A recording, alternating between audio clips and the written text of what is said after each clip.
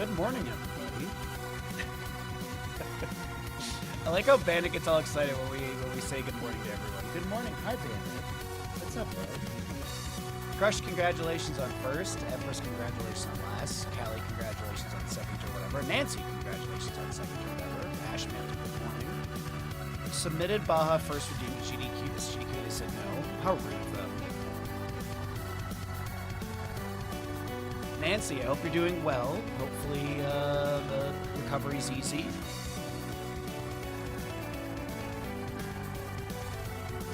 Bandit loves good mornings. Bandit loves shoving his butt in my face so I get out of bed faster. That's what Bandit likes doing.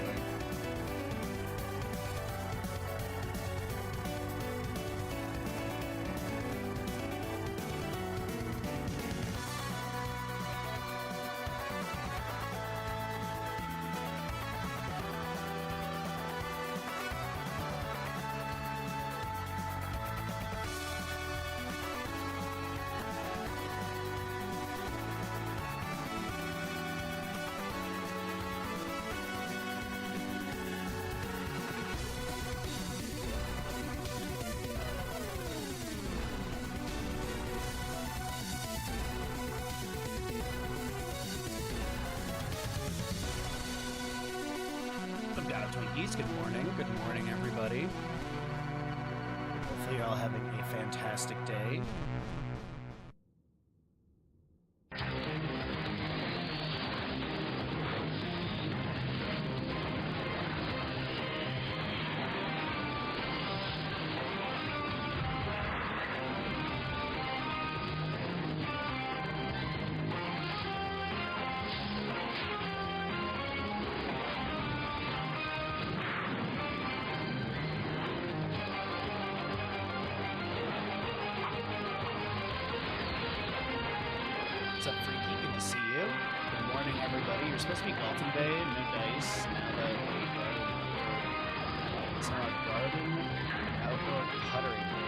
Why aren't you going golfing?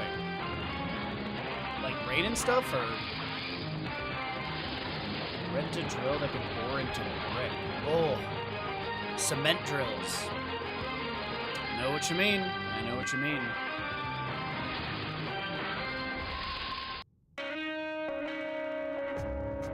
Make sure you have masonry bits as well. I'm assuming if you're going to like a Home Depot type, usually they give you like the drill and the bits together. But yeah. Buddy. Bandit. Chill. Your legs are clean. They were clean when you cleaned them this morning. And they're clean now, okay?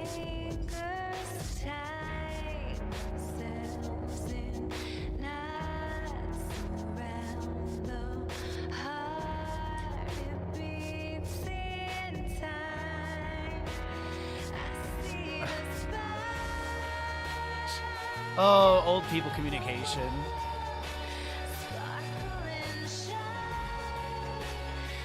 I see. Well, at least he wasn't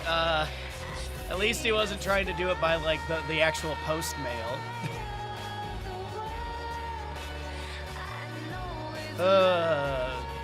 It's kind of wild that they can't just register you like now or something, but I guess yeah. Like, I guess I'd get it, like, if it's a tournament or something, but still. It's dumb.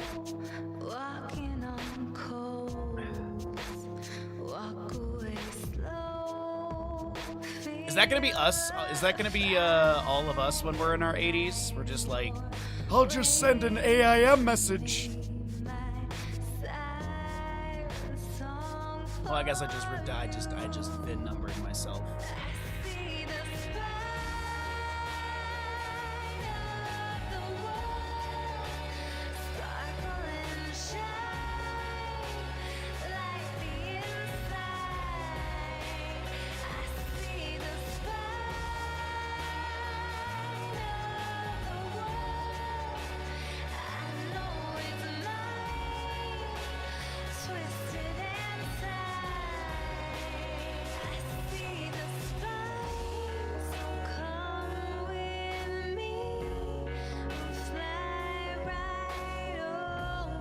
Gramps, why can't you just use the AI input like a normal person?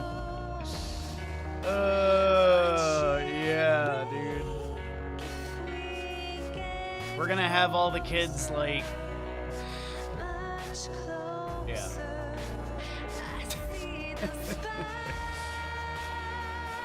Just use the AI integration from your brain. No, little Timmy, no.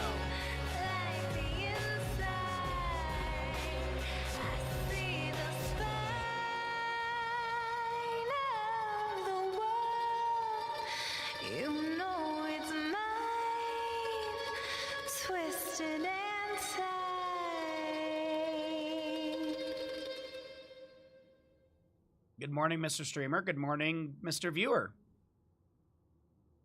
Will be uploaded to the cloud and our message will arrive with an ad attached. It appears my GPU is on the way out. Oh no. What do you have? Is it like a 280 Ti? Kids? No kids in the future, just clones. That's true. That's true. You make a good point. I mean, after the nuclear winter, we're all just gonna adopt, you know, the kids and everything, because we'll all be, you know, unable to have children. Oh man, dude, it's just, we're gonna be, not No Country for Old Men. What's the movie with Clive Owens? And there's like, no one can like birth kids anymore, except for the one that he has to save. What is that movie? It's a good movie too. I haven't seen it in a long time. I actually should rewatch it. Oh, what is the name of that movie? It came out in like 2010-ish. I know I was in college. Because there was like a point when I was in college where Clive Owen was in like everything. You have a 570? Children of Men. Yes, Children of Men. I need to rewatch that movie. Children of Men is I remember that being really good. Same thing with like Shoot 'em Up. I remember that being just like one of those like really fun action over-the-top movies. That, yeah, dude, I'm sorry, bitch. I'm really sorry about that. Is there any like factory warranty or anything like that? I feel like 570s, it hasn't even been like a whole year since they've been released, right? Time is a weird donut, so, you know?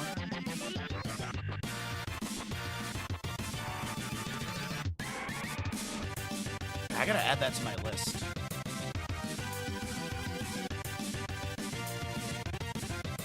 At least the 12V HP WR cable didn't melt.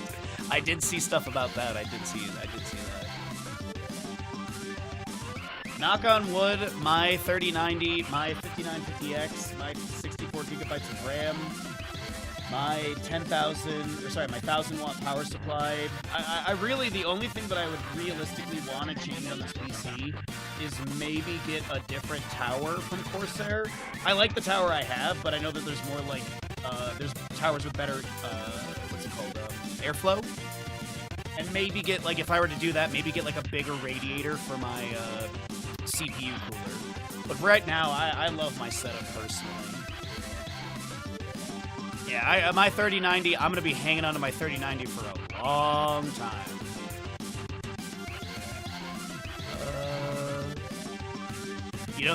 Yeah. Probably the craziest thing I do with my 3090 is streaming, realistically. As I said, they'll be sending an RMA packet on Monday, which is, oh, dude, I hope everything is covered and you have no issues. I really, really hope for only the best for you, my friend. Because any of that stuff is stressful and annoying. Like, when I was building this PC, I had an issue where I couldn't flash the motherboard, because I honestly had never done it before. I went to the local PC shop up here, and they were like, the guy's response literally was, yeah, this is why I don't really mess with, like, newer technology. And I was like, all right, you're useless, dude. Whatever.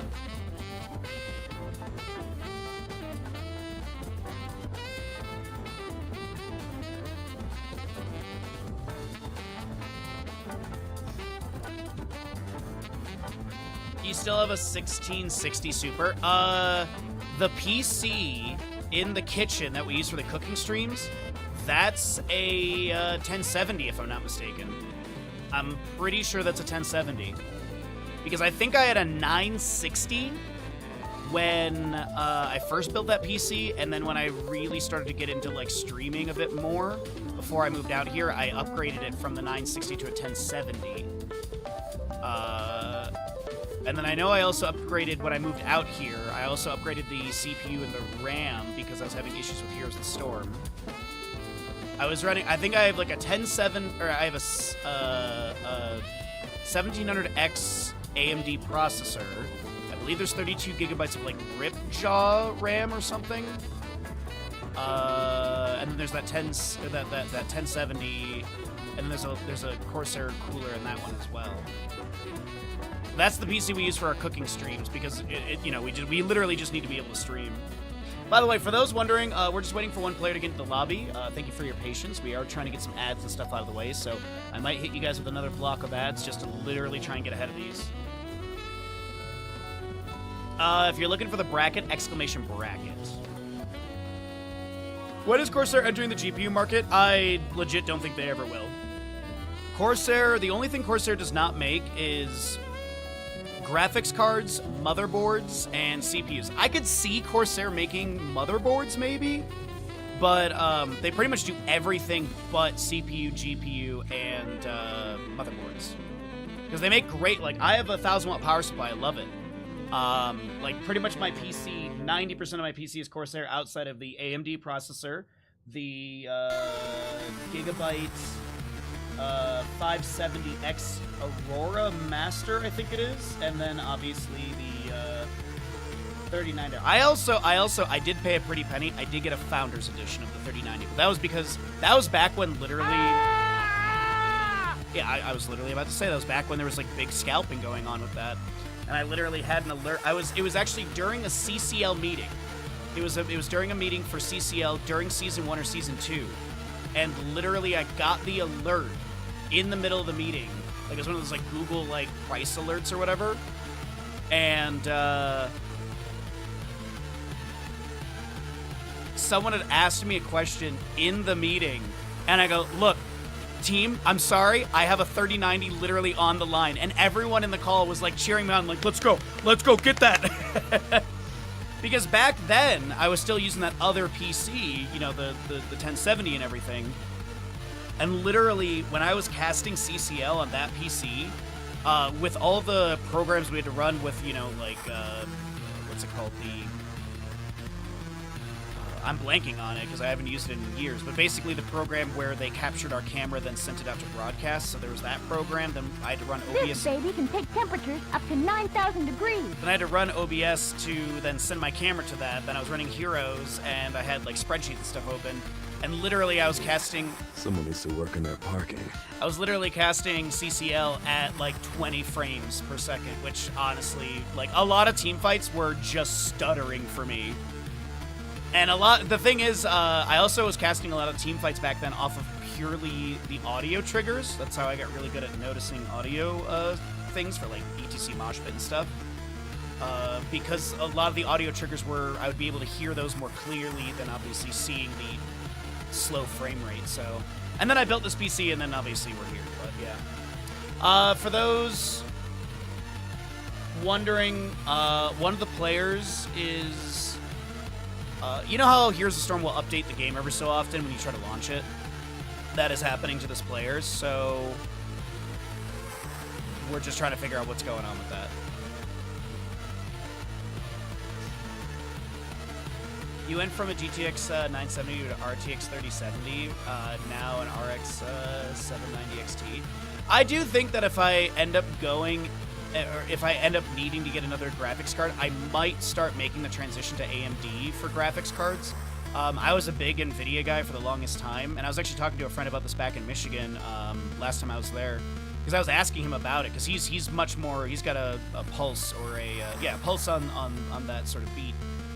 And he was saying that right now AMD graphics cards are really starting to basically, capability-wise, be equal to the NVIDIA cards, and the price point, of course, is the big factor. The AMD cards are, I believe, a couple, sorry, not a couple hundred, but a significantly cheaper price.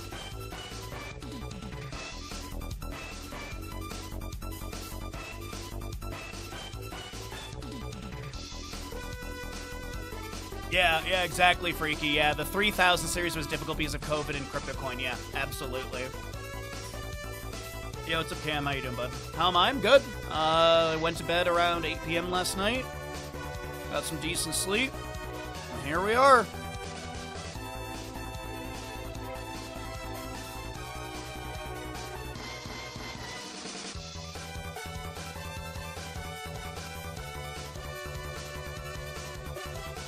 It can shift from generation to generation, but so it's good to check over time. Okay. Yeah, because I know a lot of the newer AMD cards are like pretty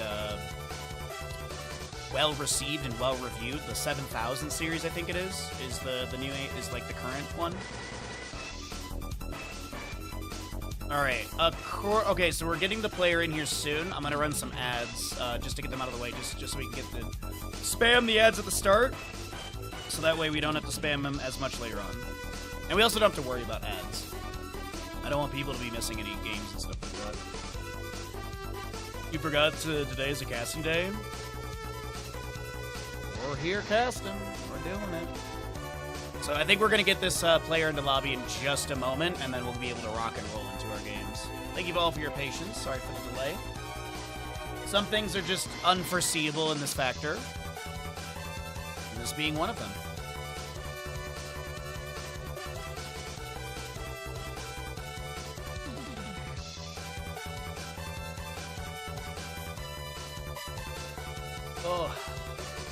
Oh, I got chicken wings yesterday, and I broke them down, because you can buy the whole wings cheaper than the party wings. Excuse me, I'm gonna eat a Tums.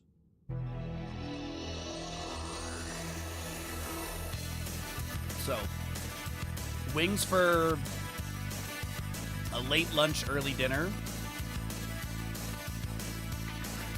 And I'm pumped about it. They look so good too. They're the big meaty ones. The Costco ones are a little bit on the smaller side, I found. But the Costco ones already come pre-broken down, and the price per pound on those ones is not that much. Normally, like, if you get, like, the party wings at the store up here, like, already broken down, it's like it's over $10 a pound. If you buy the wings whole and break them down yourself, it's like $3.99 a pound about. All right, we got 10 players in the lobby, everyone. We're ready to rock and roll. Let's go ahead and sip some tea and get ready for map number 1 of our first of 2 best of 5s.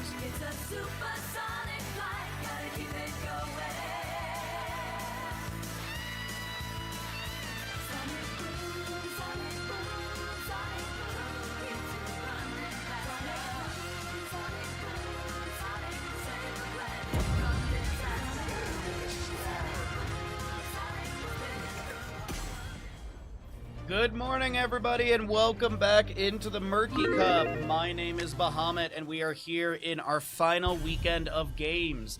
And don't be too sad, because immediately, next weekend, Sunday, we're starting up another tournament. We have the Eternal Conflict. That'll be on Sundays for pretty much every weekend of July, except for the final weekend of July, which will be a Saturday-Sunday series. But Eternal Conflict will be happening starting on the 5th of July. That'll be a Sunday, and basically we'll have casting for that, which means on some Saturdays we'll be doing cooking stream and stuff like that. It also means we will be doing our big Super Viewer Day on one of the Saturdays.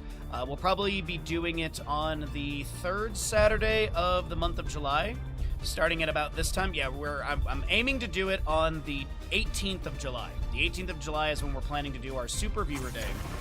Bunch of viewer games, all that good stuff. We'll have some Corsair giveaways. I do have some stuff from them as well, so I just got to set that up. But now that we're kind of like in the month just about, I can talk about it a little bit more. I've been trying to work on it in the background. We're going to do, Heroes of the Storm. We'll do some StarCraft co-op commanders if people are interested for it.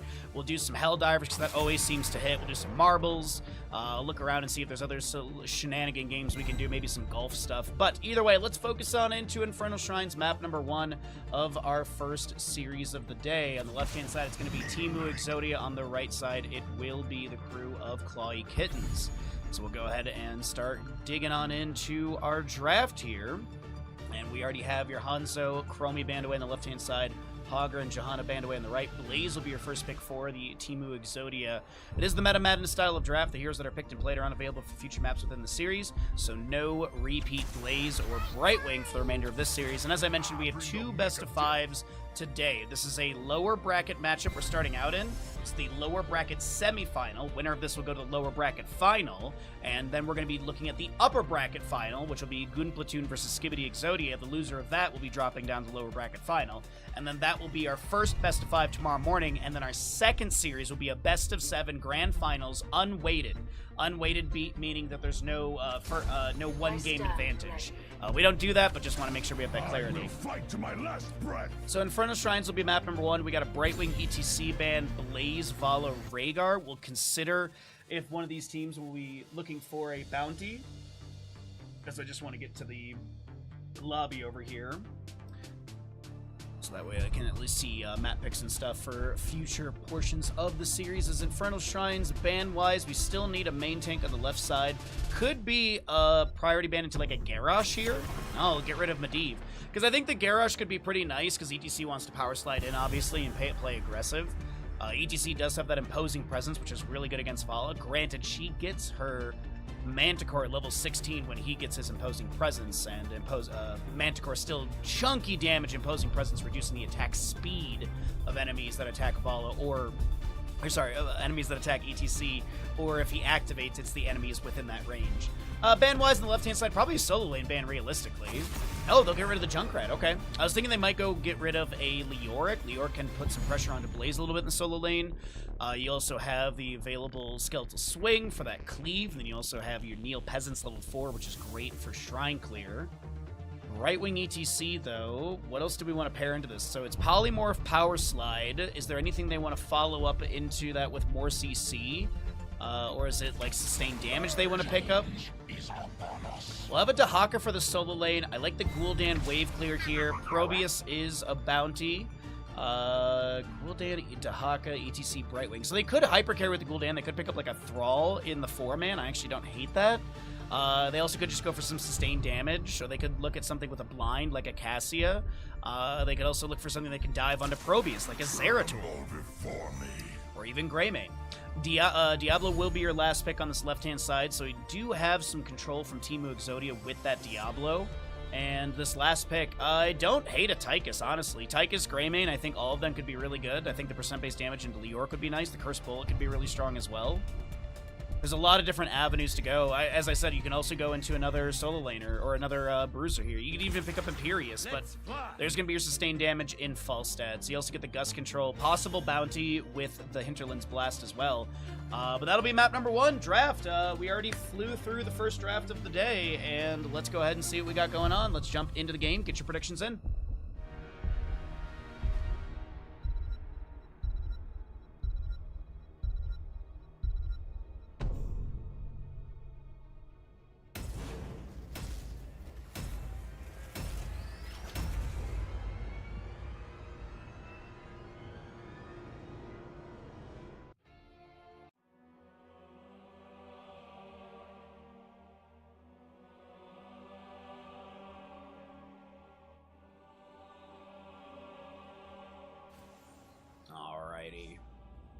Speaking of Diablo, we did a Diablo pain this week, and it turned out really good. Left side of the map is going to be Teemu Exodia. Serenity Probius, Theoden is your Diablo, the Evil Blaze, Sniper Rhaegar, and Athletic Bird Vala. Right side of the map is going to be Clawy Kittens, who apparently have 10k on them. Holpaka Falstad, Crankle ETC, Vasilia on the Brightwing, Marinas will be your Gul'dan, and Ubi Dahaka. The battle begins in 10 seconds. Paul Secco, Adrenaline Stim Pack, Colossal Totem, Pursuit of Flame, 4, 3, Guitar Solo, as well as your Enhanced Agility. Take a look and see what we have for Diablo, Vala, Falstad, Brightwing, though, as it is going to be your frequent flyer Falstad, so auto attack build for him. Raider Polymorph Brightwing for that Rage Increase Power Slide into Probius. Serenity is low. The Darkstorm from Dahaka will not connect, and that is Gul'dan damage over time to take them down. The drag from Dahaka does connect onto Theoden, though, and there will not be anything to follow that up. I'm sorry, W build Vala. Okay. Diablo's also going to be going into Devil's Due. A little surprising up against the Gul'dan and Brightwing. There is a decent amount of spell power. Falstead hammering is spell damage or ability damage. So I'm a little surprised we're not seeing the Soul Shield, just to be going for that extra healing value off of regeneration globes as well as healing wells based off of the amount of souls you have. It's 2.25% per soul. You got competitive odds. Nicely done. Speaking of competition, though, there is going to be a little contest over this camp. We do have an overpowered Shadow Charge onto Crankle. This ETC trying to back away, gets the phase shift from the Brightwing, looks to re-engage Gul'dan. Taps his life to get some mana and throw out a few more Fell Flames, already up to 14 of the 30 stacks. And actually jumping up to 17 with these couple hits in the corridor. Athletic Bird a little bit low on the Vala, able to vault away as the drain from Gul'dan will be activated. Overpower from this Gul'dan, and that's from the ETC as Crank will be taken down by Rhaegar. The camp has still not been finished. We do have Gul'dan continually throwing in Fell Flame after Fell Flame as they go for Gul'dan, and they reset his stacks to 0. I think he was in the high 20s there, as that is going to be 2-1 in kills. The camp will be picked up by Clawy Kittens, but the double kill goes over to Teemu Exodia, and the stack reset as well. Mortar Punisher for the bottom lane coming up first. A little bit of poke damage onto the Blaze in the rotation up to top, as the Impaler camp has got one Khazra left. That'll be taken down by tower shots. Taking a peek into the Falstad top lane. Looks like he's got a wave pushed up onto the Evil Blaze. And Jet Propulsion misses. Holpak is going to be able to return some damage onto the Evil, just trading blows. We jump back into bottom lane. Multi-shots from Vala coming out with Arsenal as well. She gets some damage increase at the 20 stack, doubling her damage from 40 to 80. And then she can continue building that damage up with the further stacks. Power slide from ETC landing onto a few of the Fell Flames from Gul'dan coming through as well. Dahaka, Dark Swarm is active, went for the drag, but overpower from Diablo interrupted, but that's the drag landing on a sniper, and this is Crankle looking to maybe step up with a power slide into the gate. Face smelt, and that'll be Brightwing taking credit for the kill. ETC resets. We do have Dahaka grabbing this right side Khazra camp. And a few auto attacks from Blaze and Falstead traded in the top lane. Vala making her way into mid. We do have that Mortar Punisher ready to go at mid lane. And it looks like our Twitch gamble is going to be closing out here. Perfectly balanced, as things should be.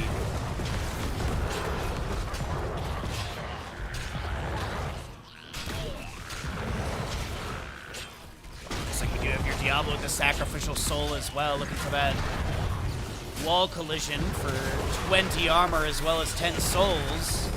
40 armor if he is at 100%, if he's at 100 souls. But right now, Theoden is getting low. And that'll be a Gul'dan takedown into Diablo. Dahaka stepping up with the Dark Swarm, looks for the drag. Sireni's able to wiggle around it, but now ETC face melts the Probius. The hero of Ire is trying to get away, but Probius will be taken down by Swiftwing. Alpaca taking credit for the kill. 5-2 in kills. 7 3/4 to 6 3/4. A level lead is formed. Dahaka continues to soak top, and Gul'dan finishes the objective.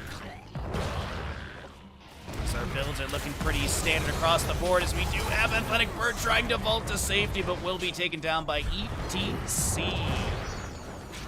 Base shift from Brightwing onto Holpaka mid lane.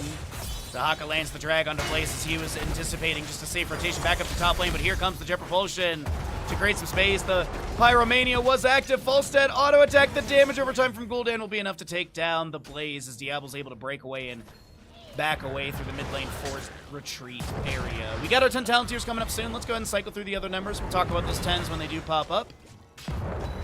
Until then, it looks like we are going to 39 the objective for a few moments. I think there's just regaining a bit of control in top lane. Neither team getting your Bruiser, your Fallen Shaman camp for the top lane. Diablo Shadow charges out onto this Gul'dan, who's going to get hit with a Purge from Rhaegar. Might have had Purification for a healing debuff as well. I do see the minus 25, but that's the level 7 from Gul'dan.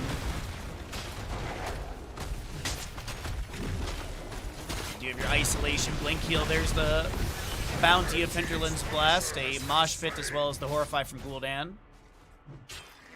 What's up, Callie? Let's not forget what? You missed Gamble due to making coffee? Well, that's why you don't have to grow the beans. They have them at the grocery store. Jet Propulsion kisses on to Dahaka as he continues to Dark Swarm the wave. We do have that Khazra camp from mid lane grabbed. And our next Punisher is going to be popping up in where? Let's take a look here at the minimap. It should get the top lane. And we're looking at 8 minute 15 about. I believe 7 minute 45 is the announcement. Might have done my math a little off there, but we'll see here. Power slide from ATC. A phase shift from Brightwing, and that'll be Krankle taking down Probius once again. An 8th kill to the members of Clawy Kittens. Keep in mind, this is a lower bracket semifinal matchup. Winner of this goes to lower bracket final, which will be our first best of 5 tomorrow morning. Loser is knocked out of the tournament. They will take 5th place. That math seems right. Don't question it. I think it's 4th realistically.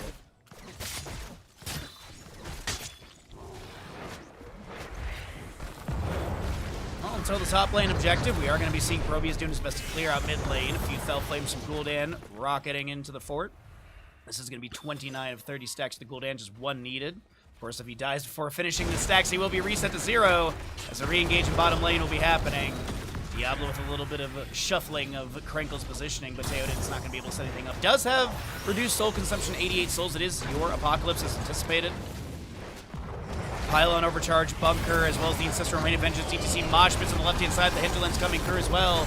Hitting literally no one as you see no cooldown reduction value. Follow will be the first one taking down the Pylon overcharge, activated by the Probius as well. The face shift from Brightwing to help out this Gul'dan health bar.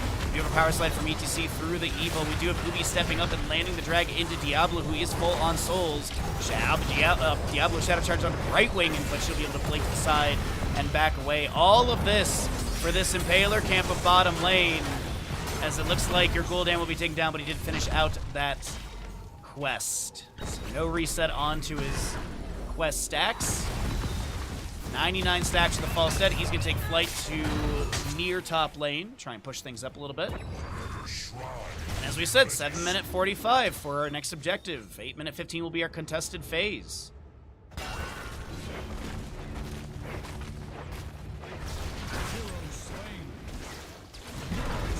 Double kill in bottom lane will be had, as I thought the engagement had subsided, but that was a really good dive coming out from Team Exodia.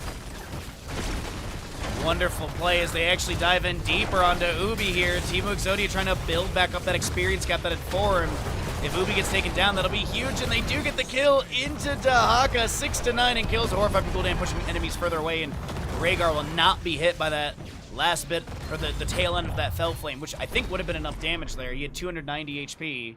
Take a look here just really quickly. I'm curious. Yes, it would have killed. Yes, it will kill. Halstead goes for the globes. You see power sliding out a little multi-shot up from the Vala. Currently 29 stacks as the Evil has started out our second objective. Frozen Punisher for the top lane. Fort Gate on the right side weakened, but not taken down. Left side opened up, and if this is Clawy Kittens getting the objective, they could really take down the top lane fort and get some damage onto the keep, but it's already 26-0 in defenders. And with the positioning on the minimap, I think it's going to be mid lane fort takedown, and then they back off and defend top lane. Thank you for the nice.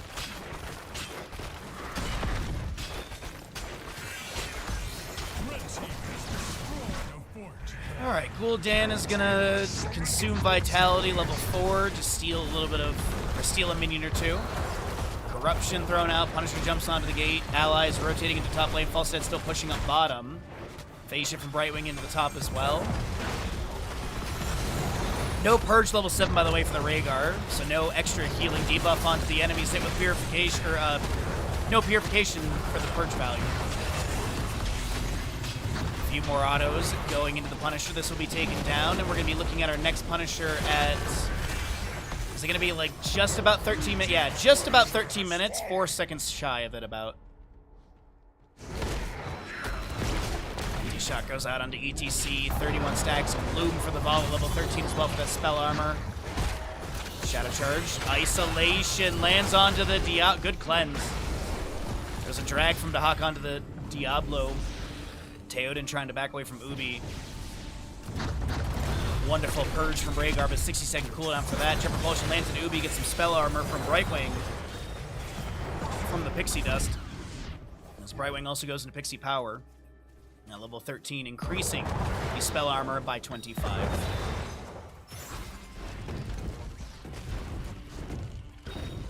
we do have 16 talents here on the right-hand side coming up first. Falstad also hit his second stack, or his second milestone, for the additional 50 damage. So he currently has 70 damage, or 70 additional auto attack damage. And since we're going to be popped onto the Diablo, he will activate Apocalypse to create space. And can Marinas be able to back away? And yes, they absolutely can.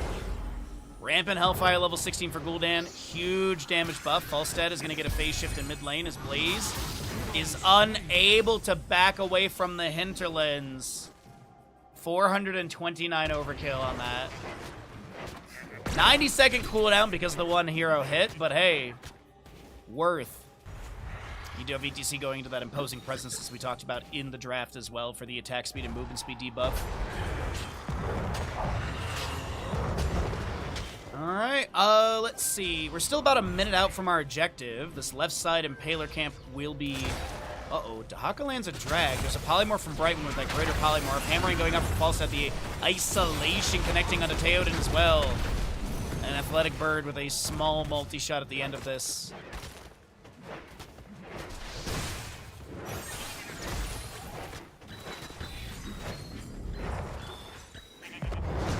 Diablo, oh, great face melt from Krankle into a power slide! And Diablo's souls to be consumed. This is Rhaegar probably next to go down. He doesn't have Ancestral for another 23 seconds. And the Khazar camp of bottom will take down the fort. And keep in mind, this is where the next objective is going to be, and the announcement is less than 30 seconds away. Dahaka try to chase onto the evil for a drag. Has that enhanced agility. Brightwing with a few auto attacks. The magic spits. Polymorph as well. The drag lands. Clawy Kittens. They lost a couple members here and there, but they are definitely on top with double the kills, 2-level lead. No talent tier difference, but still. Krankle playing fantastic on the main tank ETC. Get this kid a bitterballin'. Hopefully I got the pronunciation slightly good. Gul'dan waits for the objective. He'll tap the activation for that now as his allies rotate in. We do have that Khazar camp of mid lane being pushed up a little bit by Dahaka with a catapult as well. TC is going to just anchor for the allies. Morbius checks the bush. That's a drag from Dahaka, but I think this is more or less just to create space and time for Gul'dan to continue poking at this. Diablo Shadow charges in.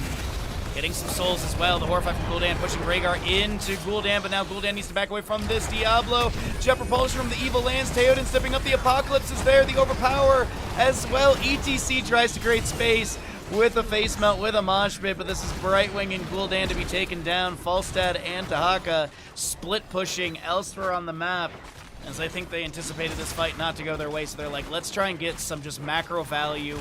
Blaze is already recalled. He's going to try and clear out the minion wave. Lopaka tries to get a few autos here and there. Ubi rotating in, but I don't think they're going to be able to assist Falstad, and Falstad will just try and take out the sidewall here. A little hammering, pushing up the wave. They already have a wave arriving as well, as the bottom fort has gone down by Rhaegar, Vala, and the minion wave, and there's the Arcane Punisher for bottom lane. Meanwhile, on the left-hand side, Diablo is body blocked by Ubi, not activating Dark Swarm to make sure Diablo is unable to pass through Dahaka.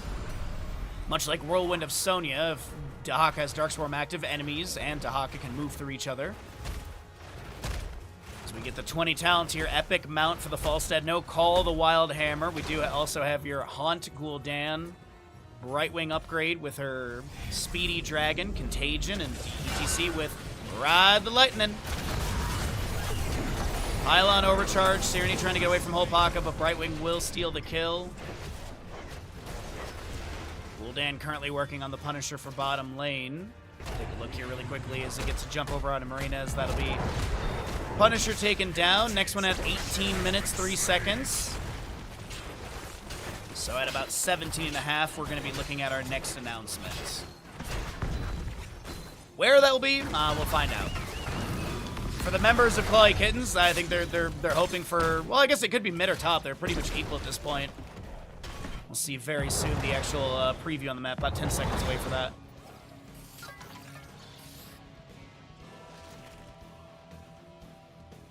Mid lane. All right. As I said, a little bit over 18 minutes will be our next Punisher phasing. Until then, might just see consistent pressure into the mid lane keep with minion waves. You fell flames here and there going out. We do have your 20 on the left-hand side still about 3/4 of a level away. And that mid lane will be that Mortar Punisher.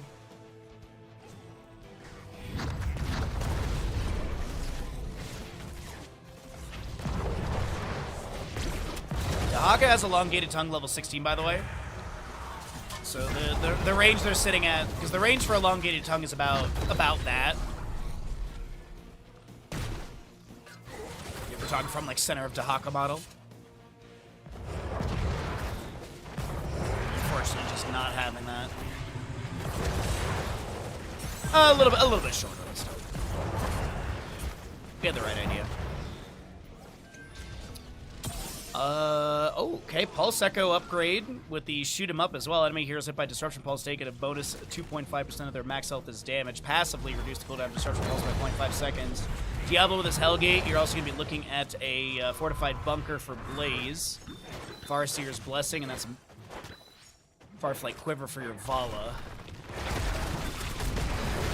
Diablo tries to make something happen onto Falstad. ETC power slides in, the Horrify from Gul'dan will be the setup into Diablo, who did activate Apocalypse, does have souls consumed, and is already back in to the engagement. And we're 20 seconds away from the announcement of the objective as Falstad flies into bottom lane with that epic mount. 35-second cooldown for his flight.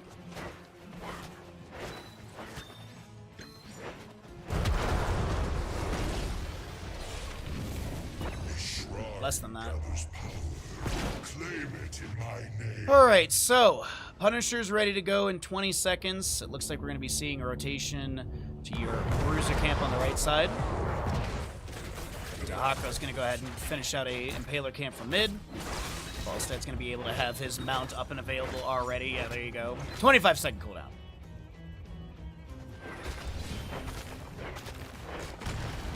But Falstad's currently pushing on a keep of bottom lane. He has flight available, obviously. The objective has been started by Teemu Exodia. Take out one of the pylons. Get rid of that. Probius, I think, might have set up a... Yeah, he set up... Oh, no. That's a Disruption Pulse. So we do have the... Oh, wait. Wraparound flank. The ETC is going to be scouted by the pylon. 32-2. Catapult bottom lane fixated onto the keep. Falstad with a catapult mini wave taking down a keep of top lane. And it feels like Clawikins are just going to try and end. They ignore objective. Falstad's done with Mythic, by the way. 195 additional auto attack damage for Falstad.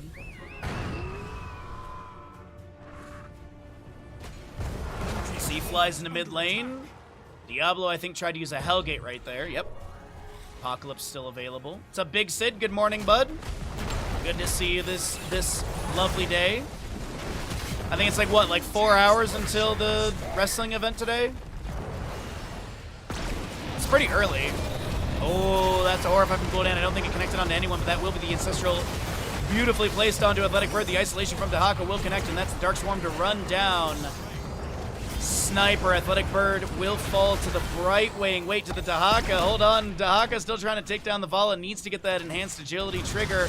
Hinterlands would have gotten the kill. Moshpit from ETC on the left-hand side is going to connect onto Vala, and Diablo Probius falls as well. And now we do have Falstad taking itty-bitty flight. Body blocking the Blaze. Opaka, you monster. Is going to be picked up here, and this is going to be Clawikins 21-8 with map number 1 here in the lower bracket semi-final. Elimination match. Winner goes on to lower bracket final. Loser takes 4th place, as we mentioned. GG, well played. Map number 1 to the Clawikins. Yeah, I think you're right, Big Sid, yeah. I think it's the location that's the reason it's so early. Well, I guess more so early for me because, yeah. The body block? Dude, the body block was hilarious. What's up, Rat King? How you doing, bud? How goes your Saturday?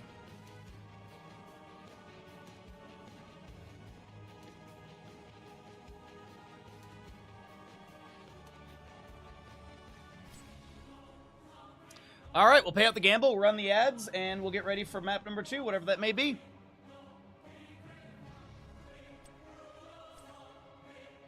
Okay.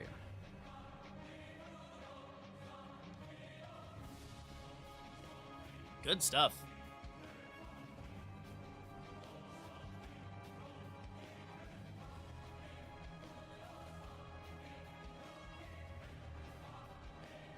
A really good start to today's matchup. All right, so there's that. There's going to be that. Choose outcome. It is the Clawy Kittens. And we keep our eyes out for a lobby.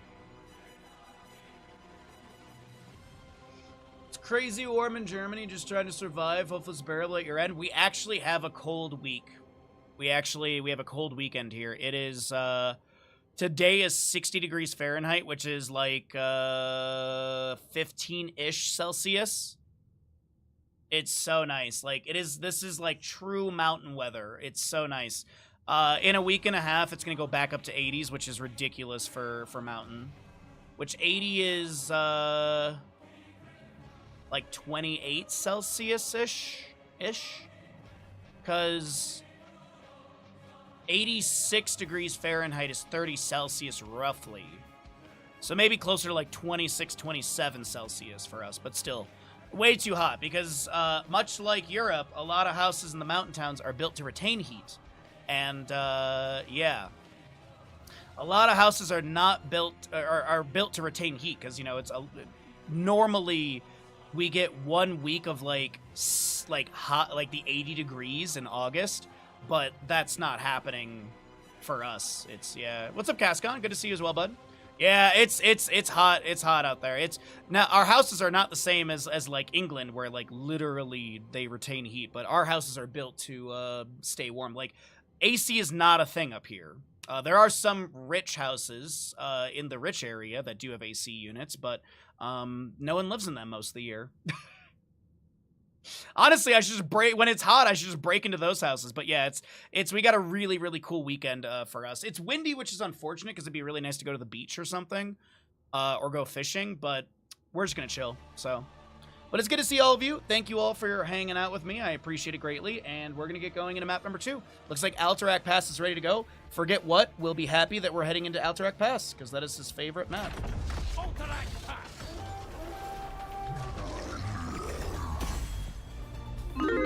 Welcome back, everybody, into our first best of 5 of the day here in the lower bracket semifinal. On the left-hand side, it's Team Exodia down in this best of 5. Right side is Clawy Kittens up, and the winner of this series will be heading into the lower bracket final. It'll be our first best of 5 of tomorrow morning. After we finish this series, we're going to be heading up into the upper bracket final, and that'll be determining who will be heading into the grand finals with map pick and first pick priority, and who will be flying or falling down into the lower bracket final tomorrow morning.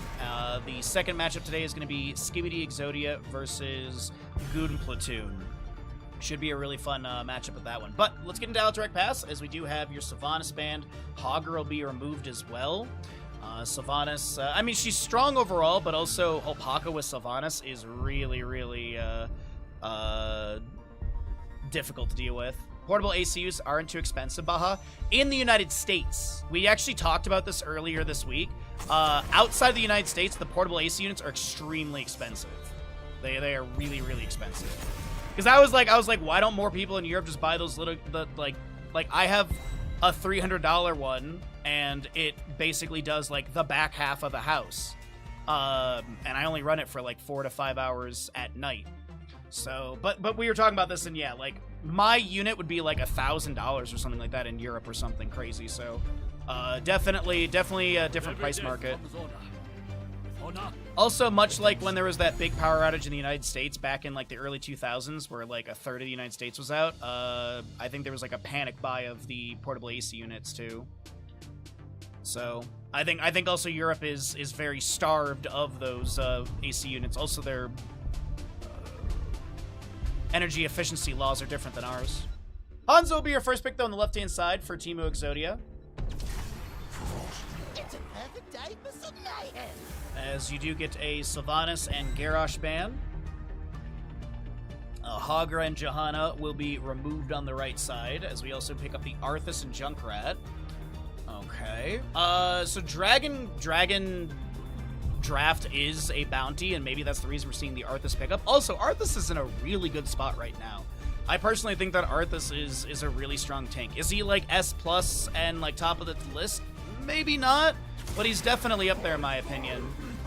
Lava Wave Ragnaros is a bounty. Now, you might sit there and be like, ooh, there's 3 heroes, there's 2 slots, it's a Cho'Gall, but where's the healer? So, unfortunately, no Cho'Gall probably from the side of Team Exodia. Also, Cho'Gall's a bounty, but I don't think they're going to be going for it. Obviously, they want that healer.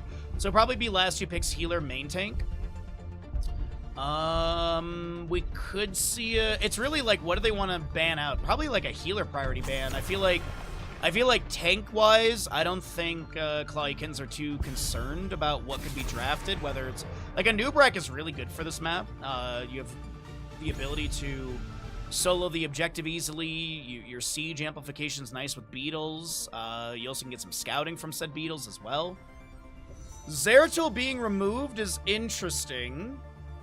Zeratul does see decent play on this map. His roaming ability is nice. Also, Hanzo, Ragnaros, Li Ming. Ragnaros is a bruiser, but he is on the squishier side for a bruiser. So maybe that's also the reason we're seeing the Zeratul ban, because Zeratul can rotate on to Ragnaros and get the kill. But speaking of rotating on, we have a Genji here. Is Hogger banned? Yes, he is. Okay, yeah, I did talk about it. I was about to say, like, I'm a little surprised we haven't seen Hogger priority, but yeah. Hogger on this map is really strong because he can just solo the camp. One of the lowest camp cooldowns at a minute 30 on those null pack camps. But last 2 picks, gonna need a healer, gonna need a main tank. What do they want to utilize for Team Exodia here? Stitches with Malfurion? Oh, okay. I was gonna say, like, I guess you could Dragon Zero into it for a follow-up stun, but okay. The Tyrael, Mobility, Harassment, Malfurion, Moonfires. You have that Root for Sleep. Could be pretty good for Team Exodia as the last pick on the right side. Arthas, Junkrat, Uther, Genji. Need a bruiser, in my opinion. The Chen is solid. I was thinking maybe Leoric, but I think the Chen is really solid here. Displacement with Wandering Keg, I assume. You do have your flying kick and such. I don't believe there's a bounty for the side of Clay Kittens. Ragnaros Lava Wave is a bounty, I believe, on the left. Oh, wait, no. Rocket Ride Junkrat is a bounty. That's right. Rocket Ride Junkrat. But either way, get your gambles in. Here we go. I think the market will grow now, and they'll be a bit cheaper in the future. Yeah, Freaky. But I think, like, right now, from my understanding, in Europe, those portable AC units are really, like, they're at least double what you expect in the United States. That's kind of what my takeaway from our conversation earlier this week. Yo, forget what? Yes. Congratulations on your watch streak. You want a Zagara? Maybe on Dragonshire. Let's get into it, everybody. We have on the left-hand side the crew of Team Exodia. Your Sereni Hanzo, Athletic Bird Li Ming, the Evil Ragnaros, Sniper Malfurion, and Theoden Tyrael.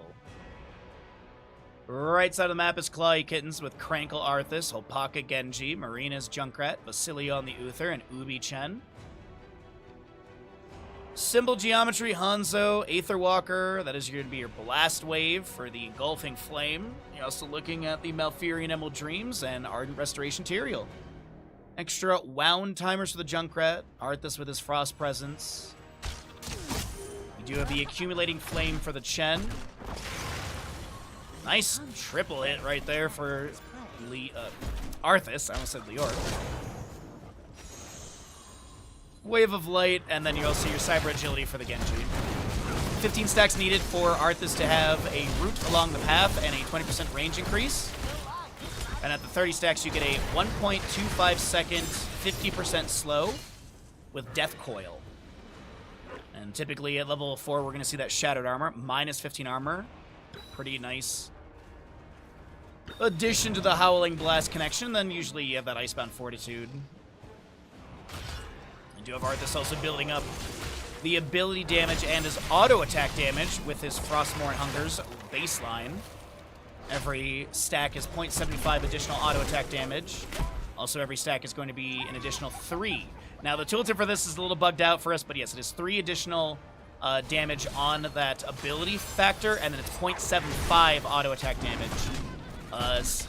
In a lot of the patches we've had that have updated the game, obviously we've had changes like Asmodan, Globe of Annihilation, getting some increased stackage.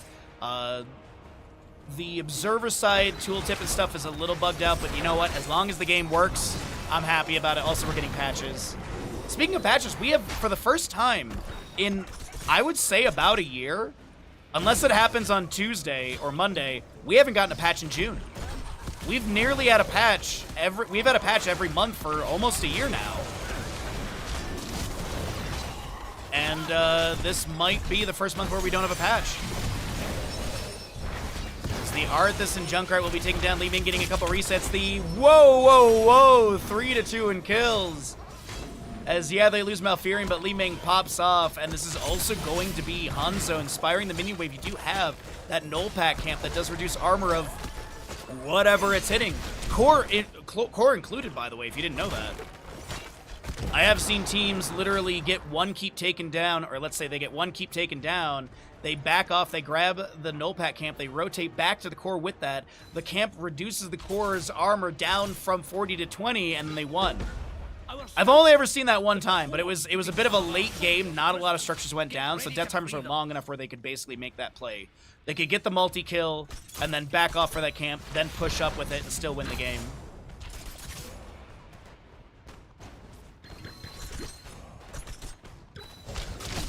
Yeah, I was thinking maybe the StarCraft patch was the reason that, maybe that we didn't get a patch yet.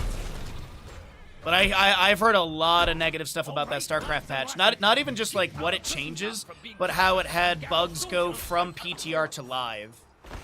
I think that that's the biggest thing that I keep seeing is that there was apparently issues on the PTR and those issues went into live. I don't follow it super closely. If you have more information, by all means, let us know in chat. Opaka going for the channel.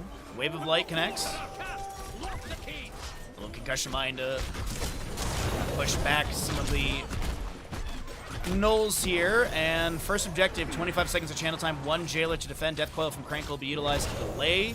Just going to step up here and get an auto attack or two here and there. That's a Howling Blast landing onto two. There's going to be a Concussion Mine. Hanzo uses Natural Chill to back away, but the Malfurion is still trying to back out of this as Genji chases in with the Swift Strike and has the kill. As we do have the Orc Cavalry pushing out Clawy Kittens with first objective. What siege value they get, we're going to find out together.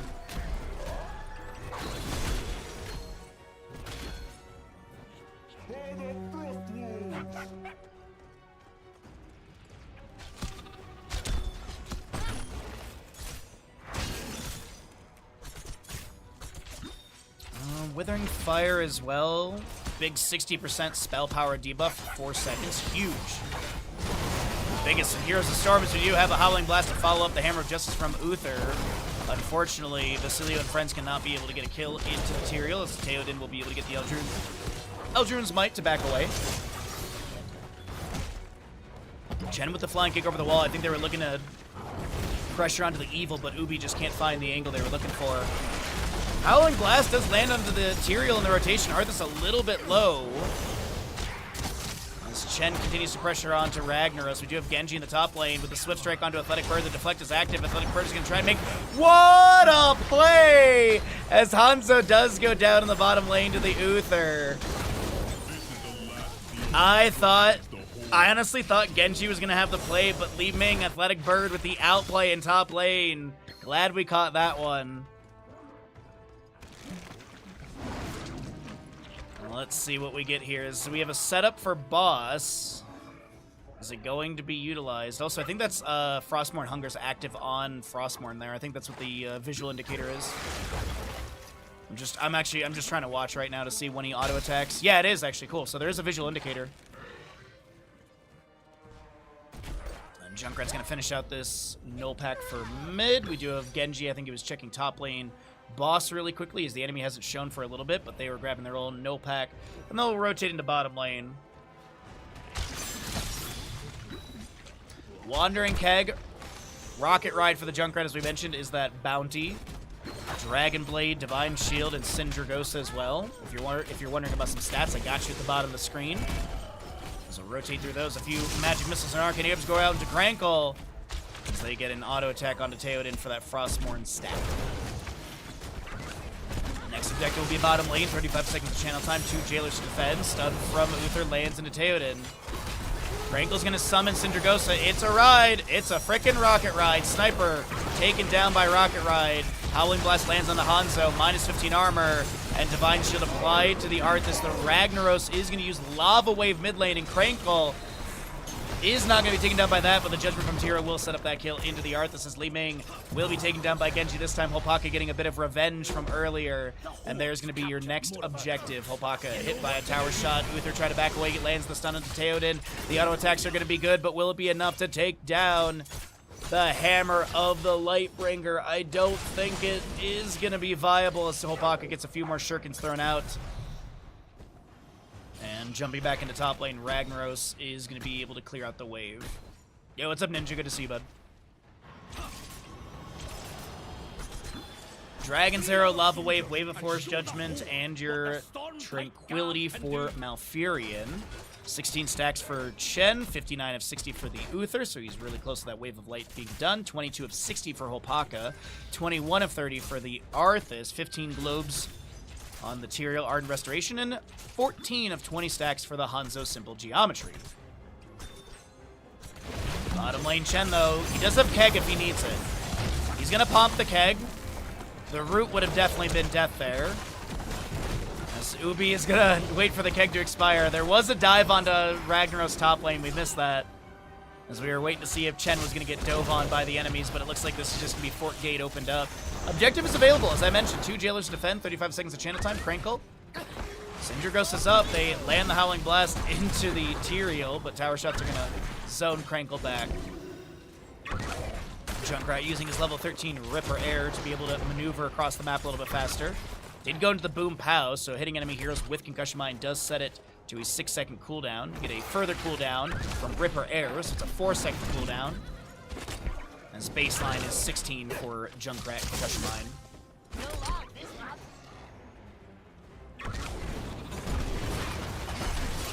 Howling Blast with a Shattered Armor landing on a Theoden. Level 13 is going to be that Death Chill, as well as the Rocket Ride from Junkrat be activated. Tyrael is the target. Can Tyrael juke? No! Tyrael cannot juke. Does he get death timer reduction from 27 down to 25 about? I did see a trigger on 24 a little bit.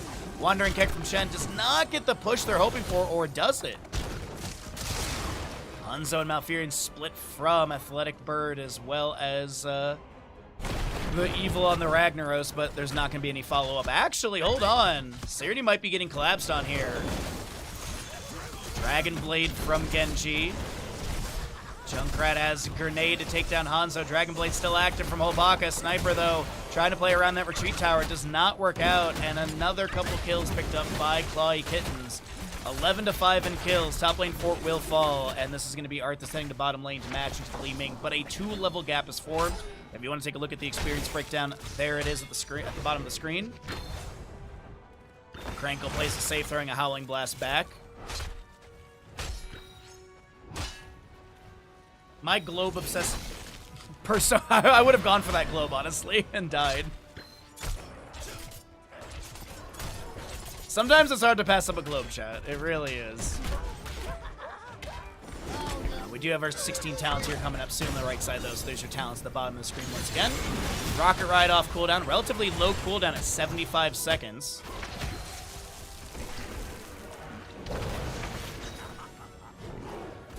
Genji jumps in. Flying Kick from Shen. Trying to find that Wandering Keg up against the wall, and Serenity is going to be mashed in the corner. The stun from Uther will land with the Benediction trigger for a second one. We do have Ubi now trying to back away. It is 13-16 in our team fight as Ragnaros will fall. The Divine Shield applied to Chen perfectly as Malfurion, Li Ming, and Ragnaros all are taken down. The Sindragosa was utilized. The Howling Blast lands on the Tyrael for the minus armor. Theoden trying to get out of here. Swift struck by Hopaka. Tyrael goes from 30 to 26 on his death timer. And the mid lane, Null Pack, is pushed up onto this keep, or this fort, and that'll be taken down by the minion wave, I do believe. I don't think Hanzo is the clear on this, especially with Genji here. Hopaka? No, that was so close. Divine Shield down for 48 seconds. I was wondering if Uther was gonna have it available. You apply it and just run at him, but either way, this is gonna be another fort in bottom lane worked on by Ubi, but I don't think the mini wave is gonna be thick enough to be able to take this down. Granted, actually, no, there is one arriving, and the cavalry should be picked up. Will we get this camp tagged in time by Uther? Junkrat has the tag. No way! I thought they had that tag in time. All right, they don't. But the bottom lane fort does go down. What is the pivot, or what is the play from Clawdy Kittens? Do they want to prioritize a boss lane? Do they want to prioritize a mid lane for the Reaver minion, or null pack? Sorry.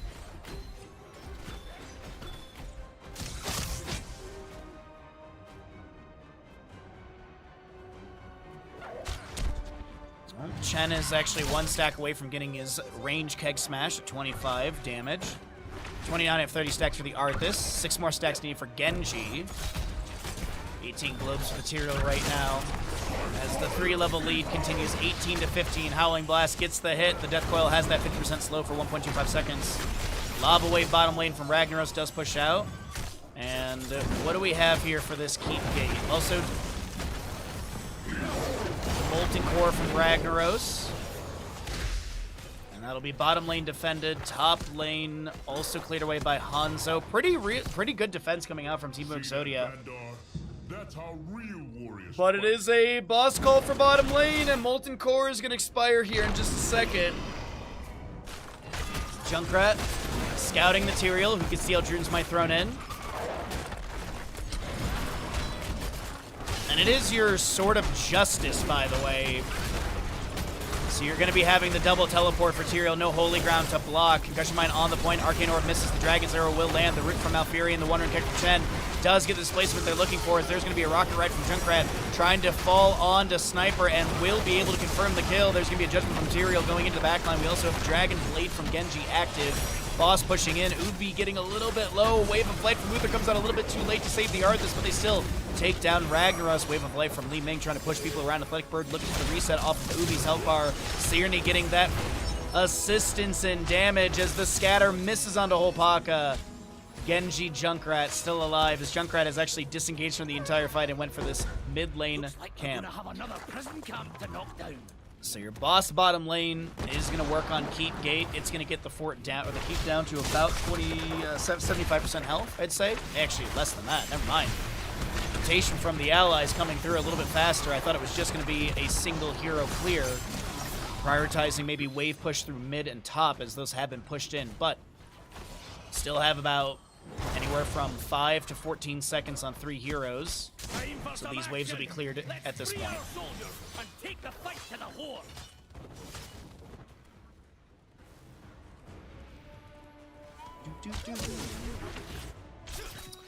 Absolute zero cannonballs, untapped potential. Probably the dragon becomes me. Oh, we have Divine Protection. Wow, Divine Protection. We don't see it very often, but does pop up here and there for the increased devotion armor, 250 and its duration by 0.5 seconds. Genji, I'm assuming is the dragon becomes. He's not gonna go Zanshin, is he? Ragnaros Molten Core. And defends a little bit here. 45 seconds of channel time needed. We do have a boss being grabbed in top lane. Keep Gate opened up a little bit over here as well. 3 jailers defend, 45 seconds of channel time. No 20 talents here still for the members of Team Exodia. Rocket Ride from Junkrat. As it is Zanshin Genji! Syndragosa Genji will be taken down. This is going to be a trade 1-for-1 Athletic Bird using Wave of Force to push the enemies around. This is going to be Krankle a little bit low. Junkrat spread volley as well as your Wandering Keg untapped potential for that 75 armor, which allowed Ubi to create some space, but Uther will be taken down here. Wait a minute. Yeah.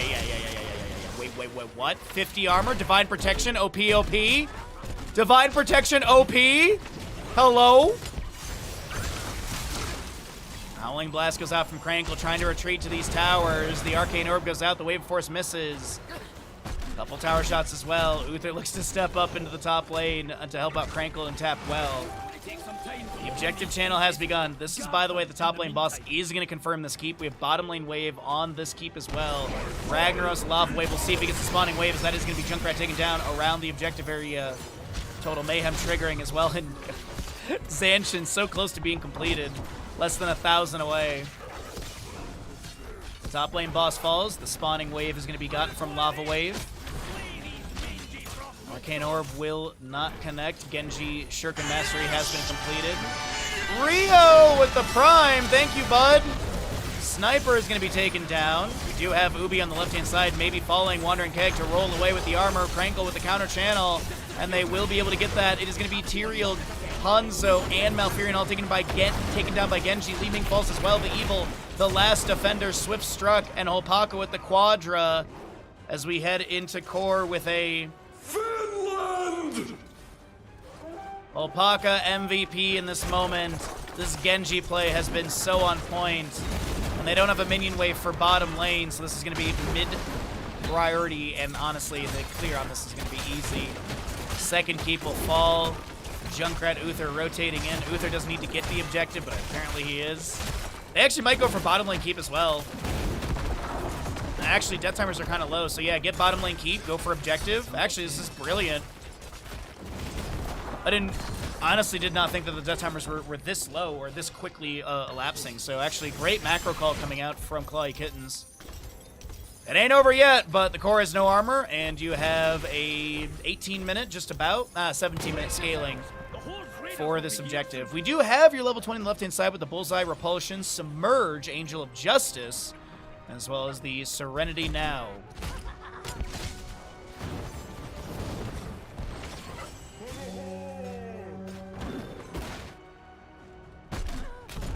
Thank you again, Rio, for the Prime Gaming for 17 months. I really appreciate the continued support. Dragons are lands, but Wandering Kick was active. The Syndra goes with the Absolute Zero.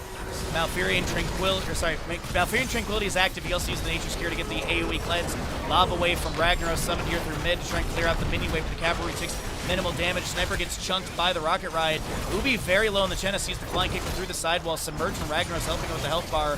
As we do have the cavalry collapsing in through mid onto Vandar Stormpike. We do have this Sulfur's Swing from Ragnaros coming through as well. Cavalry arriving through bottom lane with a minion wave in tow. Sniper trying to back away. Now we also do have the top lane wave collapsing into the core. This is Ubi low as well as the Genji, but unfortunately this is another victory for Clawy Kittens. One map away from knocking Teemu Exodia out of this tournament and continuing into the lower bracket final tomorrow morning. One map away to speedrunner first series of the day. But I have a feeling Teemu Exodia, they've got some secret sauce. They've got a pocket pick. They've got some crazy plans, whatever you want to call it. I think that they are going to be able to make something happen here on map number 3. At least I want something to happen so we get more games today. But either way, ads are coming your way. Be sure to subscribe, all that good stuff. And we're going to be heading into whatever is the next map, whatever they choose. Good to see you all today. Thank you all for hanging out. It's been a really, really chill day. Nice, fun times, and we will find out what we have for our next map. A lot of stuff available still. As the Clawy Kittens go up, and we'll see if they get a 3-0 shutdown.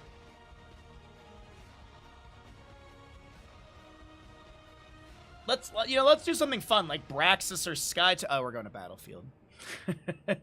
Standard. All right, Battlefield lobby is going to be popping up soon, and ads are running. Yep. All right, cool. Would you share your verdict on the Star Fox remake? I have a lot of nostalgia for Star Fox. So there's that. So there's a little bit of a you know, I wouldn't say like an asterisk, but there's definitely something to consider within my review. So I'm just making sure I don't miss the lobby here, and then I can talk about my opinion of the.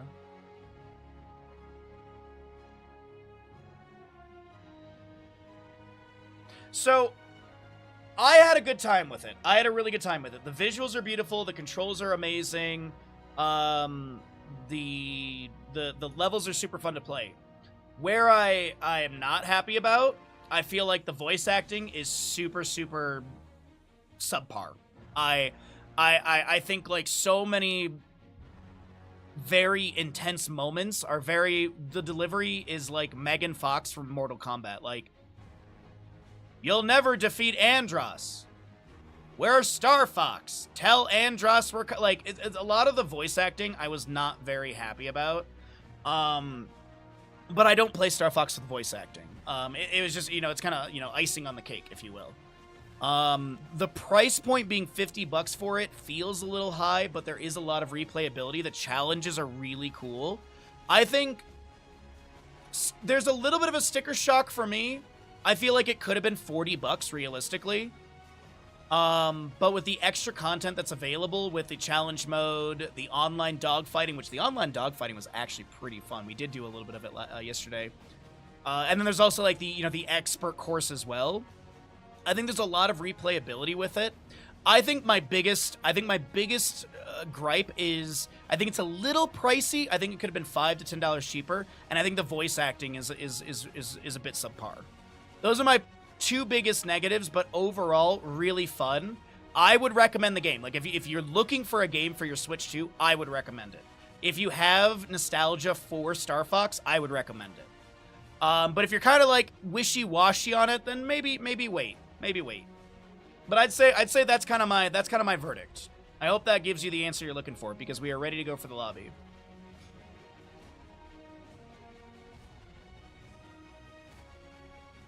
Yeah.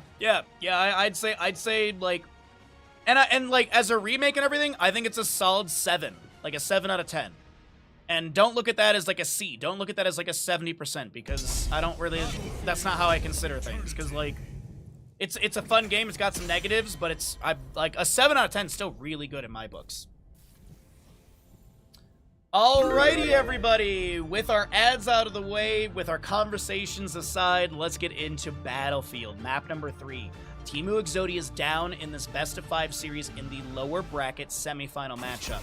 If they lose here, they are out of the tournament. They take whatever bounties they have achieved, and that's the end of their tournament run.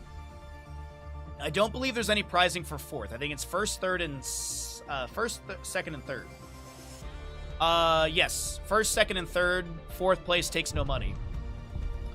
Well, outside of the bounties, there's no prize pooling outside of 1st through 3rd. So there's that. Teemu Exodia looking to see if they can. We're looking to see if they can rally here. Hogger continues to be banned. Garrosh will be removed. Will Sylvanas be banned away? It is first pick over to the side of Teemu Exodia, so they might be trying to get the Sylvanas.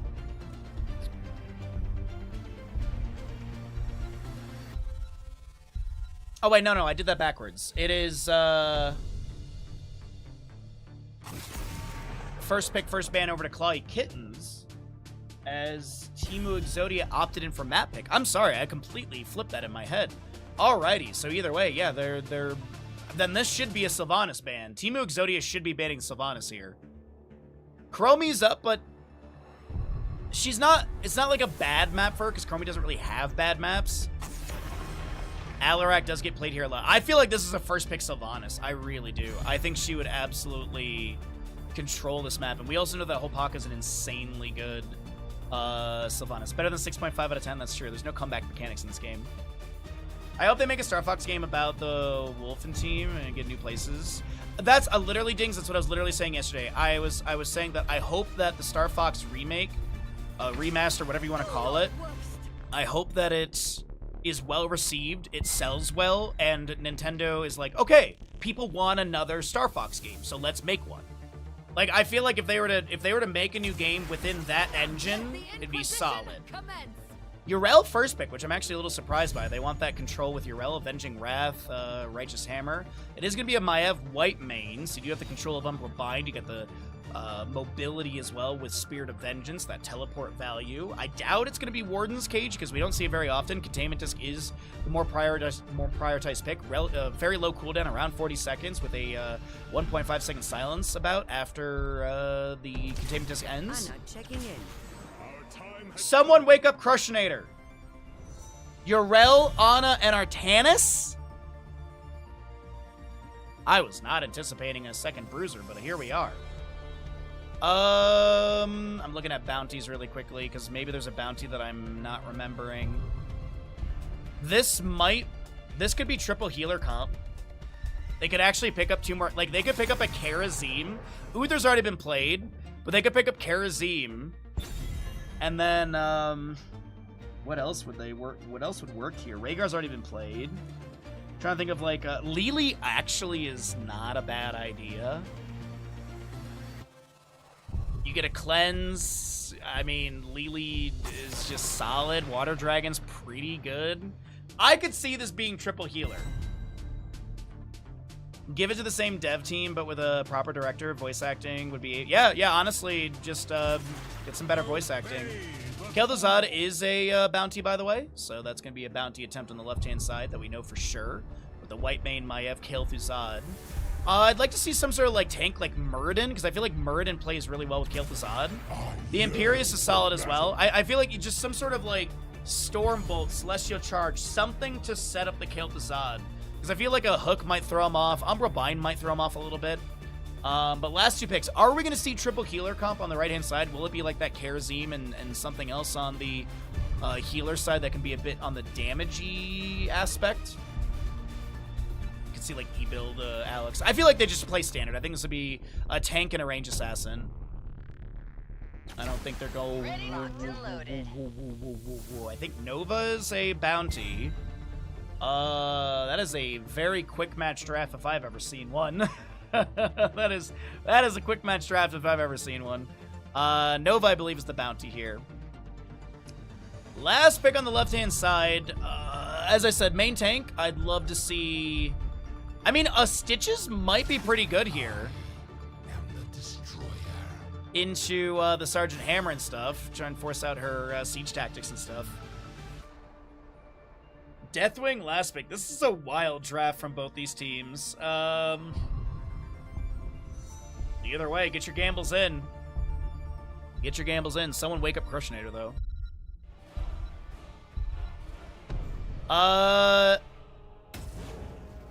You are technically right. Tank and ranged assassin. Fair. Yeah, fair. Man, I can never get over Nova's eyebrows, dude. She went to a bad eyebrow person or whatever. Those are some intense eyebrows.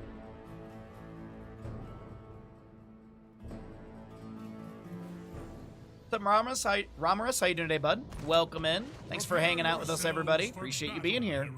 Left-hand side of the map is going to be Teemu Exodia. We're looking at a Serenity, White Mane, Athletic Bird Maiev, the Evil on Imperious, Teoden Deathwing, and Sniper Kel'Thuzad. Right side is Clykins looking for the 3-0 victory in this best-of-5 elimination matchup with Marina's on the Sergeant Hammer, Hopaka, Nova, Ubi, Yrel, Vasilio on the Ana, and Krankle Artanis. 10 seconds. Impaling Light, Plague Lands. You do have your Dragon Soul for Deathwing, as well as a Pity the Frail. No amateur opponent for the Artanis. He's going Protector of Ire, Light of Karabor. It is also Pursuit of Vengeance for the Maiev, Contact Healing Ana. The Advanced Artillery for Sergeant Hammer, and last but not least, Nova with her pinning shot, the long shot.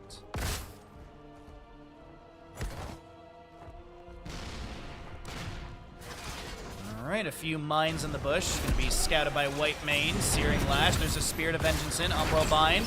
Chains from Kel'Thuzad land onto Sergeant Hammer. She'll activate Hyper Thrusters. Is gonna be a face Prism onto Athletic Bird. Krankle trying to back away after that Face Prism sent them deep into the enemy line. A little Inquisition from White Mane. Some Chains from Kel'Thuzad. A Frost Nova as well. The Umbral Bind. Marinas is gonna be taken down by Deathwing Incinerate. Nova in the top lane with Yrel up against the Evil Imperious, and it looks like it's going to be a lot of early damage onto this fort gate. As Imperious lands the Celestial Charge onto Hopaka, anticipating that sort of Nova positioning. We do have this bottom lane Khazra camp for this pressure onto the gate. And first objective is scripted in the north-south positioning, swapping to the east-west in the second phasing.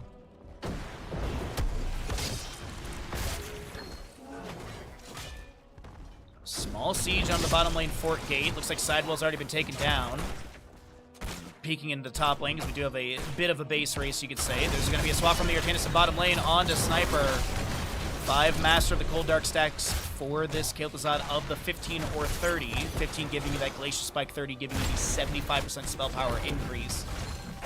As Ubi continues to pressure top lane fort gate with the help of Hopaka, Kel'Thuzad will be able to get the kill on the Sergeant Hammer on bottom lane. I apologize. I keep trying to swap between these lanes, anticipating there to be a bit more pressure onto the Imperious of top lane as Deathwing will be taken down by a tower shot. What's the overkill? 192. He was close to getting away there. If only he could be healed by his allies, or maybe he got a globe. But bottom lane forward being worked on, being dropped really quickly actually here. Chains from Kel'Thuzad missing. He is going to be going into Armor of the Arclich. Watch for a little sort of AoE activation. It is also going to give some physical armor. Chains from Kel'Thuzad, he sidesteps. There's the Armor of the Arclich activation with 50 physical armor. Also a little bit of damage around them as well. The Biter Grenade going out from the Ana. No level 7 for the contact healing. Or sorry, anti-healer value is the Fan of Knives going up from Maiev. She is going to go Sudden Vengeance level 4, and it's 4-1 and kills. Hopaka is going to be run down by Kel'Thuzad. And it's looking good for Teemu Exodia to take us to a map number 4, at least in the early game.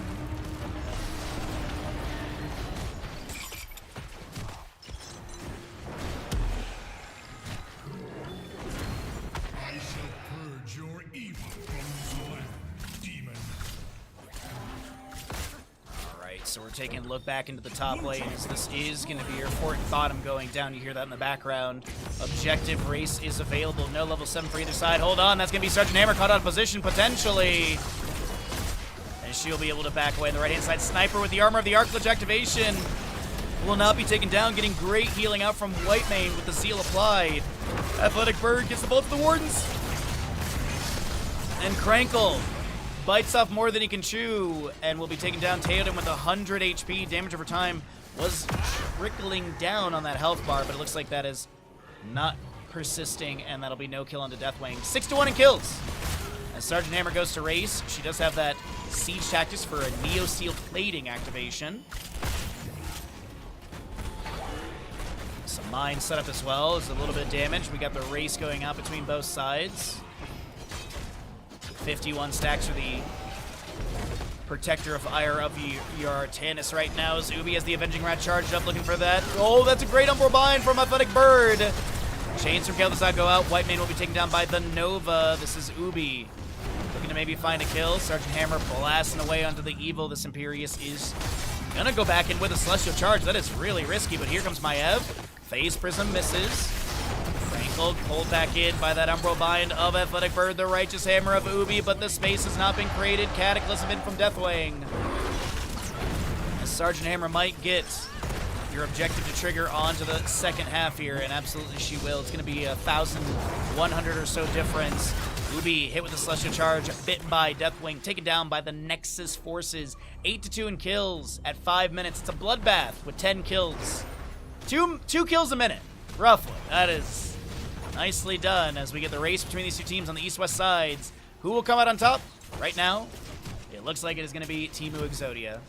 We do have this Fallen Shaman right side triggered, and camps do disappear when objective phases are active. And I was wondering if maybe they'd play aggressive and step up for this, but not going to be the case. Let's go ahead and cycle through the other numbers, as we always do at this point.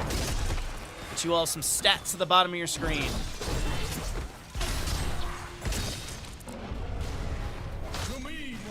Urel Imperious for bottom lane. Hopaka Clone will be scouted. Kel'Thuzad's like, I'll get some free chain. Yeah, I'll get a free stack off this. Phase Prism does pull Sniper in. Deathwing lands down. That is a lot of damage on the Sniper with minus healing from the Ana. Biotic Grenade. And that is a takedown. One kill, or one level lead for Teemu Exodia. 5 kill difference though, 8-3. Athletic Bird with the Umbral Bind applied. Krankle pulled in. Phase Prism on, or sorry, the Twin Blade. So our next objective is going to be around 8 minutes in game time as we have the Onslaught in from Deathwing, the Incinerate activated. Hopaka trying to back away, the Spirit of Vengeance, the Umbral Bind. Hopaka is going to be taken down by the Cataclysm of Deathwing. And Onslaught forward. You do have that Heat Transfer level 4, that AoE around Deathwing right now.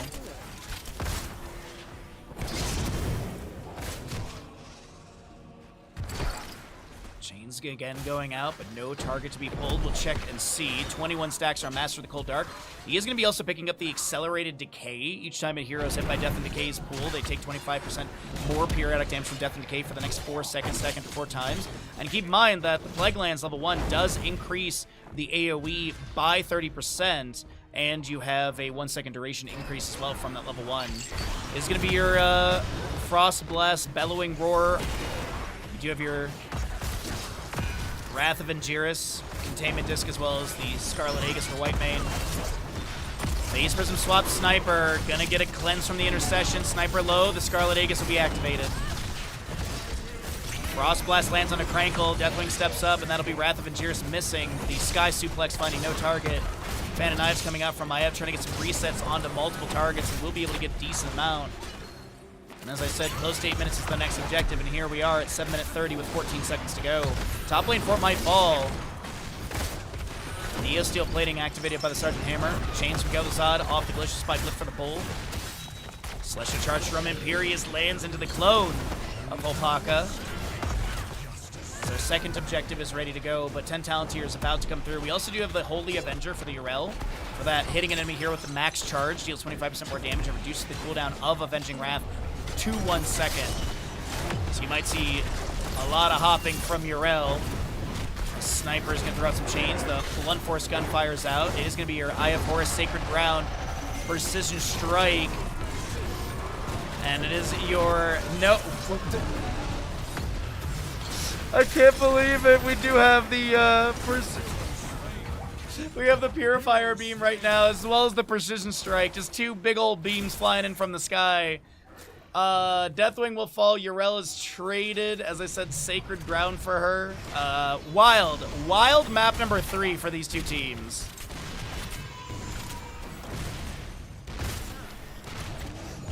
Also, Deathwing with 560 of the 2,000 stacks. Another little bug that we have here for Hour of Twilight says 1,900. The Evil's actually going to get a quick heal from the Whitemane.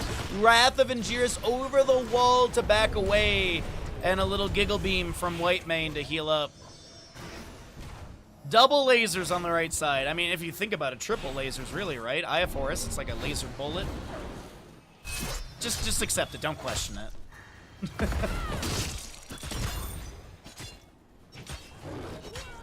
still a significant 7-kill difference. Deathwing drops down with the Death Drop level 7. Purifier Beam onto Theoden.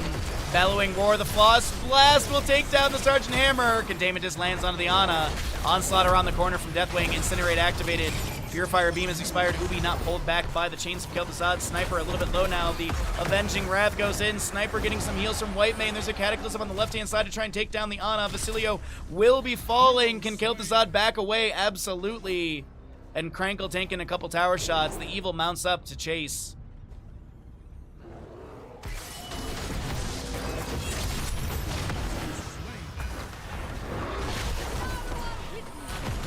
Teemo Exodia trying to make a map number 4 happen with a 10-kill advantage, a 2-level lead, talent tier advantage as we get into 13 to 11.5.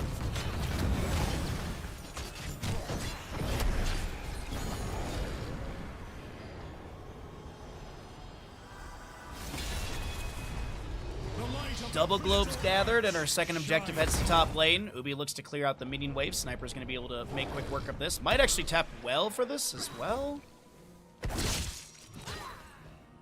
And also the level 13 is going to be the Chains of Ice. After Chains of Gel'Thuzad stun expires, the enemies are slowed by 60% for 1 second. Golly.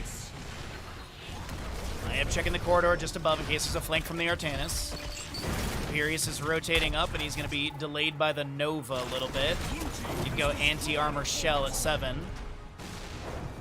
Frost Blast onto Crankle. Spirit of Vengeance in. Eye of Horus will be activated. Purifier Beam on a Sniper. But no takedown. Bellowing Roar will push the onto the side. Theoden really low because of that aggressive step up into those gate shots. And meanwhile, in the top lane, this is going to be the Immortal on the gate. Chains from Gel'Thuzad going out, landing onto the Glacial Spike at max range! As Gel'Thuzad gets the kill, Ubi trying to avoid the savage spin of the Immortal. Minion wave arrives just as the Punisher goes down. Next one's around 13 minutes in game time. Another Chains from Gel'Thuzad, combo landing, Fan and Eyes from Maiev, the Death Drop from Deathwing with the minus spell armor onslaught into Ubi. Crankle slow, so is Theoden. The Frost Blast onto Ubi, who will activate the Sacred Ground, but will be picked off by Imperious. Umbral Bind onto Hopaka from Athletic Bird. That's got Blunt Force Gun to take down the bird. Deathwing falls as well to the Sergeant. Wait, did Sergeant Hammer just get a double kill with... Oh my god, Blunt Force hit... I didn't even see the Deathwing was in line for that. Oh my god, I can't believe it. Deathwing died to the Blunt Force Gun as well as the Maiev. I didn't realize that lineup was the double. That's wild. Yo, what's up, Bo5s? How you doing today, bud?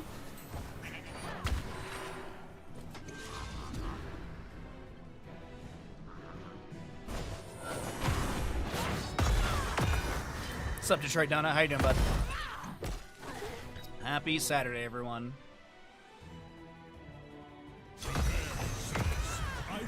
Yeah, that snipe was amazing. I didn't even see. Yeah, wow. I'm still reeling from it. That's definitely a highlight clip for Marinas there, or a highlight moment. But it is still a 14 kill difference, a 2-level lead, a talent to your advantage. No subjugation and shared punishment. It's going to be your lashing out with the shared punishment instead. Still that minus 10 armor, which is nice.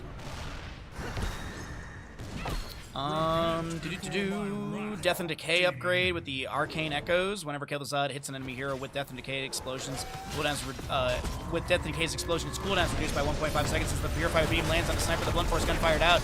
As we also do have that Scarlet Aegis from Whitemane Containment Disc onto the Artanis. We do have the Wrath of Angiris pulling Hopaka clone to the sky, unfortunately, for the Evil, unable to land that angle they were hoping for. As Sniper might get sniped by Hopaka. Wait a minute, Hopaka getting chunked by the Kel'Thuzad. Marinas with the Hover Siege. Auto attacks are raining on in. This is Avenging Wrath coming in from Urel. The change from Kel'Thuzad land as well. We do have a really good kill into the Artanis from Deathwing. Freaky, thank you for the clip. I appreciate it. Precision Strike goes out. Kel'Thuzad a little bit low. He lands the chains onto a clone of Nova. Cataclysm across this from Deathwing, and this is going to be your Kel'Thuzad stealing the kill. Marinas will be taken down by this Maiev. Actually, Kel'Thuzad, we do have a Containment Disc onto the Ana, and this is going to be the priority play. Nice Celestial Charge timing from the Evil. Athletic Bird will assist Sniper for this quadra kill overall, as the objective still needs to swap phasing, and the Fallen Shaman of top lane needs to be dealt with. Fallen Shaman plus Khazra Camp in bottom with a minion wave, with a catapult, and it's Nova to defend. Nova really not the best wave clear, and here's the Storm.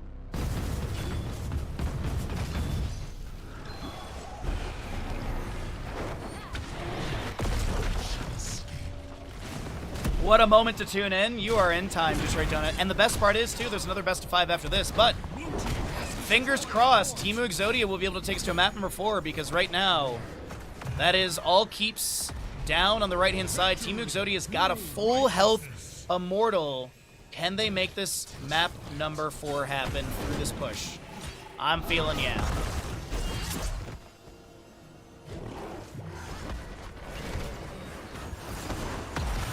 Umbral looking for the pull onto the Artanis and the Nova.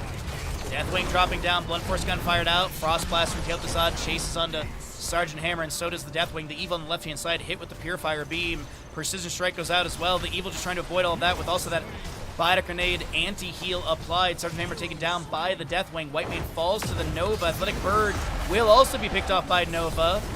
And this is Immortal Encore, and I really think that this is Clawy Kittens are going to lose here, but they just want to try and find the victory in this team fight. You know, they might lose the they lose the war but win the battle. I forget the phrasing. This is GG though. Like they don't stop this.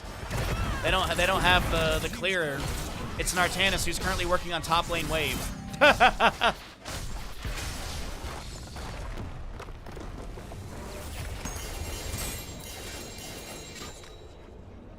Bit of an odd draft from Clawy Kittens, but Team Exodia takes map number 3. What's up, Ebag? Good to see you, bud. How goes your day, my friend? Good to see all of you on this Saturday. Hey, and you know what? We got more games. We got another map. We're guaranteed another map, which I like to see. All right, we'll pay out the gamble.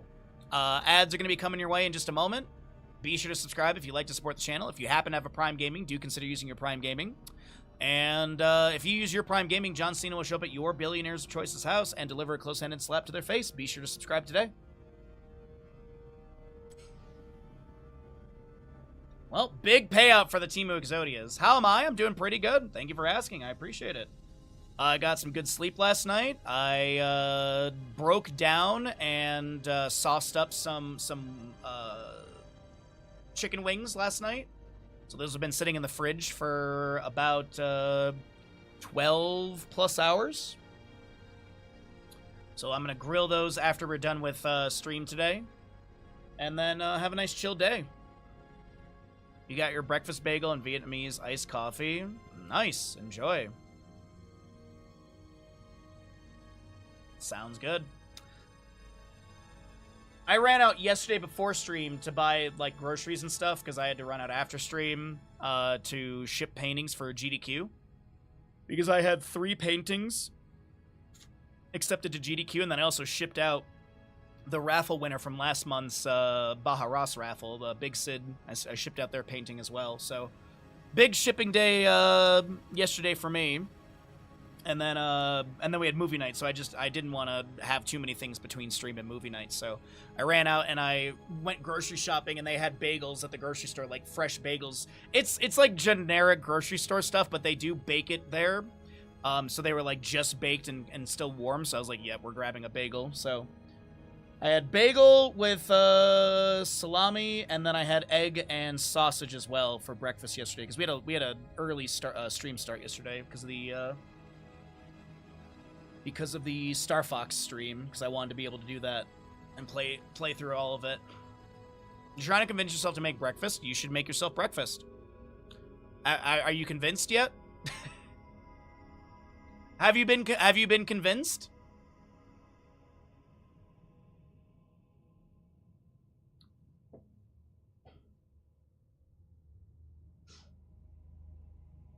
Yeah, today was 2 sausages, toast, and sunny side up egg.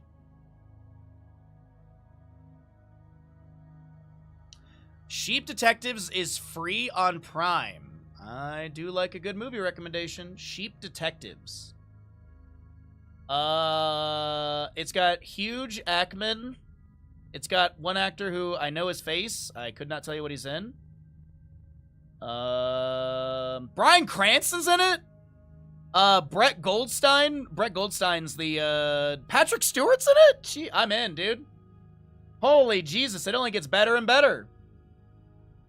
Alright, I'm in. God Fenrir, thank you for the recommendation. I appreciate it. Let me go to my Prime and add it to my watch list. Let's see, add to watch list. Continue. Yes, I'm the only person who's been here. Oh my god. There we go. Alright. It did add to my watch list. Alright, good. Anya! We can absolutely do that. Did we run the ads? We forgot to push the ad button. We're heading to Tomb of the Spider Queen. We're heading to Tomb of the Spider Queen. Get our lobby here, and then I will, jump us into the lobby, and then I can do the redemption.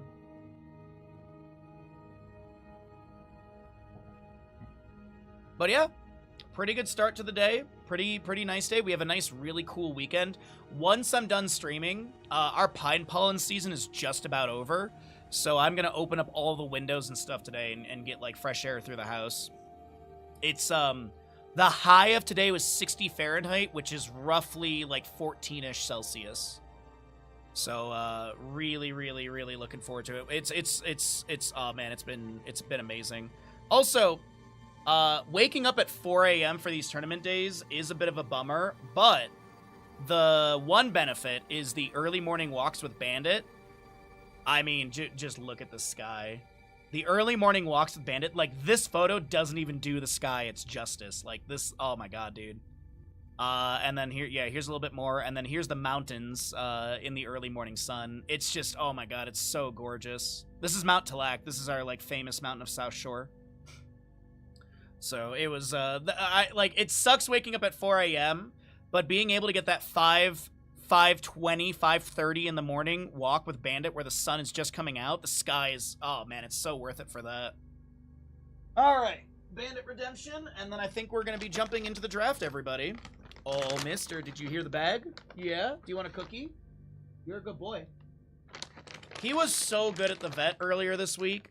I didn't really talk much about it, but so we had we went to the vet because we had to do like a general checkup so we could get heartworm medication. It's a thing that you give to dogs. Heartworm medication's a monthly thing. Heartworm prevention. And this doctor, I had never met her before. I've been going to this vet for years and years and years, and there's two doctors, and I always saw the one dude because he literally studied in the state of Michigan at the Animal Hospital in Michigan, which is like really notable. And this lady, like this doctor, she just literally walks up to Bandit and just starts to like try and like look at his teeth, and I'm like, hold on. I trust my dog, but he might nip you. Like it's just her trust level with Bandit like out the gate, but he was so well behaved. He didn't nip, he didn't bite, he didn't do anything. He can be a bit not happy at the vet, which I understand. Alrighty, everybody, we're into map number 4 of our first best of 5 of the day. We have 2 best of 5s for all of you, and on the left-hand side, it's going to be Teemu Exodia. Right side is Clawly Kittens. Clawly Kittens with the first pick priority is the losing side, meaning that Teemu Exodia will be choosing Tomb of the Spider Queen for our map number 4. She did very well for a biopsy. Oh, that's good. I'm sorry that they need to have that removed, but hopefully, yeah, benign. Okay, you said it's benign, so good. Glad to hear, Anya. Glad to hear. And thank you again for the Bandit Redemption. We appreciate it greatly. Thank you all for being here on this Sunday. Or Saturday. Sorry, Saturday. I did that last week, and I was trying not to do it today. All right, Medivh is going to be your first ban from the side of Clawly Kittens. Obviously, as many of you know, this is the Meta Madness style of draft, so the 30 heroes that have been played through map 1, 2, and 3 cannot be picked up here. We have Garrosh being removed as well. So the hero pool is down by a third, roughly. 30 of the 60 heroes. You also do have a few of these bans, but these don't carry over, so we could see Medivh in map 5 if we make it there. What are we going to be doing here for Tomb of the Spider Queen, though, for Clawly Kittens? What will they look to ban? Varian. Sylvanas is still up. Chromie is still up. I feel like Clawly Kittens, are they banning the Varian? Because he's a solid tank. But also, I think they're trying to put Teemu Exodia in that position. Like, okay, do you want to ban Hogger, Chromie? Actually, maybe we don't see Hogger on this map as a ban. He is a solid solo laner in general, but maybe we don't see that ban on him. Maybe it might be a Chromie or Sylvanas. Gonna be Stitches. Okay. I mean, Medivh and Varian do have opportunities to slow down Stitches. Obviously, Portal can save the Gorge target and stuff. This is Johanna pickup. I wouldn't be surprised if maybe they go for, like, Azmodan, maybe. Like, Johanna, Azmodan on Tomb is really, really good together. Azmodan is a bounty. Hogger, first pick. We're not too surprised by that one. And the Chromie follow-up is, once again, still not surprising. I've been, she's been perma-banned through a lot of games, and to see her not banned away, I was expecting her in the top of the draft for these two teams. But as I said, Clawly Kittens, I mean, they could legit go for that Azmodan bounty with, like, Sylvanas as well. And they'd have so much good damage, push, wave clear, and they could get a solid solo lane and healer. So they're going to grab Leoric and Anduit. Okay, so they pick up their solo and their heal, and then they can flex the rest of the draft, whatever they want to do. The members of Teemu Exodia do have the first pick after this mid-ban phase, so they can get, Clawly Kittens will get a little bit more information from these next 2 picks and ban to solidify what they want to do for their last 2 picks. But on the right-hand side, Genji's already been played, so I don't think we're going to see, like, Andu and Genji, obviously. Zeratul could be a consideration as well. Alarak is going to be the target ban, as they don't want to deal with his sadism. That's a quick Muradin ban. The Varian ban also is really smart, because if they were planning to do this Johanna from the beginning, Varian Shatter Throw is really nice. To just deal with Johanna not armor, sorry, the shielding. My gosh. Anna's already been played. Mal'Ganis and Stukov. Okay. Felclaws, Lurking Arm. You got some slows with Weighted Pustule. I still think you can go Sylvanas and Azmodan here. If they want to go for that Azmodan bounty, if they haven't attempted it yet, I think that could absolutely be the direction for Clawly Kittens. I think it would work out well with their draft. As I said, Sylvanas hasn't been played yet, and Hopaka on Sylvanas is really, really strong. Let's see what we get for these last 2 picks, though. I'm anticipating some sort of bounty. Okay. So they do go bounty. Phoenix Planet Cracker is a bounty, which honestly, like that's kind of like a weak bounty, in my opinion. Like it's an Entomb with a Planet Cracker. There's the Asmodan. All right. Let's see what we get. I gotta be honest, Clawy Kittens, they are looking pretty strong for this next map. But who knows? Who knows? Team Exodia, they've got some good push. They've got some good burst. We'll see if they're able to find victory and take us to map 5 in the first series of the day. Get your gambles in.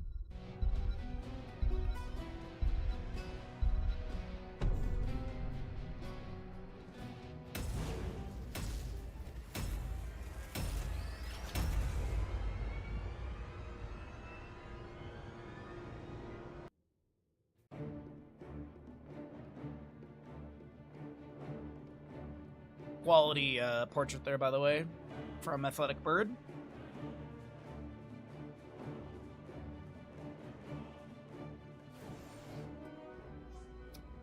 Here we go, everybody. Map number 4. Teemu Exodia on the left-hand side. Siridi Chromie, the Evil Hogger, Athletic Bird Asmodan, Teoden Mal'Ganis, and Sniper on Stukov.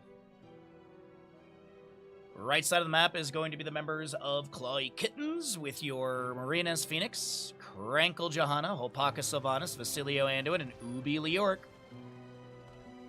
Time Walker's Pursuit, Gluttony. 10 seconds. On the Prowl, you do have your Low Blow, Osin's Renewal. 4, 3, 2, 1. Will of Trachondrus as well for Mal'Ganis.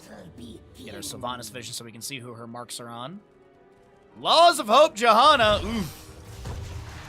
It is going to be your Unrelenting Torment. You do have your mobile offense for the Phoenix after moving. Phoenix next basic attack deals 35% more damage to heroes. And Power Word Shield for the Anduin.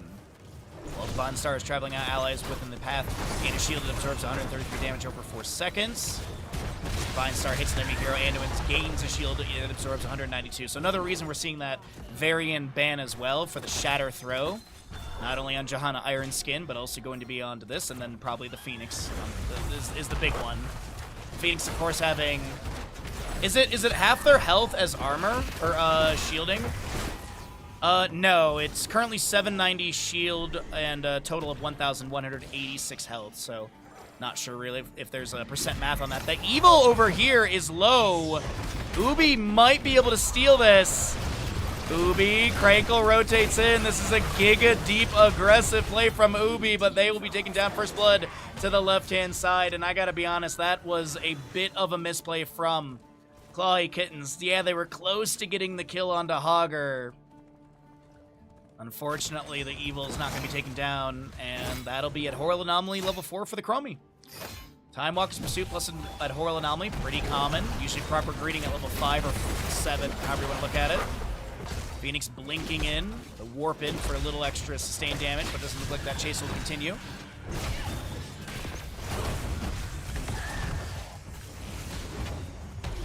Plasma Cutter activation as Sylvanas has opened up top lane Fort Gate significantly. My gosh, I didn't even realize how much siege Hopaka just got there. Phoenix in bottom lane though. Chromie and Hogger looking to back away. Phoenix is going to warp out. Mal'Ganis is going to be able to get some damage at the tail end of that warp or after the animation activates. Divine Star again out from the Anduin. Leoric Wraith walking to the side. Chromie with some sand artillery. And Asmodan is going to be picking up his Hellforged armor, by the way. So the Warriors and Lieutenants have 20 armor and lose 25% less health per second. So a little bit more sustainability on them as Hopaka has already used Haunting Wave. Zigging, zagging, taken down. 11 gems go down the drain.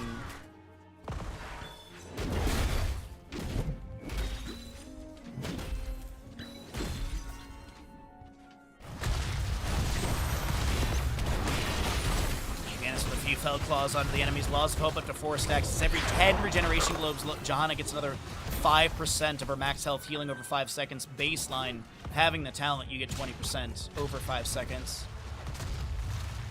Well, it's 2-0 in kills, favoring the side of Teemu Exodia. A level lead is almost formed.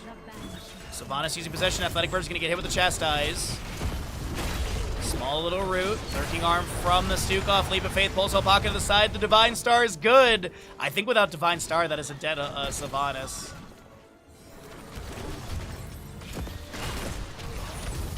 Divine Star goes out. Chastise from the Anduin as well. Dunk into the minion wave. 54 stacks currently on the left, or 54 gems on the left-hand side. Chastise at max range does find Mal'Ganis. No piercing light level 4, correct? Yes, it is going to be continuing into the Moral Compass as well for the 1.1 range increase. Paralyzing Rage as well for Leoric as the Fellclaws land onto Hopaka. Shadow Dagger thrown back into Theoden.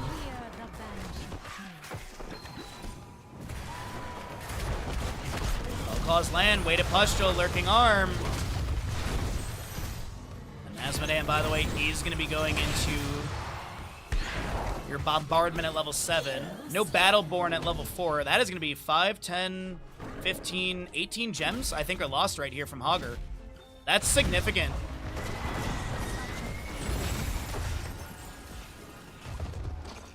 There's a lot of lost gems, but Crankle?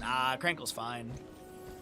Minus 15 armor as well from the Black Claws level 7 from Mal'Ganis.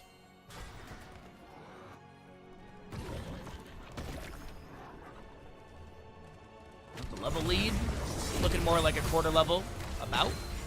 But 10s are coming up pretty soon. So I was waiting for a little bit for Johanna's level 7, but she's not going to take anything, so let's cycle through the other numbers. Lurking Arm around the turn-in point. Both teams have the available gems for a Webweaver summoning, but who's going to be able to get it? As the Evil is going to be able to get a Hog Wild out of bottom lane. Here comes Theoden with a Fellclaws into the enemy's Mississippi with that final slash. Night Rush. There's also a Drain applied onto Theoden, who just needs to back away. Assist pings being called. Maybe they want to try and take down this Mal'Ganis.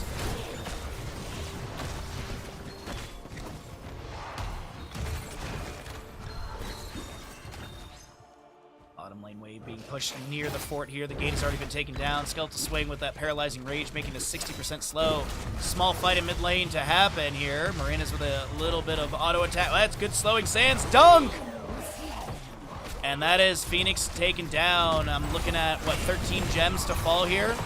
Mal'Ganis is unable to back away with Fellclaws. Wait a minute, hold on. Does he actually get out of this? The dunk from Asmodean and Leoric is the one picked off? Theoden with the turn-in.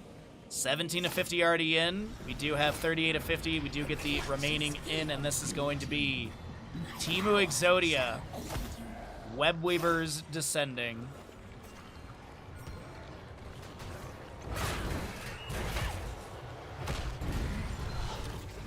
You know what the best part about this is, chat? We still have another best of 5 after this. We have Skibidi Exodia versus Goon Platoon coming up.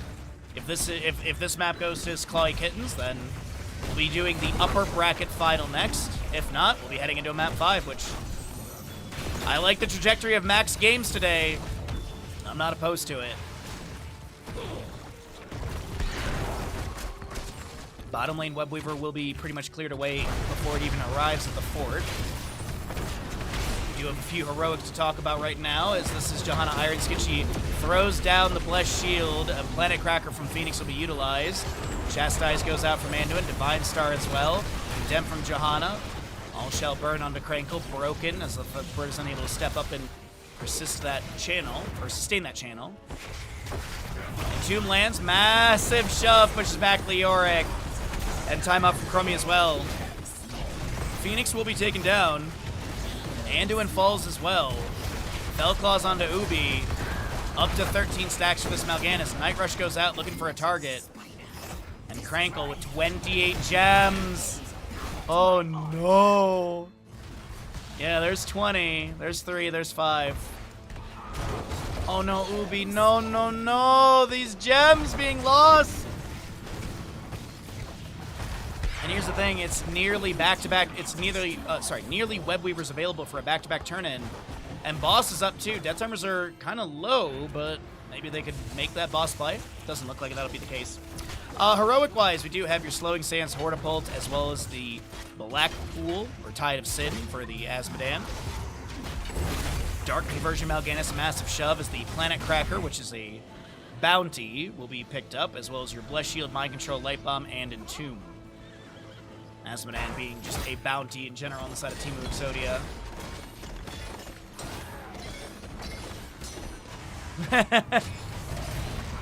Athletic Bird, Dorm Skin, Larry Bird, very fair. Very good, Detroit. I appreciate the joke.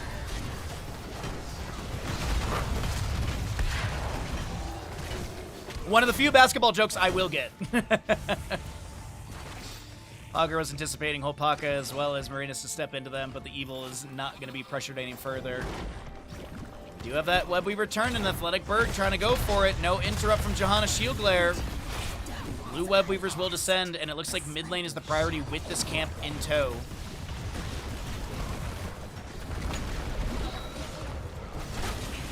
Damn out from Johanna. No subdone off that hit as we do have the mind control onto Azmodan.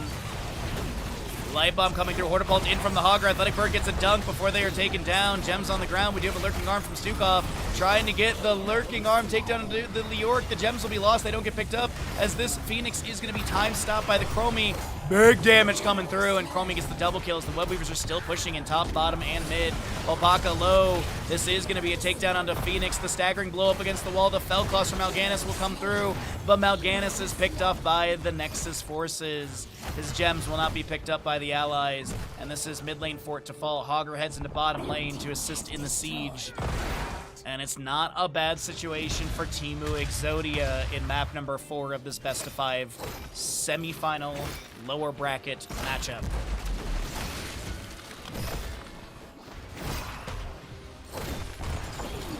Has destroyed a fort.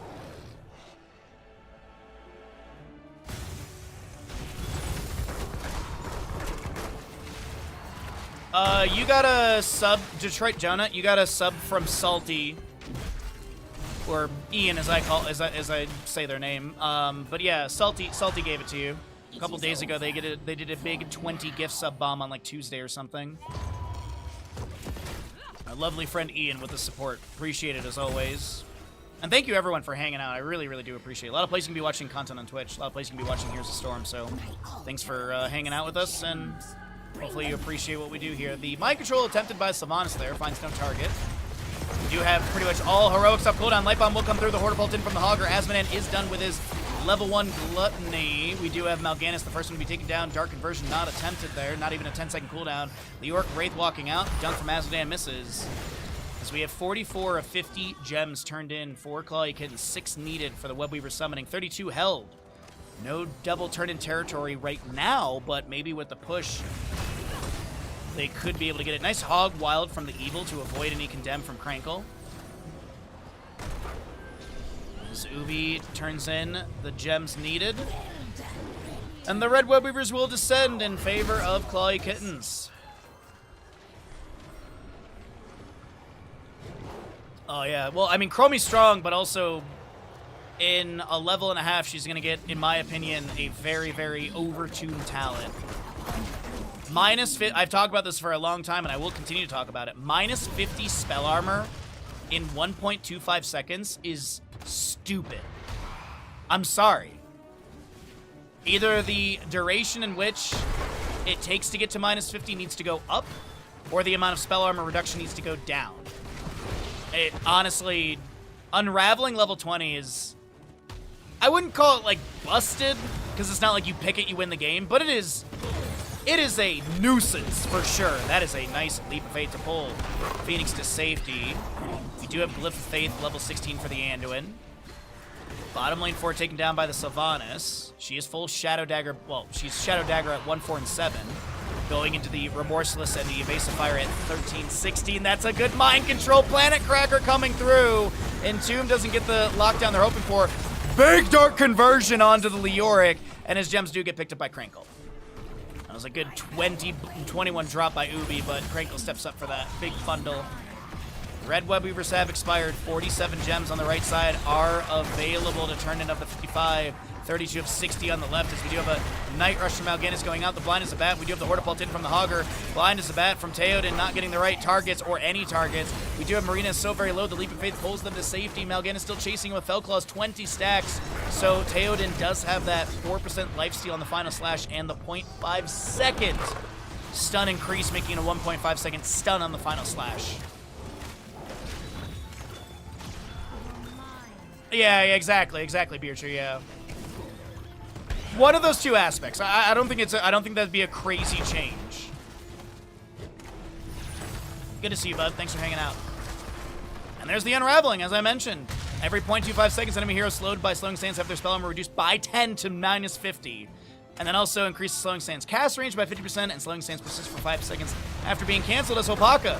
Short distance teleport with the Haunting Wave trying to avoid fatal damage is able to zigzag and wiggle out of any Sandblast or Globe of Annihilation as this Phoenix has lost all of its shielding. There's going to be a Mind Control landing onto the Mal'Ganis. We do have an Entomb onto Serenity on the left-hand side. This is a Hogger vertical bounce that will take down the Anduin. Condemn pulling the Evil back in once again, but it's 4v4 Anduin Mal'Ganis traded. Web Weavers are available on the right-hand side. 25 of 55 turned in. Looks like the Evil and Sniper get a good 36 turned in of the 60 needed, as your Phoenix is going to be able to grab this camp on the right-hand side. We do have Serenity on the left doing the same. But it is a level and some change of a difference. We got 19 and a quarter to just about 18. Hogger just chilling near the top lane. Getting vision of that turn-in. Azmodan playing it safe in mid. As his allies grab that camp. 1 second on Mal'Ganis. Same for the Anduin. Time trap set up by Chromie. As I mentioned, she has that Horror Anomaly. So she has 3 traps available, 7-second cooldown per trap. She also has faster arming time because of the Time Walk's Pursuit level 1. Lurking Arm going down from the Stukov. Level difference still exists, and 20 is about to be here, and I feel like Clawikins might try and make a fight happen before that 20. The Mind Control, the Leap of Faith is amazing on the Hopaka. The Hortipult in from the Hogger as they are going to be chunked and taken down. Phoenix Planet Cracker is going to be nullified as the crab is picked out. Massive Shove also pushed Leoric away from this engagement, and we got a 1-for-1 again. Hogger for the Phoenix. But now we do have that anger management for the Hogger. You're looking at your Alone in the Dark. It is going to be Super Strain and Top Off 1620 synergy for the Stukov. And Azmodan, is he Inescapable Annihilation? Is he looking for the Black Pool upgrade for the minus armor and the damage over time? I mean, Inescapable Annihilation is not bad, and that's actually going to be the pickup. That makes the Dunk have no limitations on range. True Global, as the Dunk finds its way into Johanna. What is the overkill? I gotta look at that, because there was mid-leap of faith, Chimal Cleanse, as we call it. 154 on the Globe of Annihilation overkill.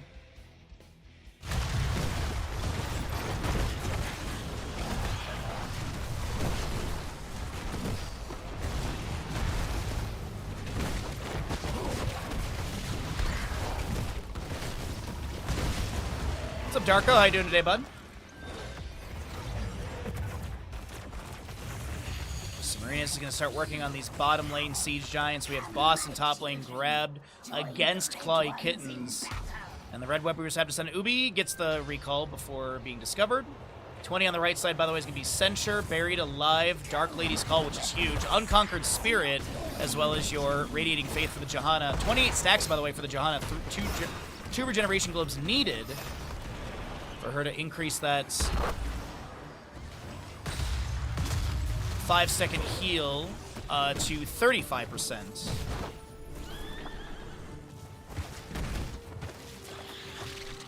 Yeah, 35. Entomb, Buried Alive, Planet Cracker, no Armageddon Beam level 20, which actually would have gotten damage onto Mal'Ganis, but they still get the kill and it doesn't really matter. Sniper's gonna get a massive shove, but it unfortunately actually hits the Hogger loot hoard that was placed from the Hog Wild, or the Hortipult in. So little anti-synergy there, but that's okay. Still able to disengage. Mind Control goes fishing and finds the Chromie, and I think Clawy Kittens weren't even ready for that Mind Control to connect. I mean, it's a 15-second cooldown, technically less. Might as well spam it. As Leoric and Chromie are traded, gems will be picked up. At least Crankle picks up the gems for their team. 444 annihilation, 6 annihilation needed for Azmodan to finish out the baseline. Mind control again. On to the Stukov. Chastise goes out. Azmodan's done with his total annihilation baseline, so he's got that increased damage, increased AoE. Did you that damage onto Phoenix just now? My God, Stark. Good morning. Good to see you, my friend. Hopefully, the allergies don't kick your butt too much today. But it's good to always see you. Thanks for coming on through. Whee! Alright, Athletic Bird, you just need about, like 30 or 40 more of those Globe of Annihilations. You can take down the Keep Gate and the Keep. Sure. 12 gems needed for the turn-in for Team Exodia to be able to get a blue Webweaver summoning. Trying to weaken some of the catapults here.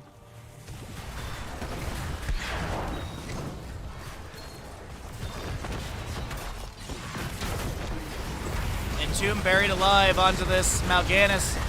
Lurking arm underneath of the Night Rush. He does not get a target to be able to use Dark Conversion. And the Globe of Annihilation will not take down Ubi or Hopaka.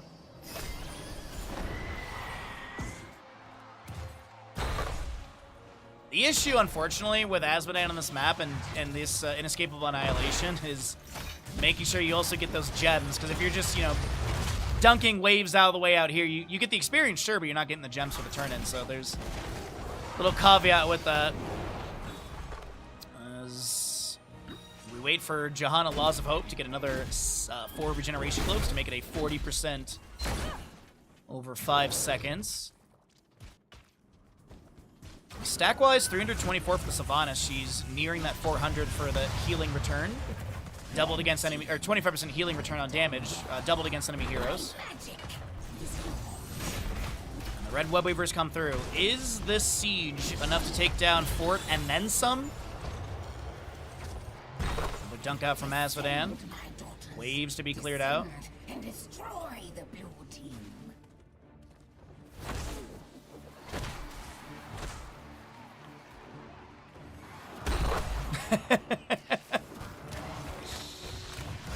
Dunks will be firing out all which way. Sylvanas is going to get a few more stacks on her baseline from this fort of mid. The Orc is pushing up bottom. That might be the pivot lane, as there is a decent minion wave. Azmodan's thinned out mid. Actually, it looks like the minion wave doesn't exist in bottom. My apologies. Azmodan has done a great job of just annihilating these waves.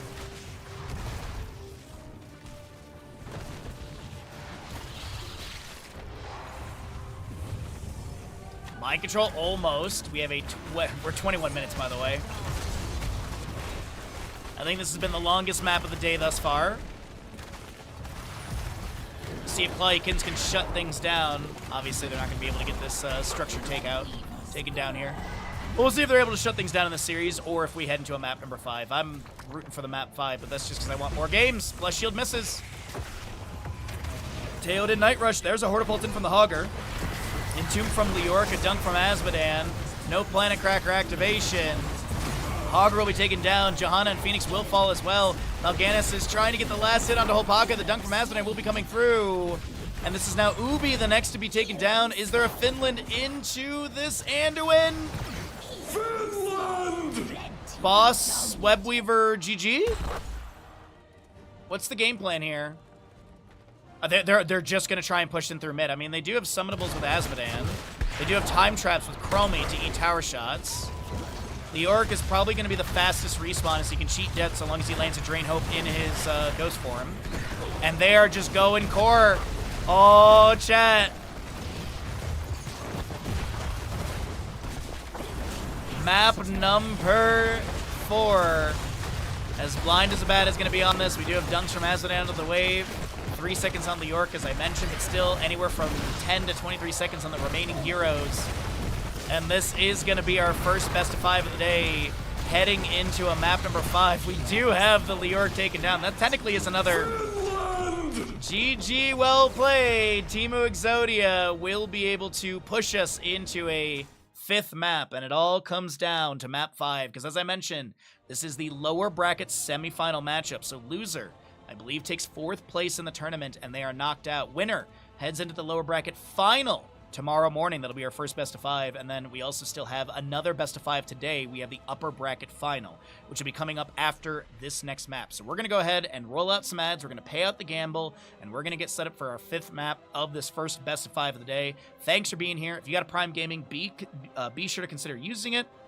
Be sure to consider using it here. To use it here, my God. It's apparently too early for me still. But either way, thank you for hanging out. Subscribe if you can, if you'd like to. Every little bit helps us out. Otherwise, ads are coming your way. We'll pay out the gamble and get ready for the next map.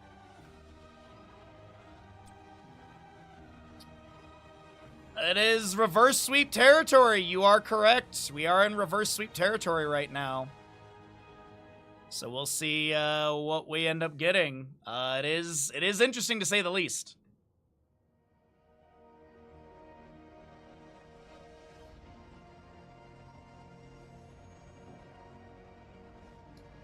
Alright, Timu Exodia is the pay. There's our ads. There is that. And what do we got for our next map?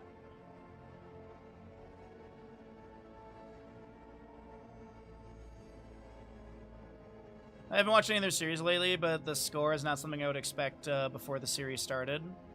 Playing a 5th game versus Crankle's team is big. Indeed. Absolutely.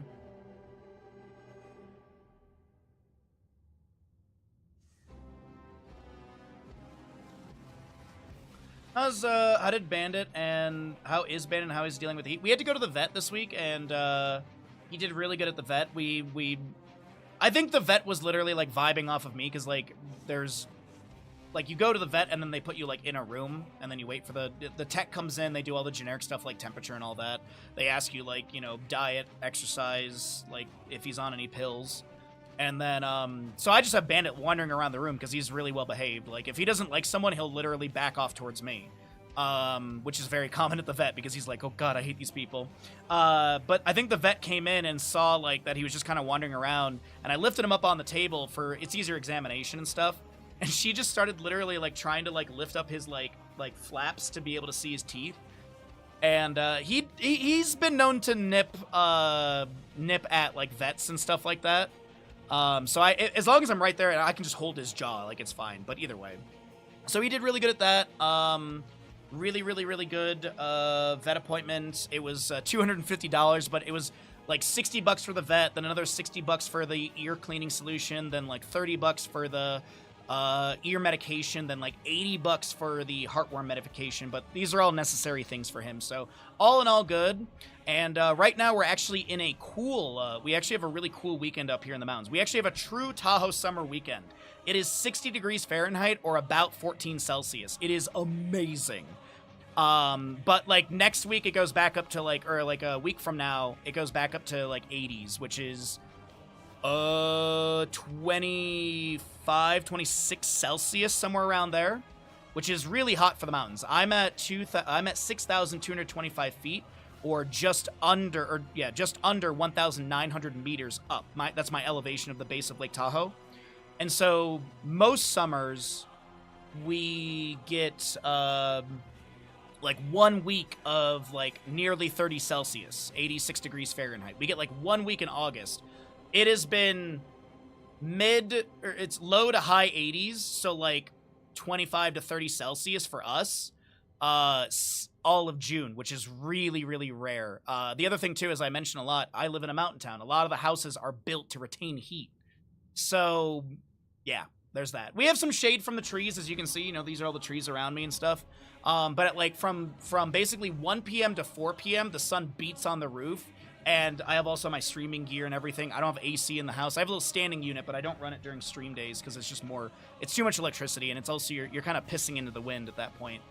But all in all, we're doing good. On the hotter days, we'll walk down to the lake, and he's not a water dog, but what I'll do is I'll literally like pick him up and put him in the water, and then he swims to shore, and then he's at least wet and cold, so at least he can cool down that way. But all in all, we're doing great. Thank you for asking. I appreciate it. With all of that, the readies are out. We're heading into, guess what, everyone? We're heading into the best map for a map number 5 in a series like this. Towers of Doom. We're heading into my favorite in a final map of a series, Towers of Doom, the reverse sweep. We'll talk about it when we get into the game, but ads should be done. Thank you for powering through the ads, and we got our little chat here. The readies are out. Here we go into Towers of Doom. Timing should be now. I was a little off. I was a little off. I saw the readies out from both sides. I assumed that the button got pressed. I guess not. Oh, either way. So yeah. Actually, you know what? We can go ahead and even make this a bigger gamble because it's a map 5. Why not? If you want a blind gamble, get your gambles in. As I thought I saw the readies out already. Best map for a final map? I 100% agree. I absolutely agree on that statement. Towers of Doom. I was so excited about Towers of Doom, I forgot to go get a cup of tea, so, I got dregs. I'll drink the dregs. I hate it, but I'll drink it. Left-hand side is going to be Team Exodia, who are in a position to reverse sweep and knock Clawy Kittens out of Murky Cup 2026. It's been a wild ride, but here we are in map number 5. And we got to see what is Team Exodia going to bring to the table. They have first pick, first ban, as the losing side of Clawy Kittens opted in for map pick priority. So Clawy Kittens choosing the best map for a map 5, as Alarak continues to draw some target bans from Team Exodia. Oh, man. What is going to be the game plan here for a map 5? Because the big thing to mention... Mr. Buds, please stop looking at the pause. The big thing to mention is going to be the double soak, but things like Dahak has already been played, Leork's been played, Urel's been played. Malthiel's up and available. He's really good at double soak with On a Pale Horse. Zool, I think, is actually pretty decent for this map. Stitch's comps are available as well. Medivh has not been played. He could be target ban. I would not be surprised if we get a Medivh target ban. Medivh on this map is miserable to go up against. I mean, Medivh in general. But I feel like this map is extremely strong for him. Zeratul will be target banned. There could be a Vikings play. Maybe. Zeratul into Vikings can be a rough time for the Vikings. Garrosh and what? It's the Medivh, okay. Alright. We still have, like, Stitch's Tyrande available if you want to go that direction. If you want to still go into, like, a Hook Gorge combo. Falstead's already been played, so, like, Hook Gorge into Gusting Away the Enemies isn't a thing. Junkrat's been played for that synergy as well. But you still have Kael'thas as well. Kael'thas and Stitches is an old combo as well, with Gravity Lapse following up Hook. What will be your first pick, though? I feel like a solid solo lane would be good. Oh, they're actually going to go for main tank. Okay. So no Stitches. We're, at least for the side of Team Exodia, they want the Muradin. What does Clawy Kittens want to lock in at the beginning here? We still have things like May up and available for main tank. Uther's been played. Arthas has been played. Diablo. Garrosh is banned. Johanna's been played. There's a lot. The tank pool is getting really thin right now. And Stitches, May are like the two major ones that come to my mind. Oh yeah, Nubarak is up as well. I forgot. I thought he got played on Alterac, but that's not right. Abathur first pick. Someone go wake up Ninja. As we do get the Abathur plus a Nubarak. Okay. So with Abathur, you clone target, like Greymane Jaina's a classic clone, like our classic clone targets, because Ultimate Evolution is not only movement speed, but it's also attack speed and spell power buff. You get all 3 of those, if I remember correctly. Greymane is going to be grabbed here, and a Lucio in the house. So far, a lot of good mobility for Team Exodia, whether it be stepping up into the enemies or even trying to disengage, you know, Dark Flight, Dwarf Toss, Speed, Wall Ride, Push Off from Lucio, but even using those things as aggressive tools as well. Ban, I think this will be something in the solo lane. Oh, Ninja's already gambling? Alright, I love it. And we did make the gamble a bit bigger since this is a map 5. Thought it'd be smart to do that, as Zool is going to be banned. I really like the Zool ban. I think, as I said, the double soak is really important here. Cassia to be removed. Cassia being banned leads me to believe this is going to be a very auto-attack heavy composition. Like, I think, like, Malthiel could be grabbed. I think Malthiel could be grabbed by either team. I think it actually works with both sides. But then, no, because then you can still roll your single assassin. So there's the Jaina that we were talking about. The Kharazim's actually exciting. I'm a big fan of Kharazim. I like the dive, the burst available. I feel like they need a little bit more CC on the Claw Kitten side, but they also are going to be needing solo lane, so we'll see what that's going to be. Last two picks on the left, though. Li Ming has already been played. Genji's been played. Hanzo's been played. I'm trying to think of like what synergizes with Greymane as like a dive here, because I feel like this is a bit dive bursty. Could see maybe like Orphea, actually. Orphea could definitely be picked up here. I think the Orphea mobility and poke is not too bad, but it is very auto attack heavy. That's what we're seeing the Cassia ban. Extremely auto attack heavy with the Raynor, Illidan, and Greymane. Illidan is a bounty in Hunt, so he does have to take Hunt at level 10, which honestly, Hunt does not feel like a crazy bounty. Last pick on the right side, as I said, gonna need that solo lane. I don't hate the Malthael. I don't think it's gonna be like Diva or anything. Okay, Sonya's solid. Sonya's got good mobility. She's got good sustained fighting. It could be Wrath. It could be a leap game. I think it's going to be a leap game. Try and leap on a target to follow up a Nubrax combo and then Jaina burst. I think this game could go either way. Let's get into it, chat. It all comes down to this. Map number 5 in our first best of 5 of the day. Lower bracket semifinal matchup. Loser is out of Murky Cup, and winner moves on to the lower bracket final tomorrow morning. Let's see.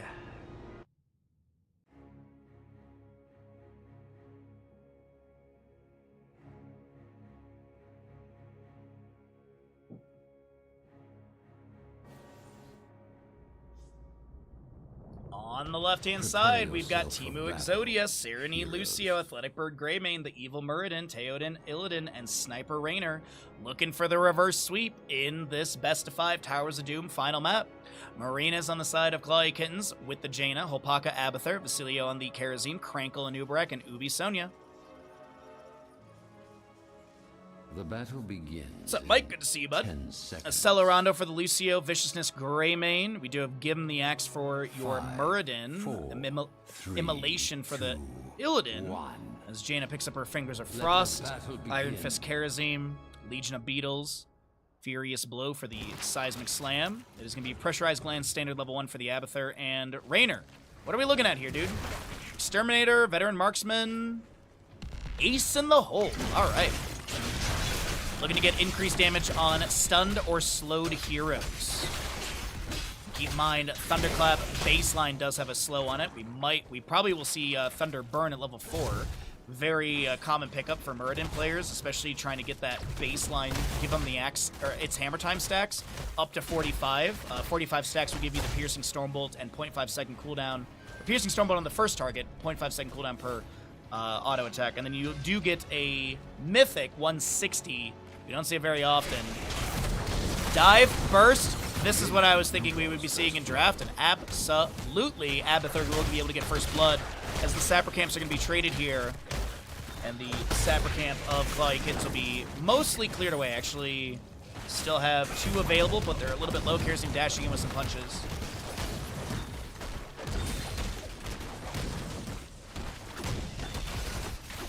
You also don't know what heals are left. That's fair. I mean, I off the top of my head, Tyrande is definitely up and available. That's a big one that comes to mind. Lili's up and available as well. Kerosene obviously was up, and so is Lucio. But the pool is quite small. As I'm trying to like rip through the healers in my head, a lot of stuff has already been played. Level 4 coming through for both sides in just a moment. There's your block totem, as chat already perfectly predicted. The 50 physical armor for the duration, 45 second cooldown. The Evil is going to be pushed around a little bit. Serenity. She's going to be able to use Soundwave to create space for the Evil. And it looks like Jaina's going to reset for full mana as she's up to 6 regeneration globes. 500 of the 12,000 for the Ice Block. 30,000 for her Ice Cold to be able to have the ability to cast and move while Ice Block is active. There's your Thunderburn as well. Behemoth Armor for the Raynor. He gets the 200 health immediately.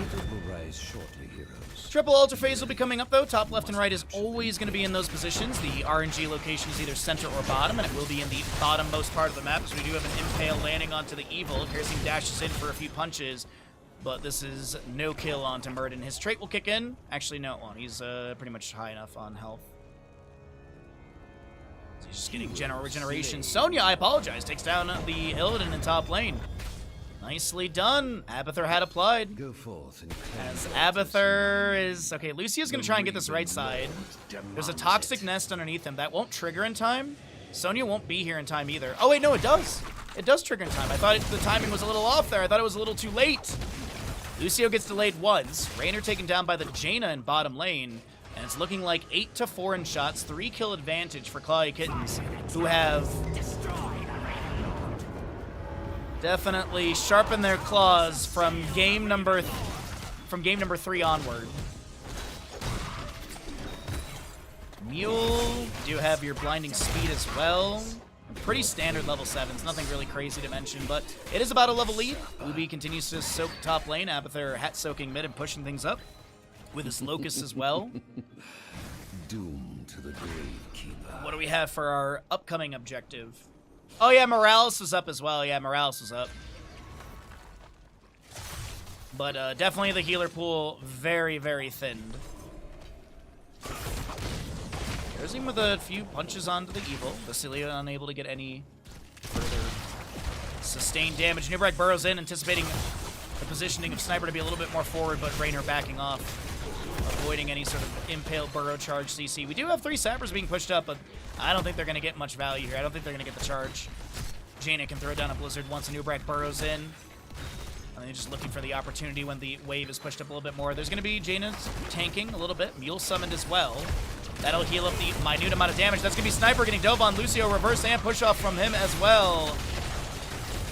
Basilia trying to chase in with a dash. Unfortunately, does not have the fatal hits onto Sniper.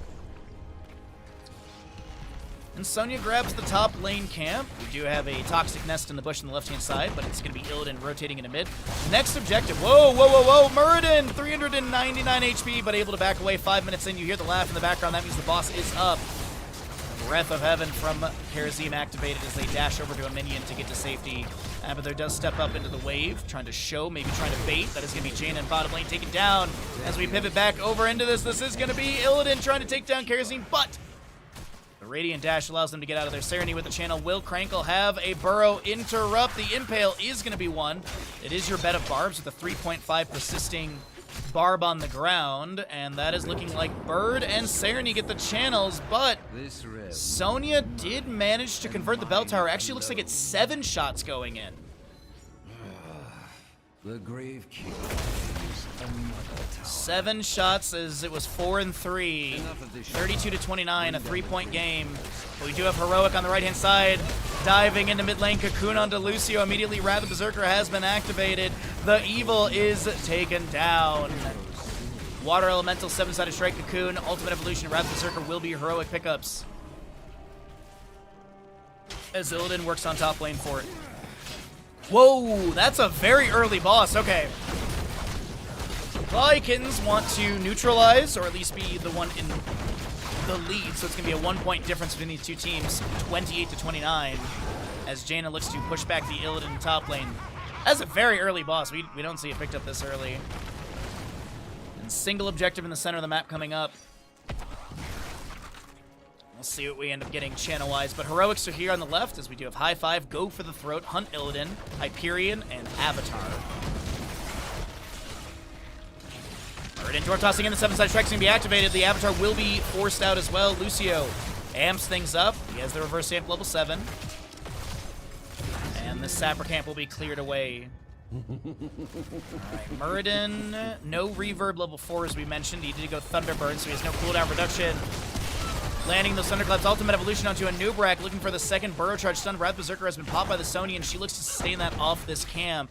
Jaina's done with her Fingers of Frost level 1, so she does have that Regeneration Globe quest finished out. Hunt Illidan comes through as Murden will be taken down. Illidan may be the next to fall as well as Lucio high fives a few friends. The Ultimate Evolution cleared away. Sappers still working their way into this bottom gate. It's going to be 1 charging in. 2 of them, actually. Ubi going for the channel. Serenity is unable to delay, and this will be 5 shots into the enemy core. Show the And I would not be surprised if they defend top lane and then maybe mule this structure just to keep it healthy. Actually, Sonya's rotation is going to be a bit far back, and it's Grammy and Illidan on the structure. Abathur had to try and defend a little bit. Sonya will be here, but is it going to be enough? Tower shots are on to Theoden as the spear does miss. There's the mule summoning. Jaina, Karazim bottom lane looking to push up the wave, but I want to focus in on this top lane as Athletic Bird and Theoden are forced back by the Sonya with Symbiote applied. The Evil's here as well. 3 members to try and convert this bell tower back, and the mule is still doing great work. About 3,600, I believe, HP is returned to the structure from Mule.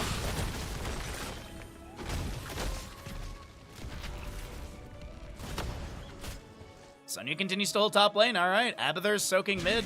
He's got Hat Soak. He's got Locust to push out. It's looking pretty good for Crankle and crew. Clawy Clittons. Sniper gonna be able to back off just fine here.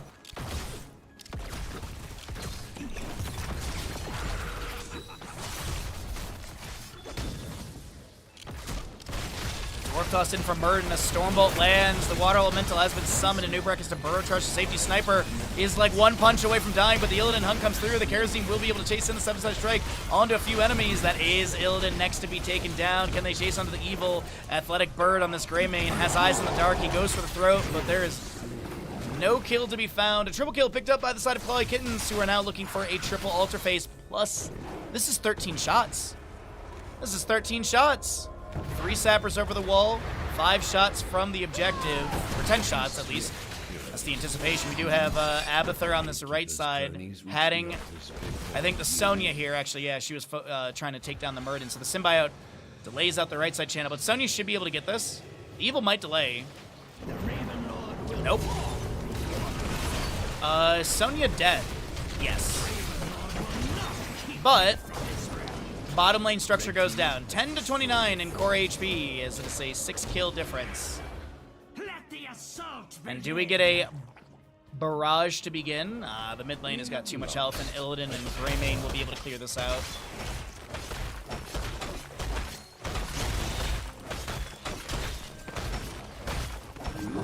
Has destroyed a fort. Top fort has gone down. Sappers for bottom could be pushed in. Boss, by the way, if you're wondering, is 59 seconds away. So about 11.5 minutes in, a little shy of that. Sonya's respawned as well. She's heading into top lane. Don't think we're going to be seeing the Sappers going over the wall here, as it is going to be all 3 of them cleared away. Might see another Mule, though, summoned for bottom lane structure here. And next objective is triple. This could be GG. Hyperion's been summoned by Raynor. Auto cannon shots getting decent damage out. Onto the fort still. Hail from Nubrak fires. But it is a 2-level lead. Talon's here advantage with 16 on the right side. And Illidan, Sonya top lane. Sonya spears in. Illidan dives to the side, back in bottom. Doesn't seem like we're going to have any persisting fight or sustained fight. And there's that left. Boss is up. And 30 seconds after the objective, if it's not GG's, 30 seconds after, it is going to be your center teleport opening up and structures upgrading to keep values. The altars have risen. Sonya, she's going to play very safe. Ubi pre-taps well. Karazim gets the channel. So that's down to 5 HP. Boss tagged for a moment. It's going to leash here in a second. Actually, Lucy accidentally tags it. Marina's going for this channel. They need to defend. Nubrak with the burrow charge in. Lucy with the push off the hunt from Illidan. The ice block from Jaina will nullify the stun. Cocoon onto Greymane. Sonya pops Wrath Berserker. The ultimate evolution onto Hopaka as well. The 7-touch strike from Karazim activated. This is going to be a dive onto the real Jaina. The Lucio will be taken down by the ultimate evolution. Go for the throw. Greymane goes out and will take down the Jaina, but it's still going to be Raynor picked off. Murden falls as well. This is Athletic Bird and Theoden, the last 2 defenders, as it looks like they will fall, and that is a... To wrap things up, we did have some sappers go over the bottom lane wall as well. You might have heard them in the background, and it's also 2 HP. Well, that is GG, and that'll be Clawy Kittens into the lower bracket final tomorrow morning, knocking Teemu Exodia out of this tournament. GG, well played.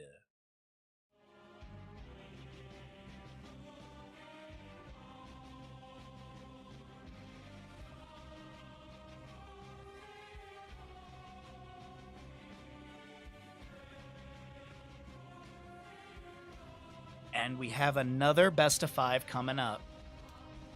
Upper bracket final. The reverse sweep is shut down. Teemu Exodia is knocked out of the tournament.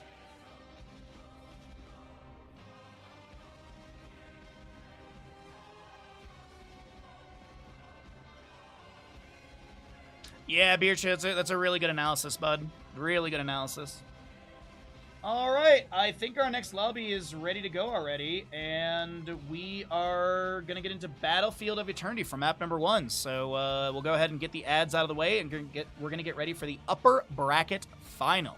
So we have 2 best of 5s today. We're going to get into our second one, and it looks like in 2 or 3 minutes as production or other casters are asking for a small little break.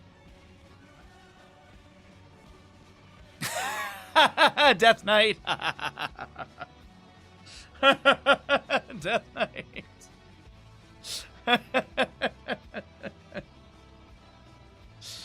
Oh, that was good. That was good. That was really good. All right, so how you doing today, bud? Good to see you.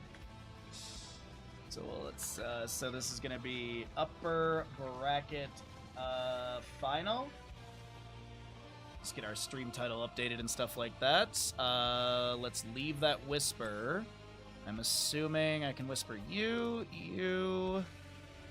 and you, and join off of them. Let's pay out the gamble. The Clawy Kittens did win that. And we will be seeing... Goon Platoon left side, Skibbity on the right side. Alright, so this is Goon left... and Skibbity right. I know that it's lowercase on the thing, but just for the sake of how it looks on the screen, we're going to capitalize Skibbity Exodia. And then we'll scale them down a little bit as well. That looks about equal. And that's all good, that's all good. I'm going to run and grab a cup of tea really quickly, and we will get going into our next best of 5. Good to see you, Ember. Happy Saturday, my friend. Enjoy the birds and the bandit while I'm gone. Alright, 2 cups of tea are done.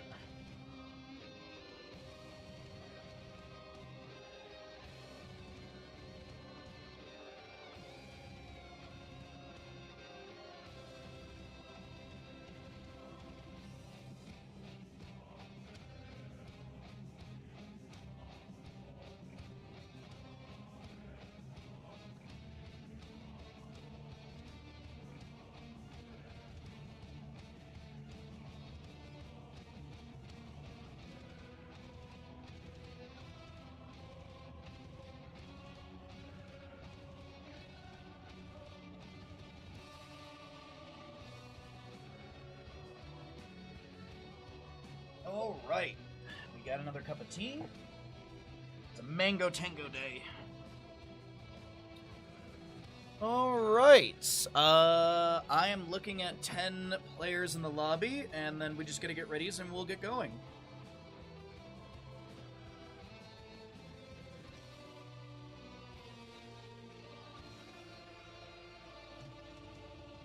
Good stuff. We can pre-write the prediction as well, actually, as we're going to be going into Battlefield.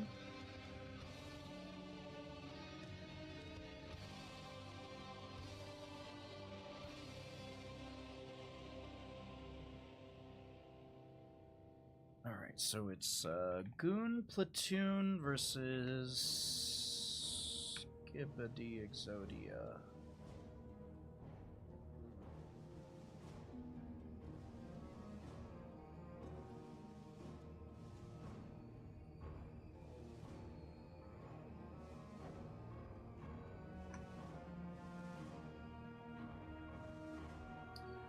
Alright, we got Goon on the left side. Yep. Are there any subs in today? Let's take a look here at the rosters. Oh,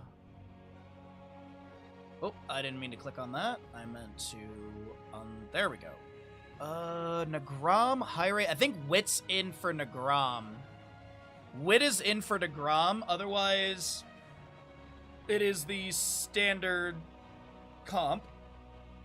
Skog, Hazu, Hunter, Bloodcool. Skibbity Exodia is full team. So we just have one substitute in for the side of Goon Platoon, that being Wit in for Nagram, I believe for tanking. Alright, looks like one of the players needs a little bit more time. It's all good.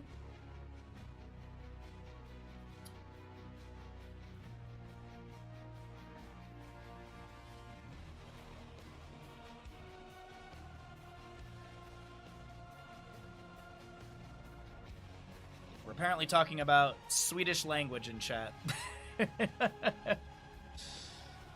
Alrighty, so that's good. That's good. Do I have any messages? I have one from my dad that I have to respond to later.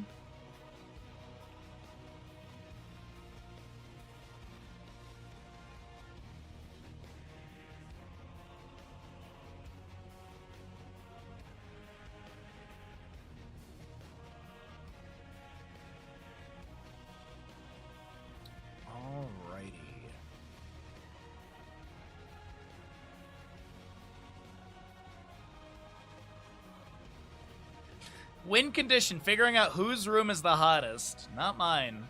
Not mine today. I have zero complaints today. We have a very nice cold weekend.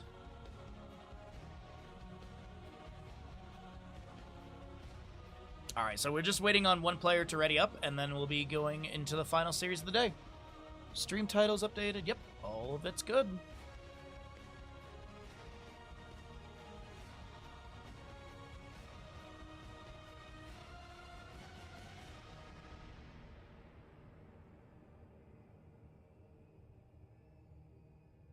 Oof.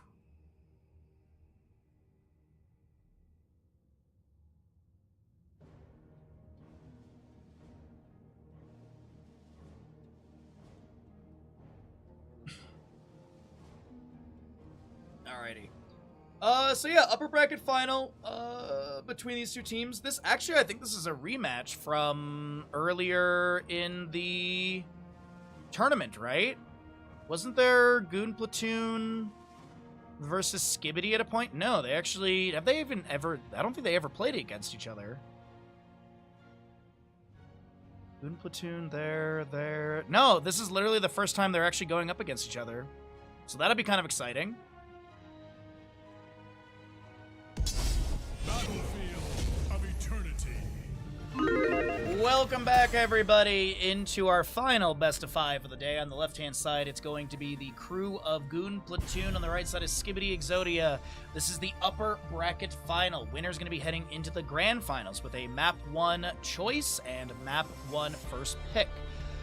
In that best of 7 series tomorrow. Tomorrow we're going to be having the lower bracket final, then the grand final. And of course, we're going to be having our Hawaiian shirt, because we always wear a Hawaiian shirt on our finals days. Tracer will be banned away by Goon Platoon. So first things first, it is the Meta Madness style of draft. The heroes that are picked and played are unavailable for future maps within the series. First pick going over the side of Goon Platoon. Map choice coming out from Skibbity Exodia. And we'll see what we get here. 90 heroes are available. Bans don't carry over. Only heroes that are picked and played. Nothing from the previous series carries over. We do have bounties. We'll mention the bounties throughout the games today. But we'll see if we get any bounties to be picked up. But we'll find out who's going to be heading to the grand finals and who's going to have to go through a best of 5 and then possibly that best of 7. This actually, in theory, this could be the finals tomorrow. This literally could be our best of 7 team matchup.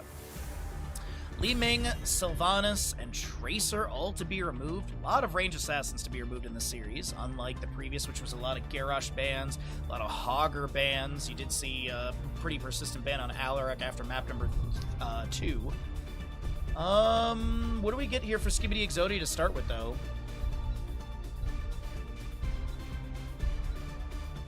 Or at least what is their second ban?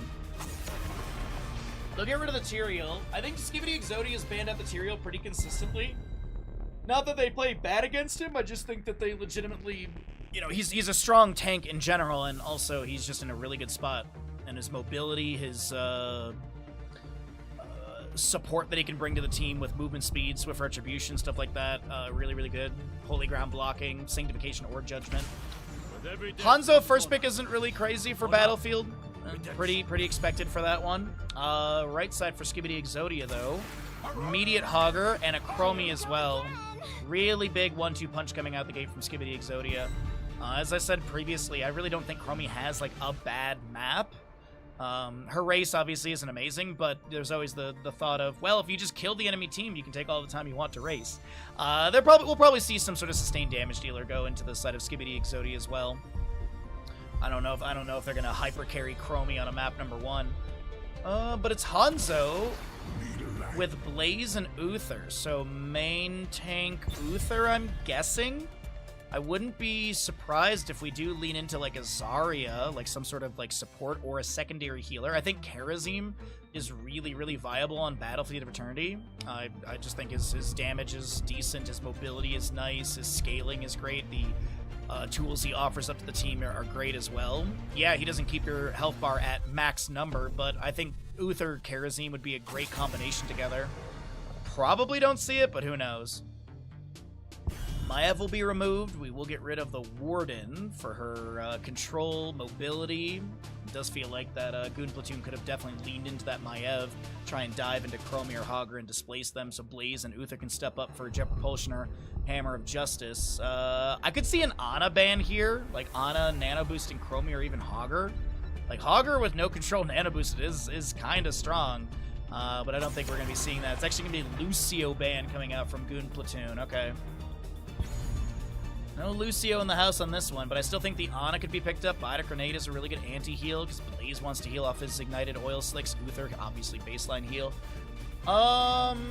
Maybe main tank and healer here, and they can flex that last pick into the sustained damage if they want, or they pick up like an earlier. If they pick up a Genji here early on. For the alliance Bring the mega death. And to an ETC, the threat of Genji's there. Will Goon Platoon lead into the Genji? Shimada Bros isn't crazy. I think Genji Karazim here couldn't be too bad. But double healer's really not that popular. We were watching a bunch of old like HCC stuff the past 2 weeks, and lot of double healer, a lot of Illidan in 2017, but Falstad and Muradin. Okay, all right. So we're still gonna main tank with Muradin. You got heals from Uther. But I mean, if you think about it, Hanzo's the only one that doesn't have like self-sustainability. Like everyone else, pretty much like Falstad, Hammer gains level 4, Muradin with his trait and stuff, so not too bad. I do think this could be a last pick Genji though. Like I think the Genji would slot in pretty nicely. It could be a Cassia. I say Cassia because the blind's into Falstad, but also we know that Dino does like to play the Cassia, and this is not a bad map for it with Charge Strike as the direction they typically go. But I completely forgot. Vala's still available. I talked about how all the heroes are available, and yeah, Vala's available, and she is solid for this map. I think both teams have a really good composition. I think the healing is a little bit on the weak side for Goon Platoon, but as I mentioned, they all, most of them have their own self-sustainability in a way. I would lean into Skibidi Exodia a little bit here, but let's get into it. Get your predictions in, and map number 1 is on the way. Our final best of 5 of the day, everybody. Get your predictions in.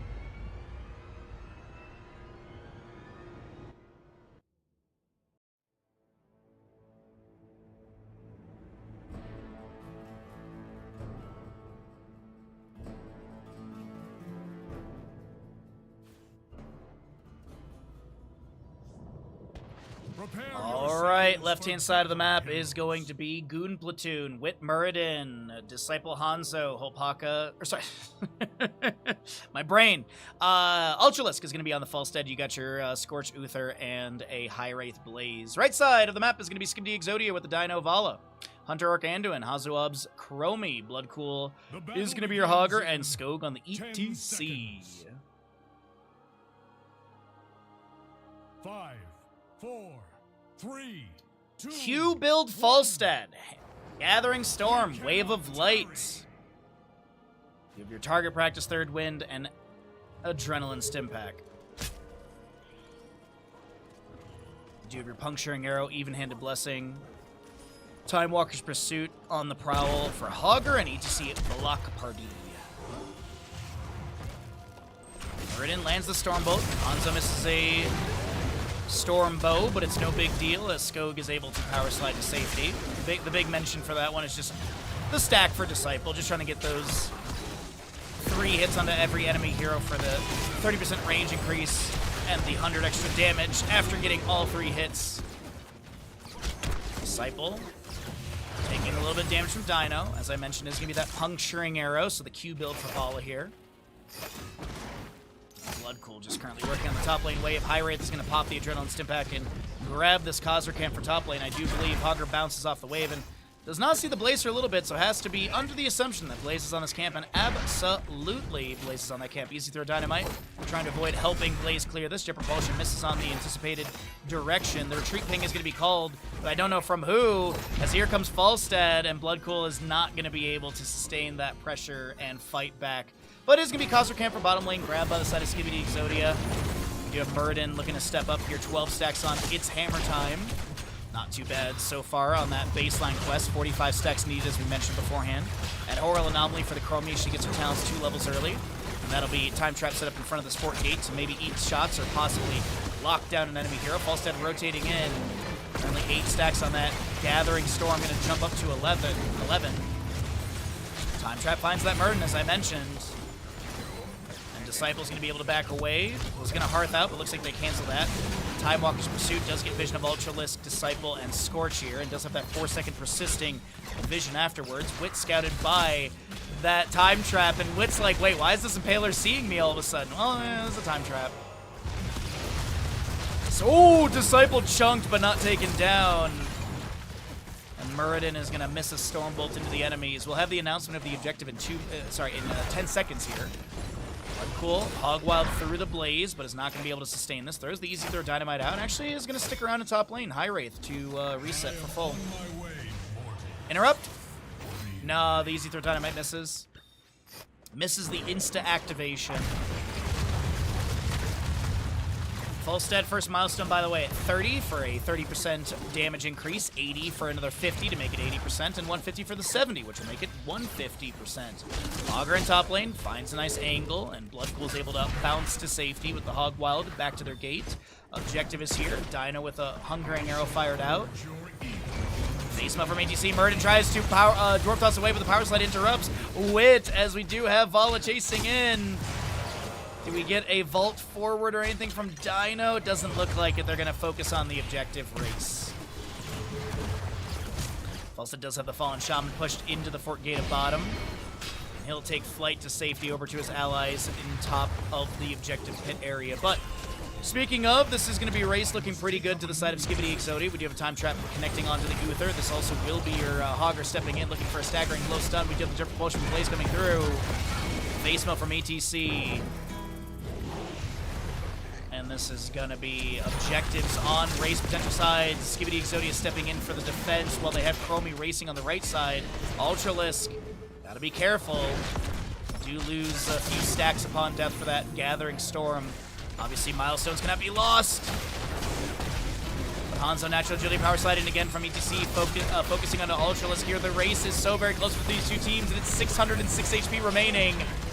Chromie will not be able to get this race for the allies, but they do manage to take down the Uther. First blood goes over to Skibidi Exodia. Power slide onto Disciple, who's trying to get a stack and gets immediately punished. Yeah, you get the stack, but yeah, you're going to be taken down. Skibidi Exodia with the 2 kills early on, and I mentioned they don't win the objective, but this should be minimal siege in top lane. The shielding's already broken. It moves into melee mode. Multi-shot into the wave and onto High Wraith for another stack as well. Do have the Angelic Explosion for a little bit of clear onto this fort gate, but as I said, yeah, it's still going to be pretty hardy and healthy in the top lane, and our next objective is going to be, about 7 minutes in game time. A little bit less than that, I do believe. 3 stacks needed for Falstad, 13 stacks needed for Uther. Hanzo on 3 of the 5 target practice stacks, 18 baseline for the Muradin, 13 for your Valas. Dino's going to reset after getting a globe, and Hazu on the Chromie is going to be able to step up. Oh no, I thought they were going to actually push up this wave, the Khazra camp, into the fort gate there, but not going to be the case. Time Trap, Time Walk's Pursuit, getting some vision of Muradin and such. Falstad chilling in the bush for bottom lane. 10 talents here coming up soon for both sides. The hammering going out. Muradin will be taken down in top lane. Skog with the power slide setup. And And big burst damage, I'm assuming, from Chromie here. Oh, actually, sustained damage from Valo, the Hungering Arrow getting a lot of value.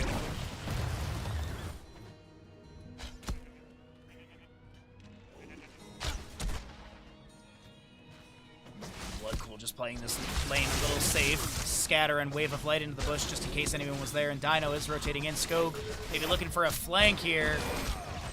Power Slide finds Ultralisk, but there's going to be a hand of protection from Uther to immediately cleanse out that stun. Immortals are here in 27 seconds. Stormbolt misses again. Disciple almost going to get power slid on by Skog, but a Hammer of Justice interrupts.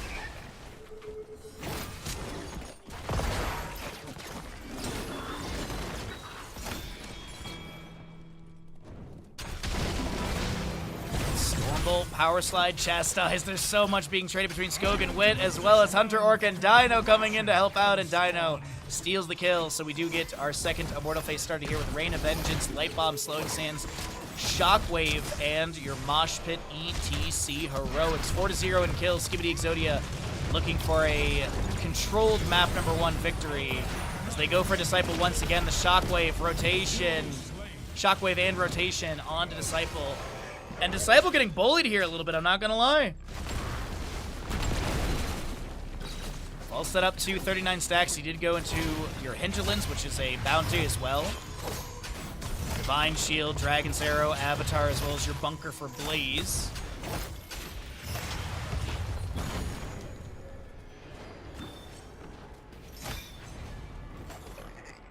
Skibidi Exodia pushes up the wave into top lane fort with the Immortal. And pretty hardy on that shield as well. And how much siege value will they find? Hogger's already heading into bottom lane. Chromie looking to clear out the minion wave here. Hanzo trying to get a little early siege onto this for damage. Nice Rain of Vengeance onto Scorch from Dino. Flank Jet Propulsion from High Rate. The Hammering coming in. That's a lot of damage onto Hunter Orc, and Anduin will be taken down. Moshpit from ETC is going to be met with a Hinterlands Blast, and Vala takes down the Uther. So Immortal is not going to confirm the fort. We do have Blaze trying to defend bottom lane against the Hogger, who has a decent inspired minion wave. And here comes the ally rotation, but Hogger, I think they're going to back off here. And sub 10 minutes is going to be our next objective. Chromie. I thought she was cornered, but not going to be the case at all. Blaze taken down, Falstad flies in, the Rain of Vengeance misses onto Ultralisk, who will be able to barrel roll to safety. Dino chunked by Disciple, who gets the natural agility over the wall, throws back a Scatter. And that's all they're able to do there. Alright, Augur with a small bounce around this camp.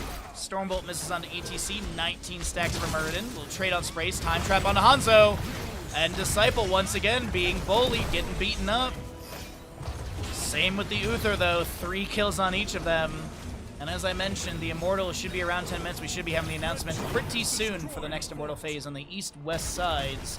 Going to be on defensive sides.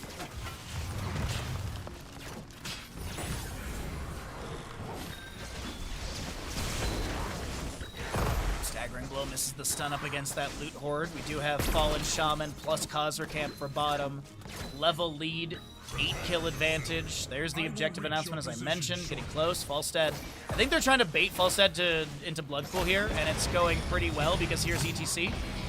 Face melts. We do have 15 seconds on your Mosh Pit, and he is going to go into the cooldown reduction at level 13 with the Face Smelt. Sorry, mic check. The Face Smelt is purple. But mic check is cooldown reduction, hitting 2 or more enemy heroes. With the Face Smelt is the Hogger. Staggering Blow, they interrupt the Muradin Dwarf Toss once again, and Wit will be taken down. ETC Face Smelt to push back the enemies again. And the Immortals, as I mentioned, are on defensive sides. But Val is already doing tons of damage. 29 stacks for Dino on that level 1. Dragon's Arrow lands. Hinterlands. Funny enough, Hunter Orc actually leaps Vala into the Hinterlands Blast. 60-second cooldown overall. So 2 heroes hit. And Immortals will swap into north-south positioning. Blaze trying to get some race done here, but it's not going to go well. What's up, Rance? How are you doing today, bud? Welcome in, everyone. Happy Saturday. Thanks for hanging out with us. Appreciate the support of the channel. Oh, the mosh pit got 10 seconded. I don't know if you guys heard it, but there was that small tick. So a few seconds to go on that mosh pit cooldown. Stormbolt onto ETC. The Divine Star goes out. No Leap of Faith available for Anduin for another, what, like 30 seconds or something? 25. Falstead pushing up bottom lane with 53 stacks. Hanzo looking for his last stack on his level 1. And it is going to be on the Chromie. Okay, so it's a singular hit on the Chromie needed. Top lane Fork is taking down the Rain of Vengeance finds High Wraith. We do have ETC maybe holding a power slide. They do land it onto this Blaze. He actually summons the bunker like just before the Mosh triggers, and High Wraith is able to back away. Dragon's Arrow also to try and create some space from Hanzo.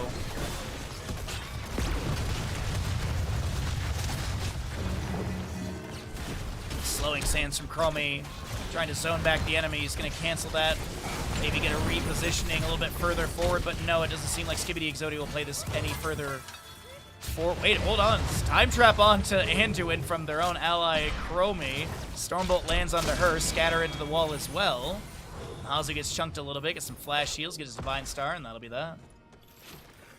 The demon has fallen. Next Immortals around 14 minutes in game time. Maybe, yeah, around 14 minutes in game time, something like that. So until then, we're going to see if Goon Platoon can get to level 16 and at least take a fight on an even talent here. They'll be down by level still, unless they can find like a pentakill or something right now. But without the 16 talent tier, I don't think they're going to be going for it. By the way, I do want to point out, Dino not going to be going into Manticore. Picking up the Seething Hatred while at max hatred, increase health damage dealt by 10%. This is something Dino does pick up pretty often.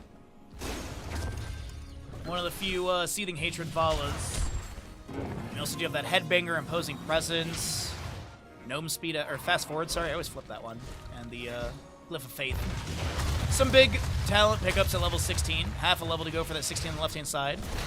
Murden's going to be working on this wave. Still Hanzo looking for that last Stormbow hit into the Chromie. Hanzo trying to position far away from Disciple so they can't get that hit and get the extra 100 damage. But we should have 16 talents here. We're going to get the announcement for the objective in like 20-ish seconds, maybe less. Less for sure.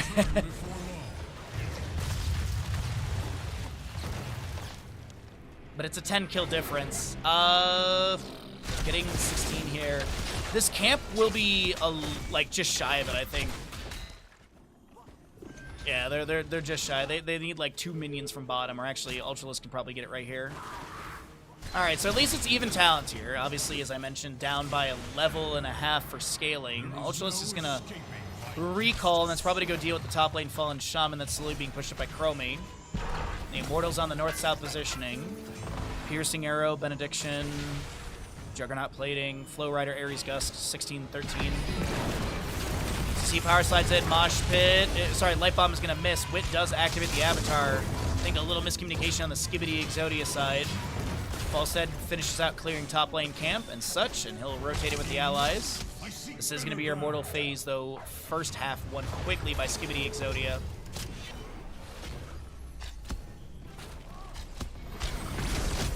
Power slide onto Murid, and he gets the Divine Shield applied from Uther. And Falstead has joined the allies. The Eastern Propulsion goes through. The Dragon's Arrow will land. The Hinterland's Blast is going to be good on to 2, I believe. Yes, 60-second cooldown. Bunker some by Blaze. Leap of Faith pulls Hazu to safety. Moshpit from ETC does find the Falstead. Jet Propulsion. Blaze tries to create some space as Moshpit is going to cause Falstead to have a little dance party, but that's going to be about it. Face Melt interrupts Wit's pressure forward. But that was a good kill for the side of Goon Platoon. Will Skibidi Exodia step up during the second half of the objective, because we are going to get the transition phase. Nice Face Melt to interrupt the Jet Propulsion stun. Oh wait, we've already had the transition. What am I thinking? Power slide from ETC met by Hand of Freedom from Scorch into Disciple. And ETC is stepping up.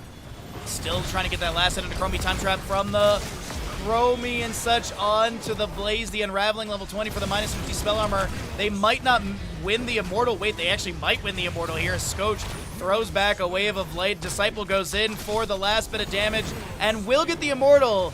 But that is going to be 4 members taken down, and I feel like Skibidi Exodia just ends through top. Unless they're going for Finland here, but I feel like they're legit just end through top. That timers are kind of long. They've got time traps to eat tower shots. So it looks like they're just going to keep in top lane and clear out the objective with Hog or Vala. Okay. So no ending, but definitely keep at least. I shall march for Hell's gates. Red team has destroyed the fort. So top keep has gone down. Bottom fort maybe taken out by the Immortal here. It will be. And next Immortal at about 18 minutes in game time.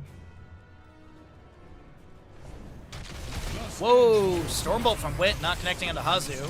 Dragon's Arrow will land all the way onto the CTC, and he'll be able to power slide to safety. I'm just looking to see really quickly, does Anduin have any Leap of Faith stuff available? Not for 25 seconds. For a charge, it looks like, as Uther does get taken down by Chromie. ETC to reset, Hunter and Hazu to do the same.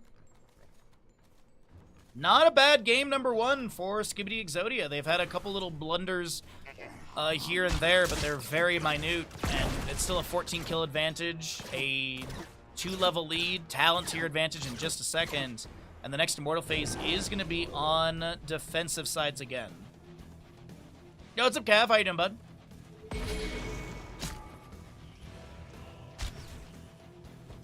Let's see here, though. Unraveling, as we know, it is going to be your Ride the Lightning ETC. No control, censure, and that is your Acrobat for the Vala. A lot of Hungering Arrows are going to be firing out, and we'll see some Caltrops on the ground as well. But as I said, about 18 minutes for our next objective, so you should have the announcement within the next 30. Hanzo is done with his Stormbow. So he does have the target practice completed for the extra 100 damage. Might make a difference in the team fights. It is Piercing Arrow. Falls down with 88 stacks. So he does have his second milestone. Scatter's going out. If this Immortal is won by side of Skibidi Exodia, it will go to bottom lane. And I think they're trying to just prep this lane by taking out the entire keep gate wall. Time trap from Chromie. Stalls out the Hanzo. Khazra camp in top lane is pushing up. Actually, just singular Khazra. But triple catapults are there, and the Immortals, as I mentioned, are on race sides. And I don't know if Goon Platoon are going to step up without 20 talent here, so they might just be eating this Immortal. This might be a GG push as Ultralist steps up and barrel rolls back. Sleep eluded you once again? I'm sorry to hear that. I'm sorry I stole your sleep. I had great sleep last night, and I needed it for this weekend, so thank you for letting me borrow it. Jet propulsion going out from Blaze. The Hungering Arrows landing onto High Wraith. Vala vaults forward. That's the Juggernaut plating. Level 16 getting some huge shielding for Blaze. This Dino is going to get an auto attack trying to sustain that hatred. The Immortals on the north-south positioning. Fallen Shaman at bottom pushing up. And a level to go for 20 on the left-hand side of Goon Platoon.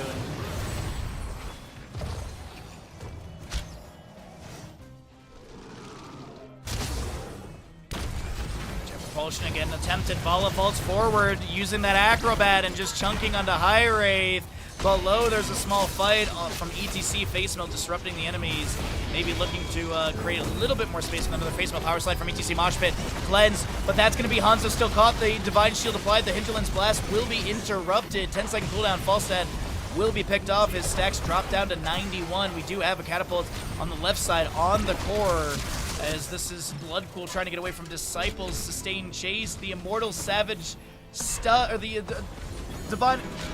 The explosion will stun Disciple, almost taking them down. And Bloodpool is going to be able to back away on the right-hand side. Chromie unraveling. Vala steps up. And this is Immortal, very hardy and healthy, moving into bottom lane. The Fallen Shaman is arriving on this keep. Hogger's going to go deal with this. He might just, like, staggering blow it. Clear out the Shaman, and then just get on out of here and push in. I think Skibidi Exodia will try and end through this bottom lane push. Fall set up in 5 seconds, so he'll be back for the defense. Hanzo already working on the Immortal, trying to get some of those demonic explosions to slow down the advance of Belith in bottom lane.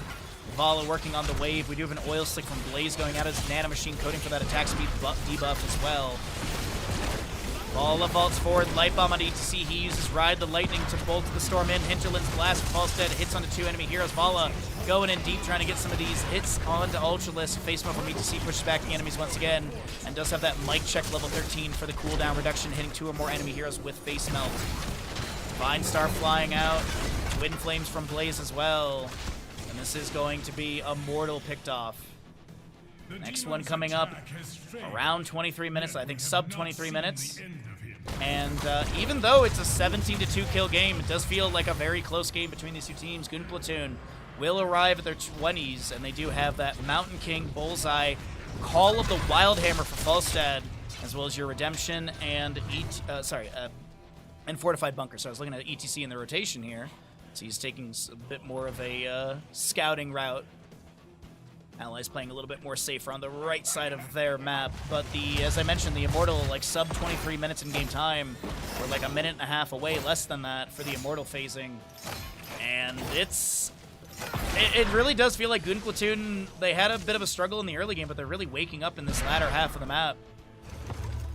Team fights, I mean, it's still 2-17, but team fights have kind of gone their way. Not getting kills or anything, but at least, you know. Oh, no. Muradin Avatar has to get activated.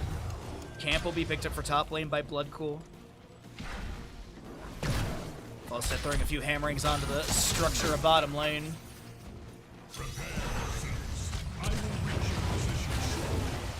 Well, from Muradin, it's up to the ETC. The Dragon's Arrow does land. Leap of Faith. There's going to be a Hinterland's Blast only hitting onto one enemy hero. The Bunker from Blaze has been some of the Moshman from ETC. Cancelled by Skog. Shockwave does land into Falstad, but he gets the Divine Shield. Leap of Faith pulls. That's a big jet propulsion from High Wraith. Light Bomb misses, though. Fallen Shaman with catapults pushing into top lane near the core where the rubble of the keep was, but this is Vala on the right side of the Immortal. She's at 61 stacks right now. Dino's got 336 damage from the bonus first hit, and then 332 damage on the first hit as well from just the talent scaling. Hanzo, Muradin will go down, as I was excitedly talking about talent stacks, and Scorch is the next to fall. Redemption's there, but I don't think Skibidi Exodia give two hoots about a Redemption Uther rekill. Hunter Orc is apparently out of cards.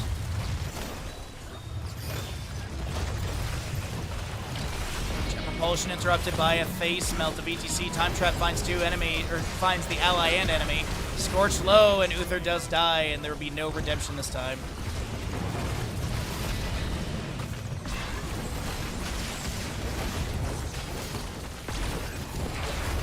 Wraith hit with a Rain of Vengeance. Falstad Mega take. Whoa! Falstad got deleted right there. Jesus. GG, well played. As that is going to be Goon Platoon taking down Skibidi Exodia with a map 1 victory in our our upper bracket final best of 5.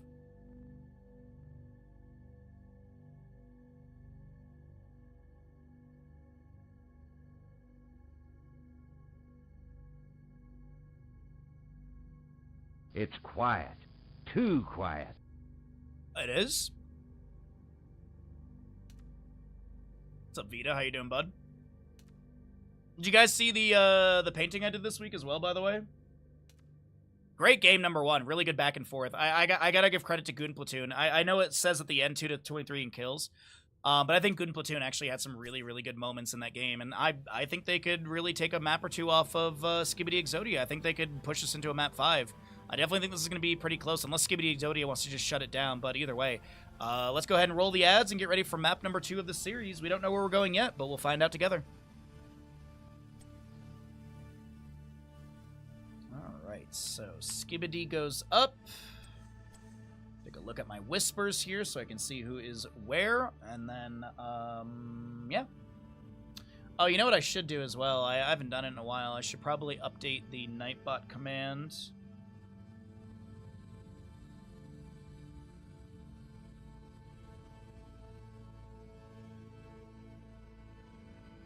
Alright, choose outcomes, Skibidi Exodia.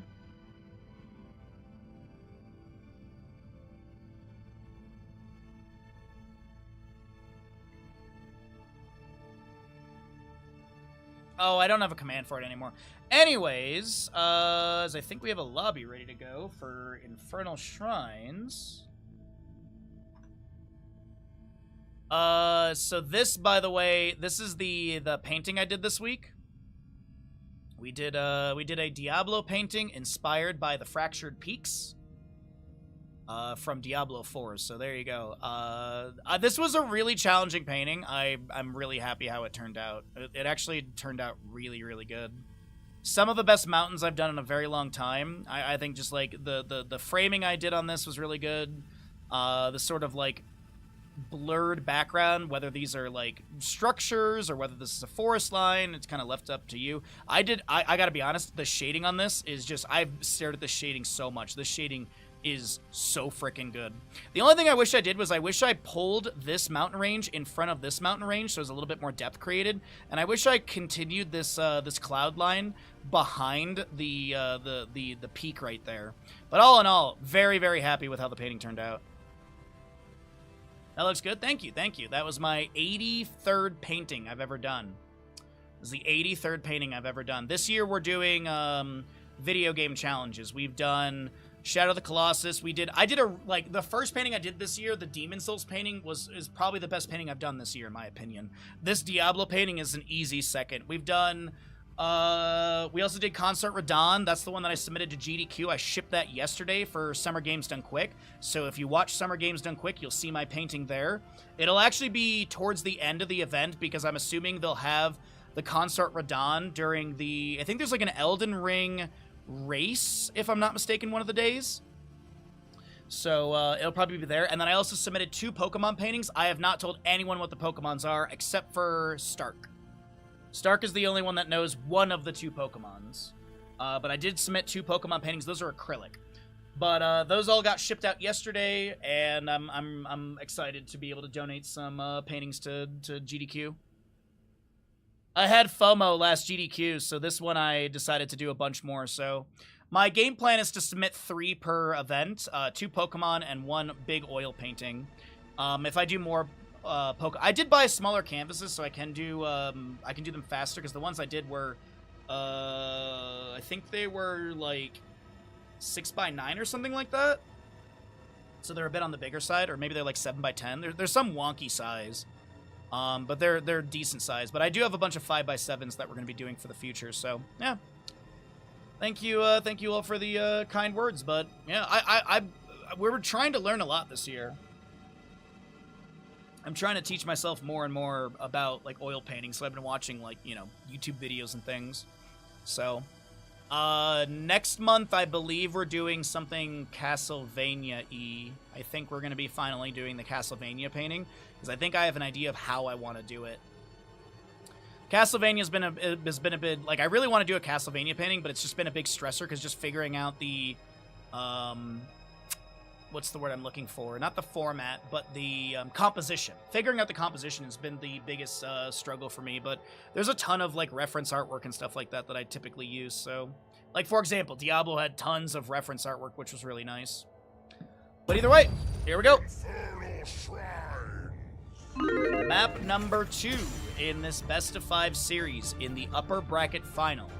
The members of Goon Platoon on the left down, and on the right is Skibidi Exodia leading the series 1-0. Infernal Shrines will be map number 2. This is going to be the map choice of Goon Platoon, as looks like they have opted in for map pick priority, and Skibidi Exodia will be having first pick, first ban. And we're going to get rid of Maev and Sylvanas here. As what else do we want to get rid of for Infernal Shrines? Gul'dan is a solid hero. Of course, this is the Meta Madness style of draft. The 10 heroes we saw on map number 1 cannot be played again. Orphea is going to be a target ban against Disciple. As do we get it's going to be another Lucio ban. Another Lucio ban to be removed. Another Lucio to be removed. What do we see for Infernal Shrines? Like, Johanna's start is not bad. Gul'dan first pick is very okay as well. We're going to get the bearded Primal Zerg with Dahaka.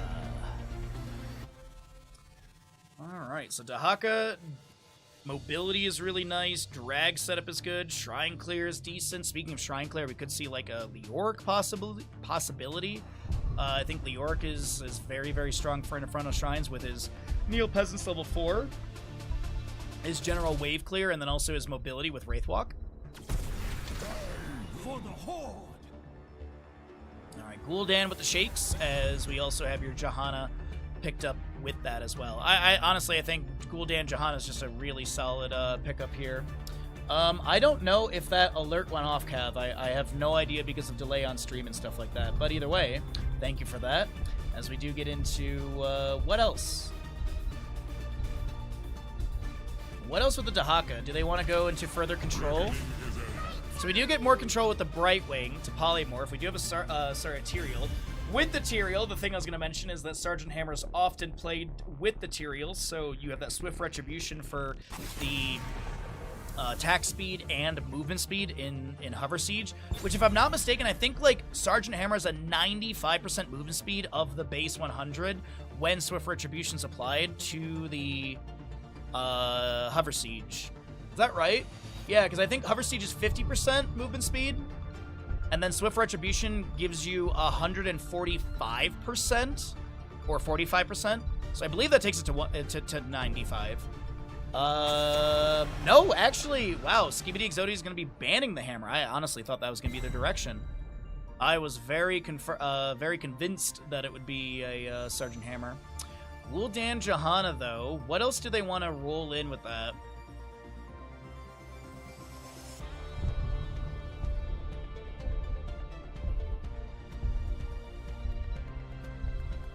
They need a healer, obviously. They need something in the solo lane against the Dahaka. Could be like healer solo, and they can flex that last pick if they want. I like this a lot. Urel for some good control. You got White Mane for her sustainability. You also got some poke from her as well, and Zeal healing, quite strong. What do we have for Skibidi Exodia? They need damage, obviously. They need Wave Clear, they need damage. They have Pixie Dust for Gul'dan, spell damage. God, I don't know what they want to lean into here. They need, obviously, Wave Clear and sustain damage.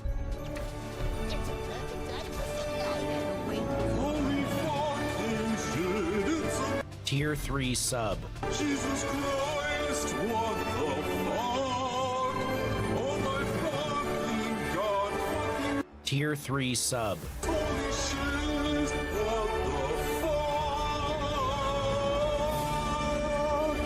I haven't seen Kerrigan in so long. It's not like a crazy pick, it's just I haven't seen her. That's a lot of months. In so long. Kaimo Tripson, thank you for the tier 3 for 97 months. That is a lot of months. I appreciate it. Thank you so very much. The best tier 3 alert in all of Twitch, and you all just got to see it. Thank you so very much for that. Let's get into the game. Get your gambles in, everyone. Any quarter milli gambles out there? I appreciate it so very much, Kaimo. Thank you, bud. I hope you're doing well today. Hopefully you got some good sleep. Hopefully you guys don't die during D&D today if you're playing. I am taking the day off because I have planned meetup. I have a planned meetup later on during the D&D time. Left side of the map is going to be our crew of Goon Platoon as they are looking to get a 1-1 score through this Infernal Shrines map with their Wit Johanna, Ultralisk Kerrigan, High Wraith Urel, Scorched Whitemane, and Disciple on the Ghoulish Daniel. Right side of Skibidi Exodia looking to continue their advantage or lead in this series with the Skog Tyrael, Hazuab's Junkrat, Hunter Orc Brightwing, Dino Cassia, and Bloodcool on the Dahaka. So we have no reason for the pause currently, but at least we can stay in-game, pull away the minimap, and at least show you what's going on with what, where on our talents. So we do have Justice for All for the Tyrael. It is going to be your extra one-timers for Junkrat, Hypershift Brightwing. You do have your Charge Strikes for Cassia. So it was a Cassia and Junkrat last two picks on the side of Skibidi Exodia. Johanna will be picking up her Zealous Glare. You got Pursuit of Flame for Gul'dan. Kerrigan does have some baseline questing we can talk about really quickly as well. And she did have that increased a little bit ago. You do need to get 100 stacks for the 125 additional damage on Ravage.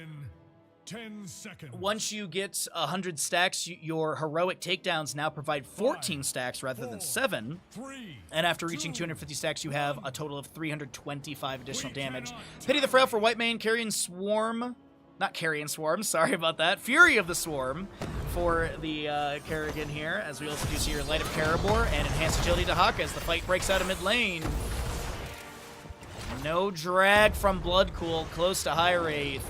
As Kerrigan looks for an angle to get a Primal Grasp in play onto Dino, but Dino doubles backs and avoids it. That's going to be Hunter Orc a little bit low. The Shield Glare coming out from the Johanna, but the double glare is not enough to take down the Fairy Dragon. Drag legs with the Dahaka into this Gul'dan, and if he dies, his stacks will be reset back down to 0, and First Blood is picked up by Skibidi Exodia.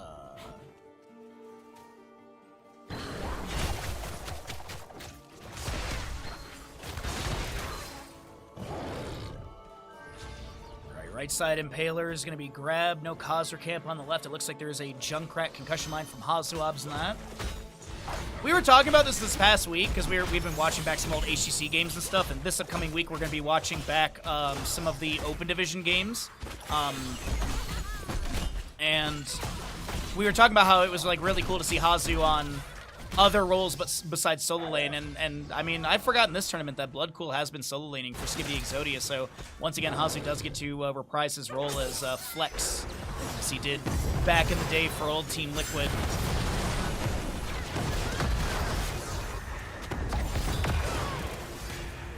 That's what they should do. That's what they should do for BlizzCon, is they, one, invite me, two, they should just invite, like, the old crews of a team.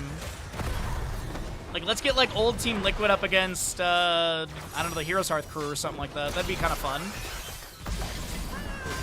Avenging Wrath over the wall as High Wraith is going to be able to back away. You hate these names? I'm the one who has to say it constantly. I like to think of Goon Platoon as a bunch of henchmen, rather than it being, like, a immature, silly name.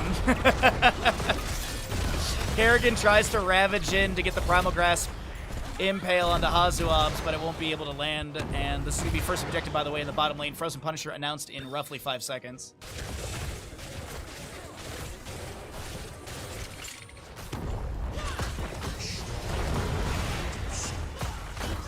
So Kerrigan up to 35 stacks on her Ravage. We do have 10 for the Gul'dan on his Pursuit of Flame, no Subdue for the Johanna, 1 Enhanced Agility stack for the Dahaka.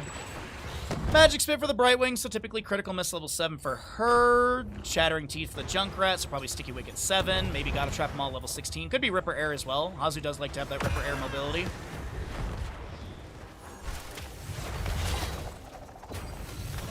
And 3 minutes on the dot. The objective is ready for contest. Hazu's already beginning. Starting out the objective. Rocket Ride Junkrat is a bounty, by the way. I don't believe there's a bounty on the left-hand side. Though I do think Reign of Destruction should be a bounty in the future if Caldor runs another one of these tournaments. I think Reign of Destruction would be a really fun bounty. Drag from Dahaka as he brush talks in. The Righteous Hammer from Yrel does connect.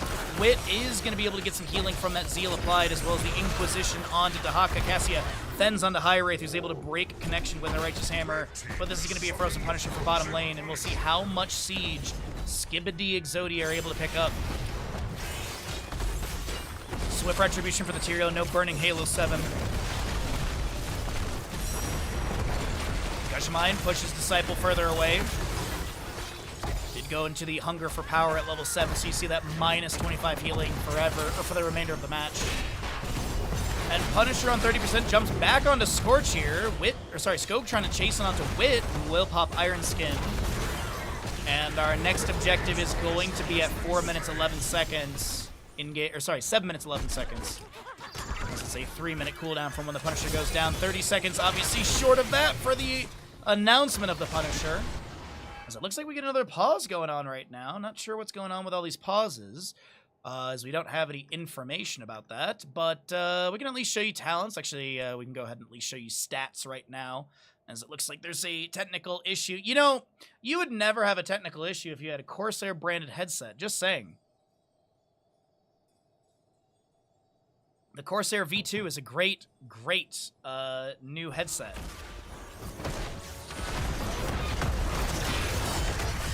Any chance I can plug my sponsor, I will. Alright, we're already back into the game. It was the most minute pause. Might have just been a little sound issue, or maybe a headband issue. We are going to have Bloodcool clearing out the wave. As I mentioned, the next objective is going to be 7 minutes 11 seconds, and it will be the Arcane Punisher mid lane. Yeah, actually, I wouldn't be surprised. Yeah, with a lot of these European players, I would not be surprised. They were all talking about, at the start of this game, or the start of this series, the temperature in their rooms. And I don't blame them at all. It is... anything over 20 Celsius, in my opinion, is too hot. 20 Celsius is 68 degrees Fahrenheit, by the way, chat. Anything above 20 Celsius, too hot. Okay, all right, we're getting another pause. Now it's lag. Okay, all right, so, Lag has been called, and we'll get back into this in just a moment. All right, enhanced agility on 3 stacks, 74 for the Kerrigan, by the way. As I mentioned, she needs to get to 100 for that next level of stacking. You do have 26 Pursuit of Flame stacks to the Gul'dan of the 30, so he's getting quite close, as it looks like the pause is over, and we are ready to go back into the game.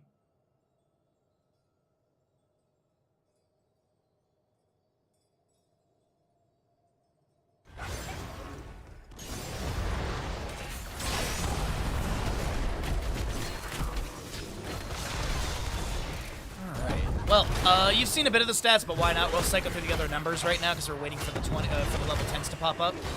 And Gul'dan should be able to finish this last stack within the rotation. 10 on the right side, Sanctification for the Tyrael, no Judgment. Riptire, Valkyrie, big fan of the Valkyrie pull, honestly. Link Heal and Isolation. As mid lane is where our next Punisher is going to be.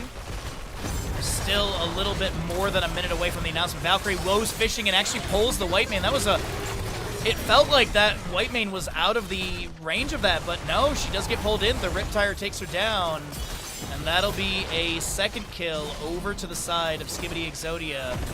So I just want to check the overkill really quickly for fun. But the mid lane, Fort Gate has been opened up, and you're going to be getting in the announcement of the Punisher here in about 20 seconds.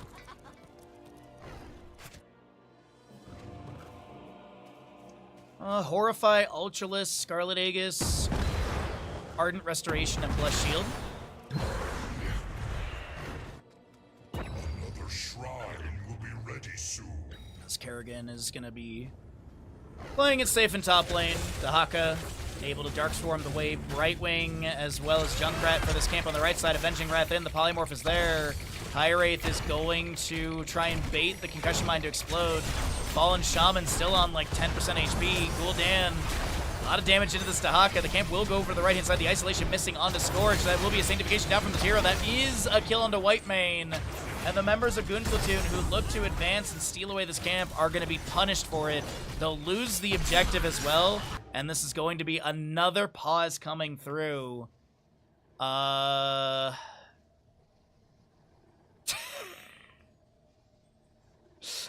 healer might be dead.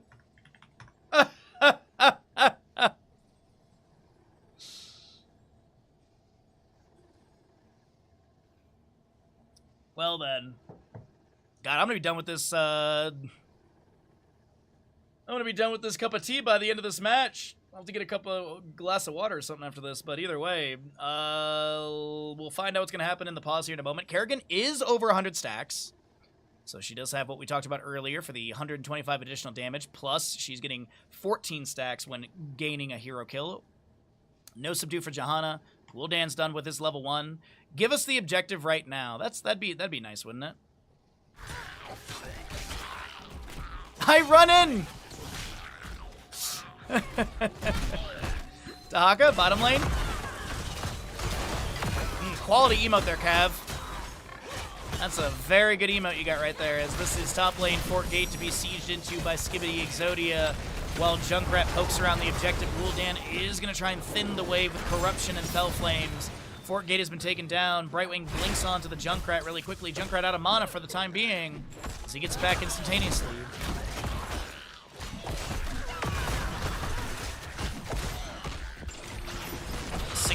Actually 18 to 30 in these defenders. It does look like Skibidi Exodia has been zoned back a little bit here. Dahaka still showing in bottom lane. Riptire from Junkrat summoned.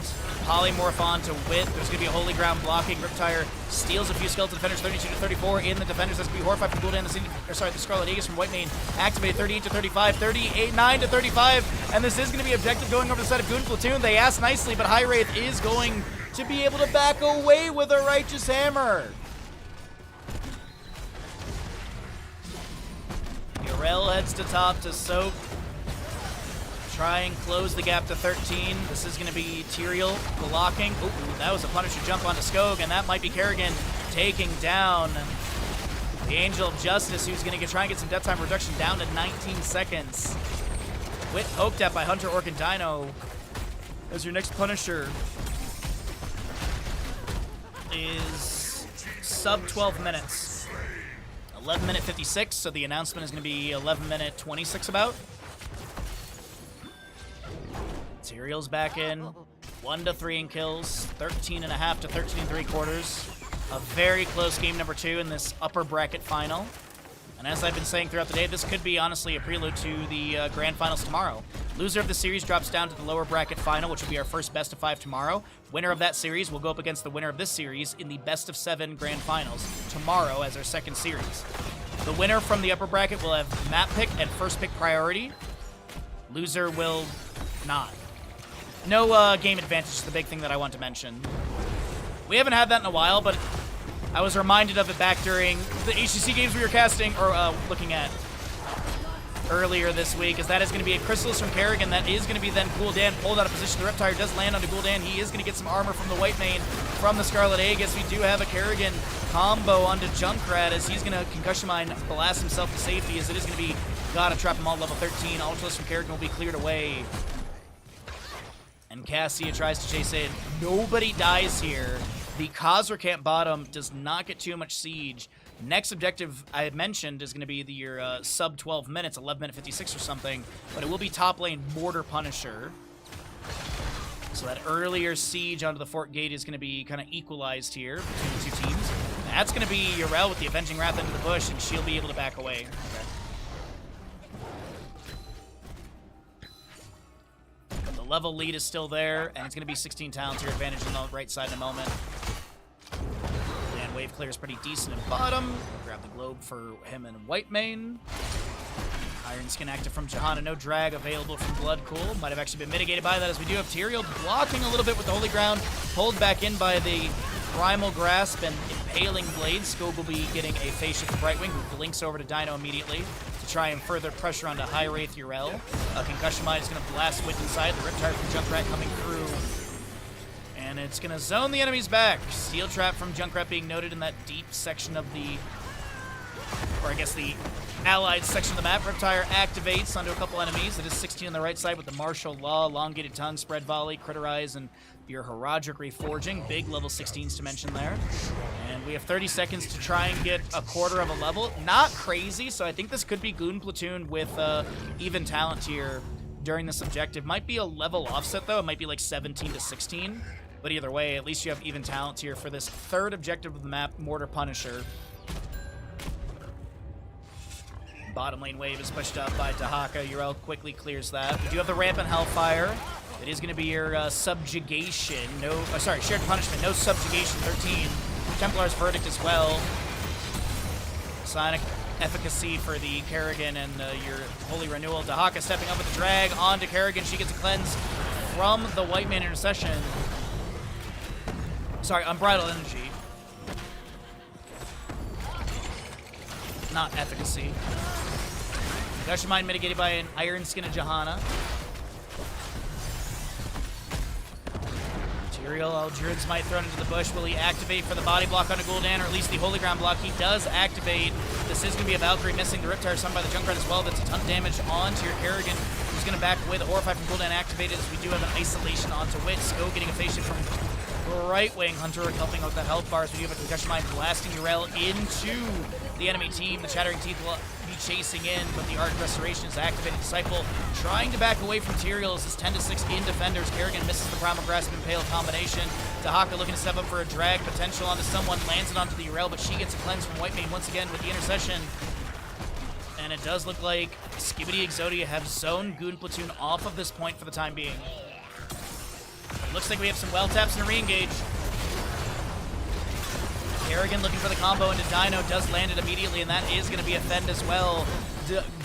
Dahaka's going to lose his pursuit of flame stacks, chat.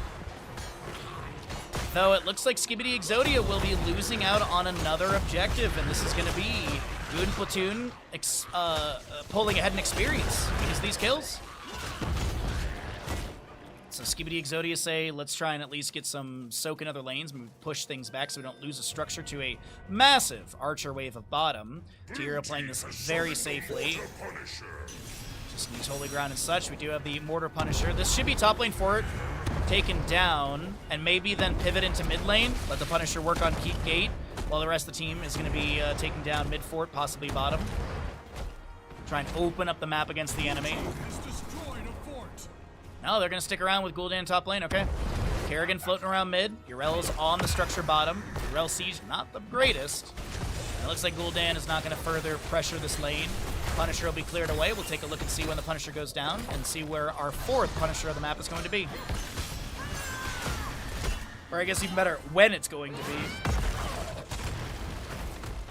Siege onto Keep Gate is going to be pretty decent here. Punisher is going to have another round of mortars soon. All right, 1740 for the next objective. Announcement at 1710.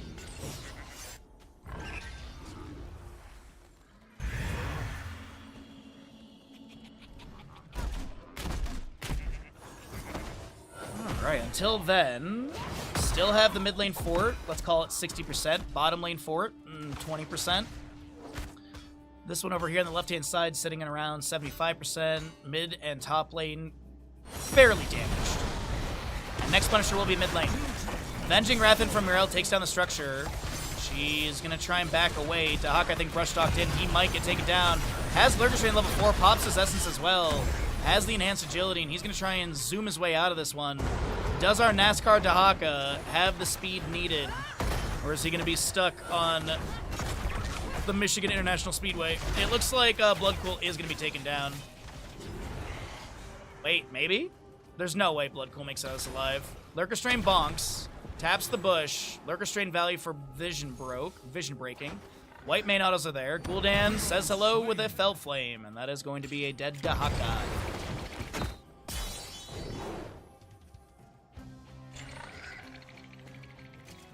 $20 on the left-hand side as the music does transition. We do have the Haunt, the Scarlet Crusade, Kerrigan with a Psionic Shift, Seraphim, and your Radiating Faith. Valkyrie tried to pull Disciple. There was an intercession from Scorch for safety. Well, I don't believe it connected there, but intercession kind of a low cooldown as Tyrael is going to be caught out of position and taken down by Urel. 47 to 42 seconds on the death timer, hitting Disciple. As speaking of Disciple, going to continue throwing in Fell Flames onto the Fort Gate, or the Keep Gate at mid lane, trying to open things up a little bit. Concussion Mine going out. Chattering Teeth are not going to be able to do much but zone. And the 2 towers remain. 1 tower remains. Gul'dan continues to just rocket in these Fell Flames. Max range drag from Dahaka into the Chattering Teeth, and that is going to be Urel taken down. Skibidi Exodia able to get this kill. 5 to 4 in kills as they push into level 20 with the Contagion. There's going to be your Holy Arena, which will increase the Sanctification duration by 1 second from 4 to 5, right? From 3 to 4, sorry about that. And then also enemies or allies within it get a 25% damage bonus. Sanctification baseline is just going to be a 3-second invulnerable status. No damage bonus until you get to level 20. Invisible Friends, you also are going to be seeing your Titan's Revenge for the Cassia and the extra oomph for Junkrat. 25-second cooldown per enemy hero hit for that, and it's a 75-second cooldown, so you're looking to hit 3 enemy heroes with a Riptire Explosion. 20's up on both sides. The members of Skibidi Exodia need to reel things back in if they want to have a 2-0 lead in this best-of-5 series in the upper bracket final. Objective has begun, 11 to 4 in defenders, favoring the side of Goon Platoon.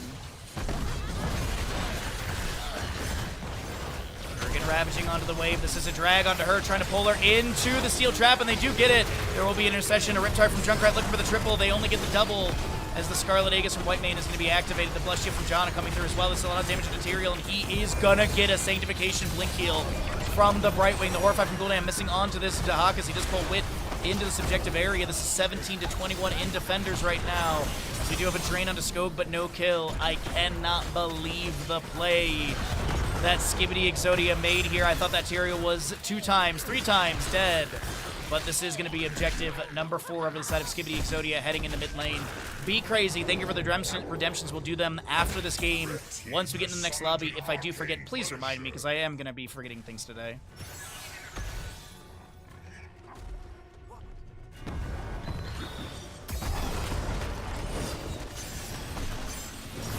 still trying to chase onto the Johanna. Dahaka brush stalking in. Maybe there's a drag for Wit, and the drag does not go through. The Iron Skin was active. But the body blocks are there. Wit trying to get away. The Riptide from Junkrat has been summoned. And we're looking for the triple. We get the double.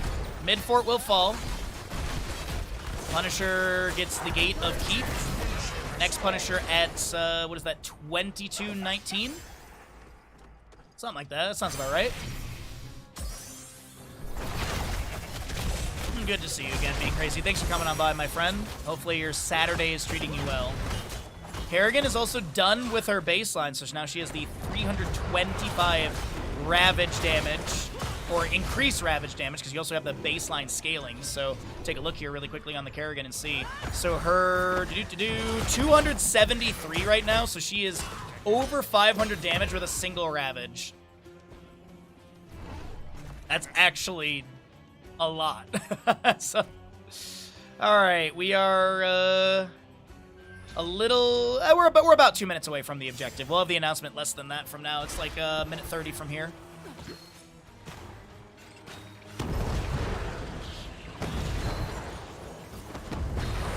I gotta say though, Goon Platoon, they're making a case for a 1-1 score, and you know me, chat. I want max games. Our first best of 5 went the distance. Hopefully our next one, this one can as well.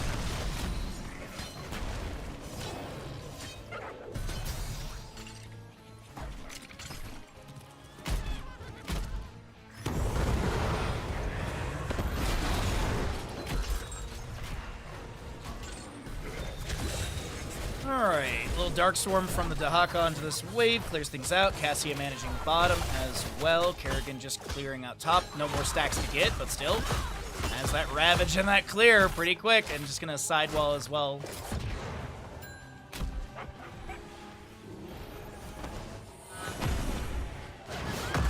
Sonic shift in. Ultralisk misses because the Dahaka was able to burrow in time. Dahaka, speaking of burrow, is going to brush stalk and look for the drag onto High Wraith here. And Cleanse goes out. Righteous Hammer. Here comes a Riptire chase. Sanctification. Or sorry, that's going to be Scarlet Aegis from the White Mane. Riptire gets the triple hit. And we'll see Junkrat look to chase in a little bit here. Wit is so split from the team, and that is Johanna taken down. 5-5 in kills. As the mini wave will take care of this catapult. And as I mentioned, the objective should be announced in just seconds here. Unless I did math wrong, which is not uncommon. Look at that. Look at that. Look at those timings. 40 on the 40 on the Johanna. She will not be back in time for the objective, as she'll have still about 20 seconds or so on her death timer. I'd like to see Skibidi Exodia heavily prioritize this, and it looks like they absolutely are. Invisible Friends on material, reapplying it once again. Blink heal charges relatively low at 9 seconds per charge. 2 charges obviously stored. Top lane wave is being pushed up, and I think Brightwing's going to hearth back to maybe help out Dahaka defend this top lane keep.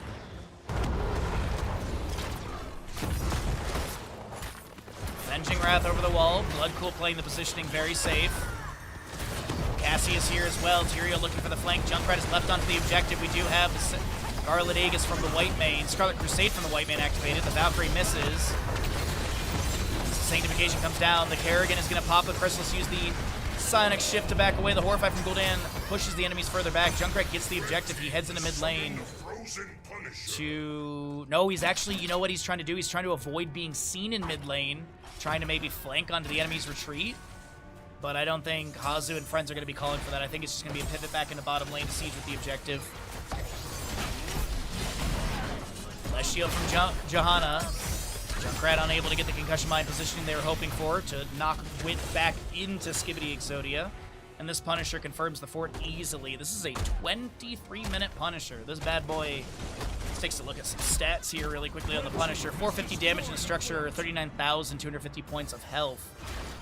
And still sitting at 82% overall as Dahaka clears top lane. I'm going to check really quickly to see if Brush Stalker available. Not for 118 seconds, but obviously globes give you a bit of a cooldown reduction on that one as well. Riptire from Junkrat with a little jump beforehand. Only getting the double hit, and this Punisher is going to be cleared away. So gate taken down, keep gate taken down. Maybe a run to top lane to try and take down that fort. Next objective gonna be 27 minutes in-game time. Long map number 2 here, and this is why we spammed the ads at the beginning of the stream so we don't have to run any ads during this game. Thank you again, everyone, for hanging out with me on this lovely, cozy Saturday.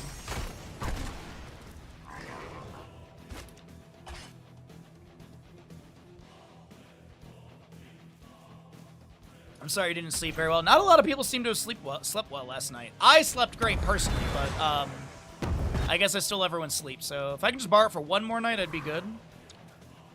Heroic-wise, we got everything off cooldown. We've got 2 charges of Blink Heal for Brightwing as it just ticked over as well. Mid lane wave is pushing onto the keep gate. This gate damage was from the previous Punisher. I think it was like the 4th one, if I'm not mistaken. So we're entering into, I believe this is going to be the 6th Punisher of the map.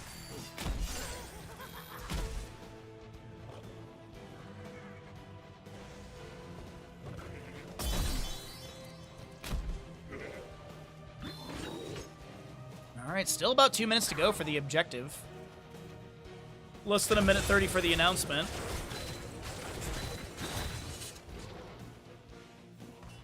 I think Skibidi Exodia, they're playing very safe here. They understand they have an opportunity to make this a 2-0 score. But I gotta be honest, Goon Platoon, they're playing really good right now. And if this is the prelude to the Grand Finals, I hope the Grand Finals goes to a map 7, because who doesn't want to see 60 heroes unavailable for the Game 7 draft? Technically, 64 at the start. Good drag from the Johanna. There's going to be a Riptire and a Brightwing auto to take them down. The Horrify from Gul'dan connecting onto the Tyrael, but he's not going to be too split from the team, as this is now Disciple being chased on. Dahaka lands the isolation into the White Mane. The Righteous Hammer from High Rate does land into this Dahaka. Bloodpool trying to back away. The Sanctification did trigger. He drags the Arel into the Steel Trap with the sticky Quicket level 7 for that silence. And a double kill is going to be picked up here. Objective announcement literally in seconds. Actually, no, still like 10 to 20 seconds to go. My bad. Sorry about that. Yeah, it's going to be at like 26:30 something.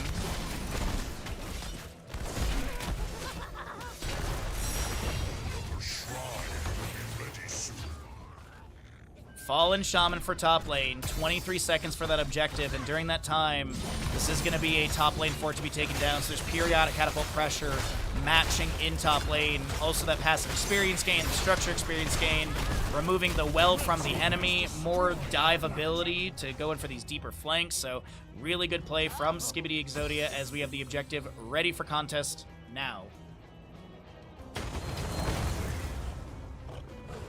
Gul'dan playing it very safe in front of the gate here. And Junkrat is going to work through this.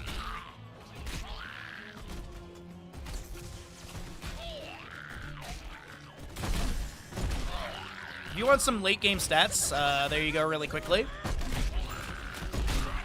As I was mentioning, this could be the final Punisher push. I mean, it's the 6th Punisher of the map. This is a hard-fought map number 2 in this best of 5 series. As we're at 32 objective, Skeletal Defenders on the right side.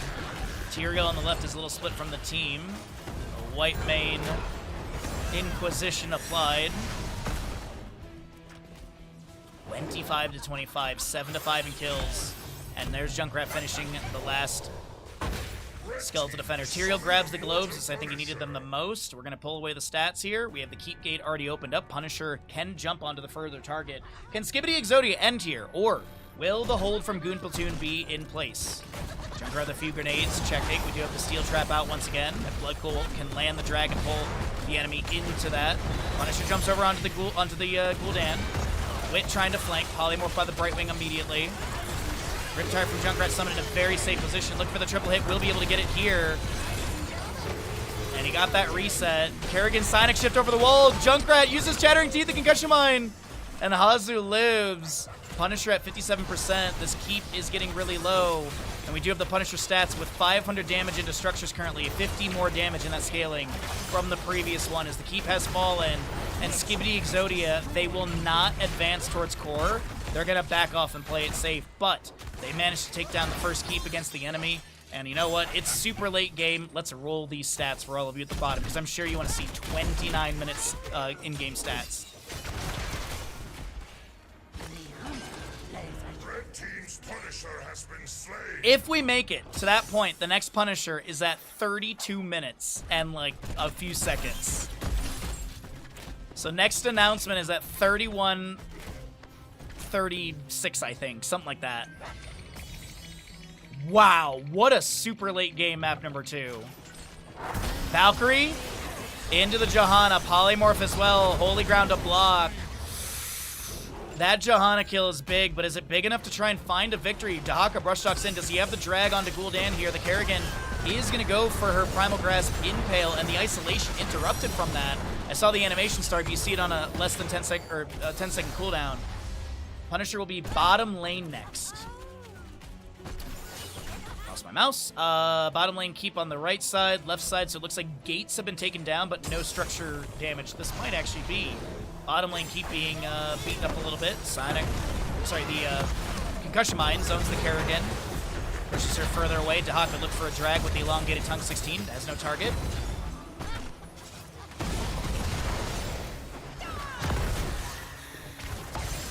Wraith getting chunked.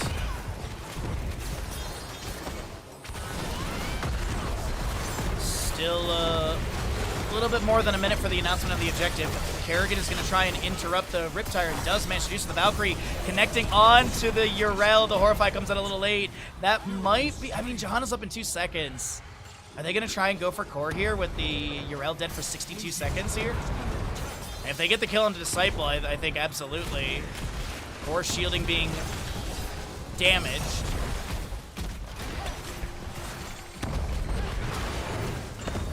Cassia continuing to throw Lightning Fury after Lightning Fury into this core. Auto attacks raining in. Dino using that base armor, or base trade armor, and this is core shielding dropped. 2% off, 4% drag from Dahaka. Lands onto Johanna into the Seal Trap, Concussion Mine. There's going to be a less shield out from Johanna. The Ultralisk misses the Sanctification is the reason for that. Ultralisk will be cleared away. No Tarask.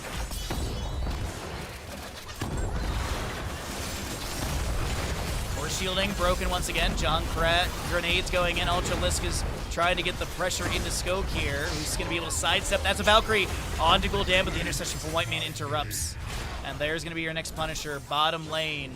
20 seconds until contested. Skog resets for full mana.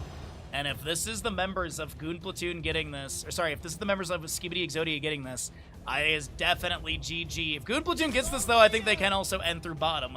Realistically, Punisher at 32 plus minutes is going to be beefy. Steel Trap set up. Yrel avoiding the bush because she knows there's going to be a Steel Trap or Concussion Mine there. Junkrat playing it further back around this objective area, going to be utilizing Concussion Mine to back off. Dahaka still has 1 Feeding Frenzy stack, so he's got 1 second cooldown for auto attack, and also has that drag duration increase just by taking the talent, trying to drag Johanna into that Steel Trap. The Bless Shield going out. The Riptire as well from Junkrat as an answer. Fit 16 to 11 in defenders. Dahaka so low on HP will not be taken down. Has S's activated. Concussion Mine blasts Yrel and Johanna. There's going to be a 4-5 from Gul'dan interrupting the drag. The Valkyrie misses onto a target. 24 to 14, favoring the side of Goon Platoon. Kerrigan pops the Chrysalis. We do have a bottom lane mini wave crashing towards the core. Sanctification material will be activated as well. Cassia and friends looking to take down this Yrel. Blood Pool lands a drag onto a target, but there's not going to be any fatal damage. It's a lot of Skibidi Exodia members low. Cassie is the first to fall. This is Punisher picked up by Goon Platoon. And this is a 33-minute Punisher at 530 damage in structures. Catapult over here is going to be working on the wave, but can Skibidi Exodia with 4 members defend? It's 6 to 9 in kills, 26.5 to 26.5 at 33 minutes in map 2 of this best of 5. Punisher jump. Dahaka avoids that with a burrow. Riptire from Junkrat has been summoned, trying to get the multi-hit, gets the double. Punisher baited in towards the core area, tanking some tower shots. And this structure, the bottom lane keep is taken down. Core shielding can be broken now. Punisher jumps over to the Dahaka.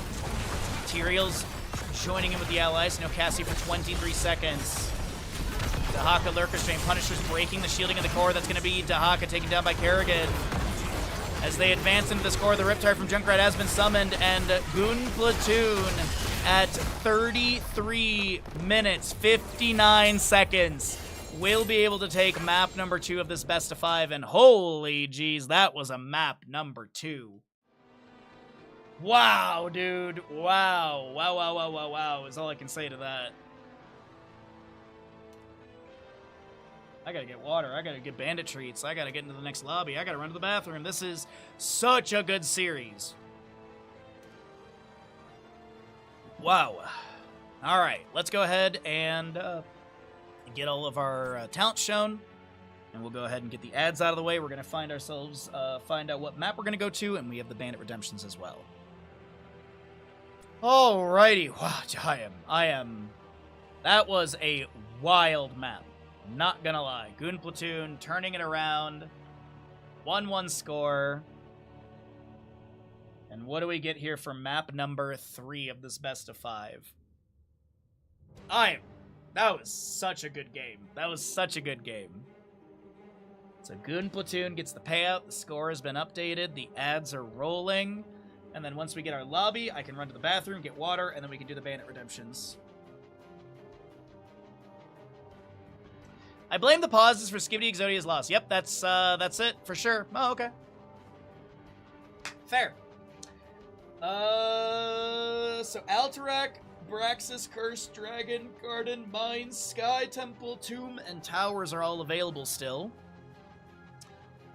As we just wait for this next lobby to be made. The players might take a small break, but if I run away, then I know that the lobby will get made and I'll miss it. So we'll just chill here for the time being. We can actually, you know what we can do?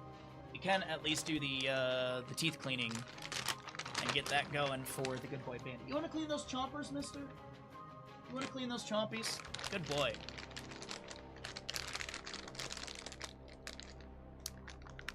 Alrighty, but yeah, the vet visit went well.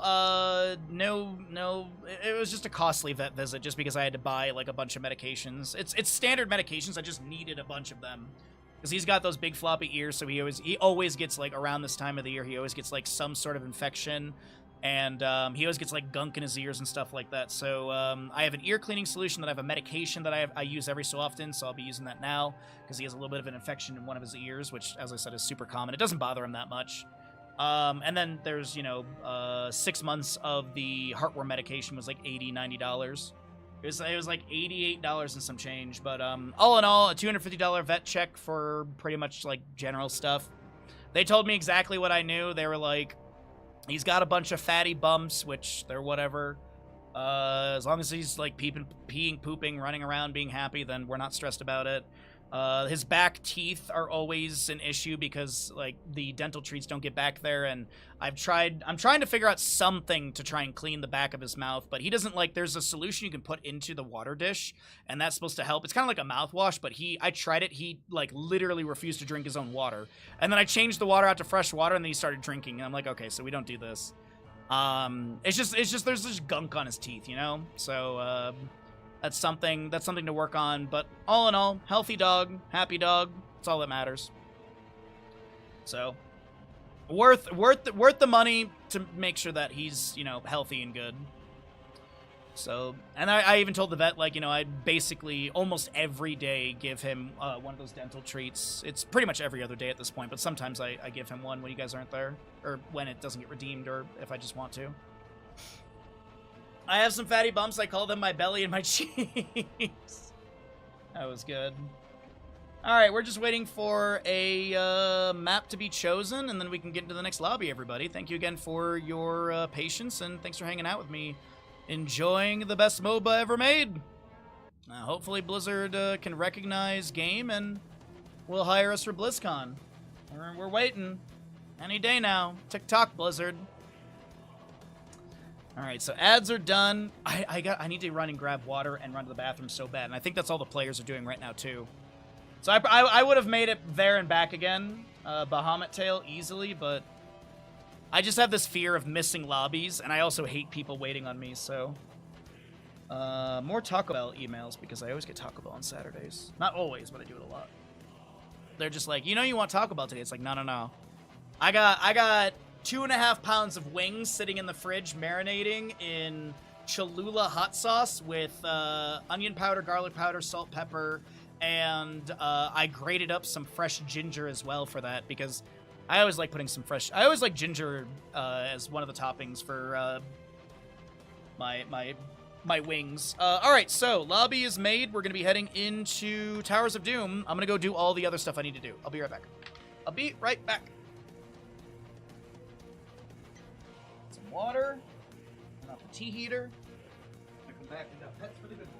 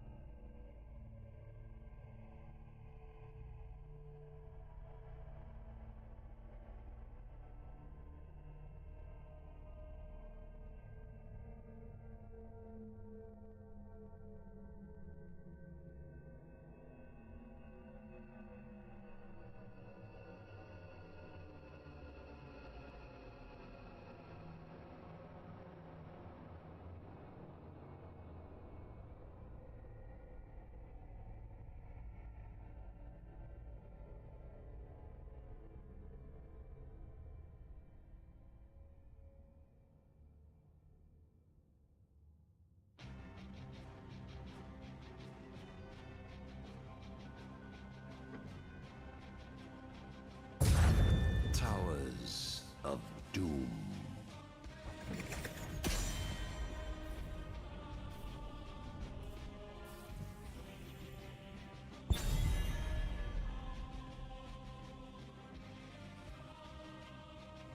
Alrighty, thank you for the redemption. Be crazy. Appreciate you greatly, bud. As we have our draft ready to rock and roll, I got myself a glass of water.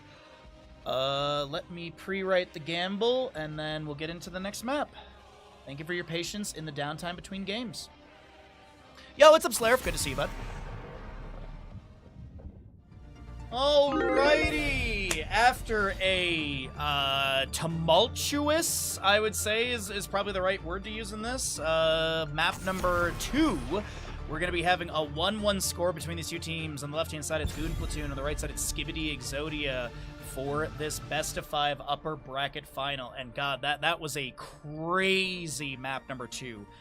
Just 1 second shy of a 34-minute map as we get a Vikings first ban on the side of Goon Platoon. Skibidi Exodia will get rid of that Medivh.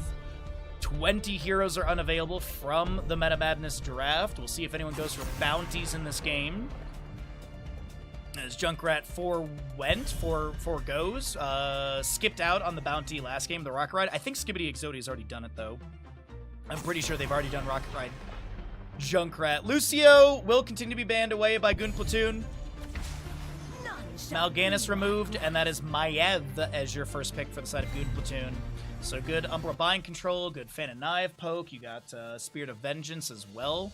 And what do we have for our first 2 picks on the side of Goon Platoon? So it is Goon Platoon who the losing side of Skibidi opted in for first picks. This is map choice. But we get a first pick Sylvanas. Very solid first pick, and a Rhaegar to follow that up. Doesn't really show any direction of the draft. You can go into just like sustained damage deal. You can go into sort of like a dive draft. There's so many different directions to go still. Rhaegar kind of checks the box with for most aspects of a healer. Baseline cleanse, chain heal is really good. Totem for potential movement speed debuff and possible attack speed debuff with a grounded totem at level 7. With the Maiev though, I feel like it's a control comp. Okay, you know I want to Cho'Gall, but there's no way it's going to be a solo lane Maiev. So, Malfurion Tracer Maiev. I would be looking to ban a Stitches here, honestly. I know Sylvanas has the Haunting Wave from ability. I know you have a Cleanse on Rhaegar. You can go Purification for a 45-second cooldown rather than 60 seconds. But I do think a Stitches could work out pretty good. The Medivh ban denies the portal safety. It's going to be a Nubrak. I actually think a Nubrak could work out really well, too. I mean, it's dive with the Tracer. I think Diablo could be on the table as well. It's automatically tumultuous. Okay, Turbo, that was good. No notes. No notes, Turbo. Good to see you. Happy Saturday, my friend. Happy Saturday, everyone. Thank you for being here. Really do appreciate it. It makes my day to be able to cast games for you all. All right. And Sergeant Hammer will be removed. That Star Fox mod looks kind of fun. Star Fox mod? What are you talking about? What I played yesterday? That's a new game that just came out. New. Not a mod. That was legit on my Switch too. I was playing yesterday. What's up, Zach? Yeah, the new Star Fox came out on Thursday of this past week. I'm here to help. Jaina Garrosh. I mean, Goon Platoon's draft is really simple. You've got Lockdown with Groundbreaker, Displacement with Wrecking Ball. I'm assuming it's Mind Control into Jaina combos with a Water Elemental. You've got Colossal or Earth Grasp Totem at level 16 for more slow. I love the draft of Goon Platoon. How often do you groom your beard? Can you, Leoric and Diablo will be the last two picks on the right side. Is going to be a divey composition. I can answer that when we start loading into the game. So Leoric and Diablo, Entomb. Dude, sucking at something is the first step towards being sorta good at something. Here you go, Bandit. Be sure and share with your butler. Ah, thank you. I appreciate the 100 bits, Red John. That's the joke? Oh, I have no way to tell that you're joking, Zach, honestly. You would be surprised at how many people came by yesterday and they like legit were like, wow, when did a new Star Fox come out? And I'm like, you didn't know? So, yeah, I couldn't tell. Imperius with the last pick. I love the Goon Platoon draft. I like it so very much. To answer your question, Nib, obviously I'd take showers and stuff and wash my beard. I just use Head and Shoulders. If you're talking about, like trimming and stuff, I usually let it go for a couple months and then I start trimming it back. The most active cleaning and trimming I do is around my mustache area, just for eating and stuff. But yeah, I hope that answers your question. Sorry to kind of rush through it, but we got a Towers of Doom game, and I love Towers of Doom in the upper bracket final. Thank you again, Red John, for the 100 biddies. Left side of the map is going to be Goon Platoon, Disciple Sylvanas, High Wraith Imperius, Wit on the Garrosh, Scorch Rhaegar, and Ultralisk Jaina.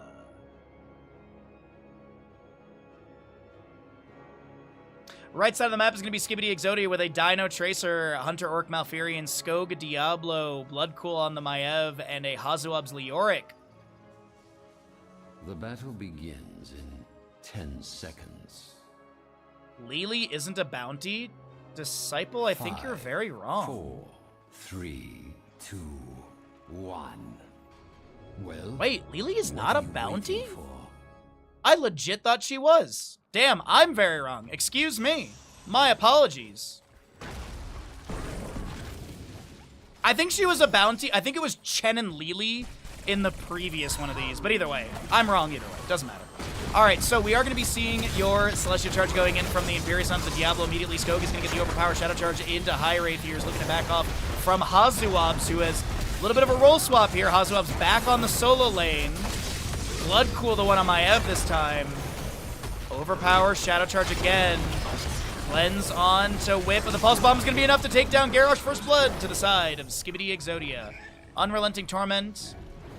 You do have your Celestial Charge upgrade with the Impaling Light. Body Check Garrosh, which I'm a big fan of. A Colossal Totem for the Rhaegar, and Fingers of Frost for the Jaina.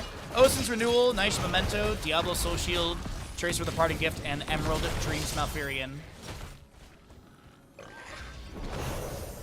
Yeah, basically that, Nib. Yeah, basically like that. But, you know, shower and wash like every day, and then I have a brush as well. But yeah, like trimming wise, it's like every month or so. If I get hired by BlizzCon, when I get hired by BlizzCon, I'll definitely probably take a little bit more time and work on that. But either way, let's get into this Towers of Doom. We have 2 kills early on, both onto Garrosh. Both, I believe, are from Tracer as well, right? I believe Tracer got credit for both those kills with the Pulse Bomb, indeed. All right, Lily's part of the Dragon one. Thank you, Nika. Okay, so, okay. Thank you, I appreciate it. Because I was like, I swear I saw Lily in this list. You're right, dragons. All right, so anyways, Diablo is going to be hit with a Celestial Charge by the Imperius over the wall, and Skog will be taken down. Is there any counter kill from Bloodcool and friends? No.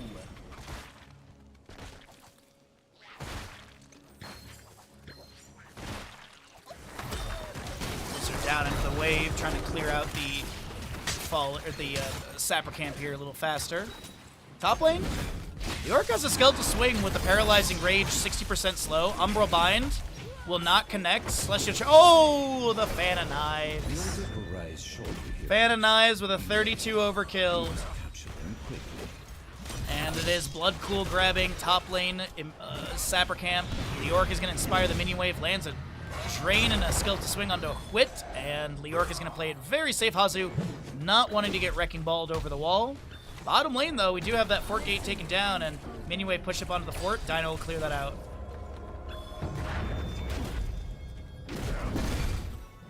Go forth and claim the altars in my name.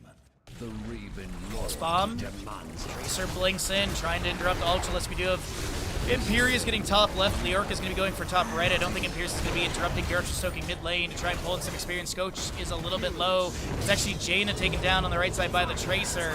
Dino going for the channel, and this is going to be an 8-4 trade in favor of Skibidi Exodia. Twitch gamble closes in the next 20 seconds. Get your gambles in. We do have a delay on stream today, obviously, so keep that in mind for the gambles.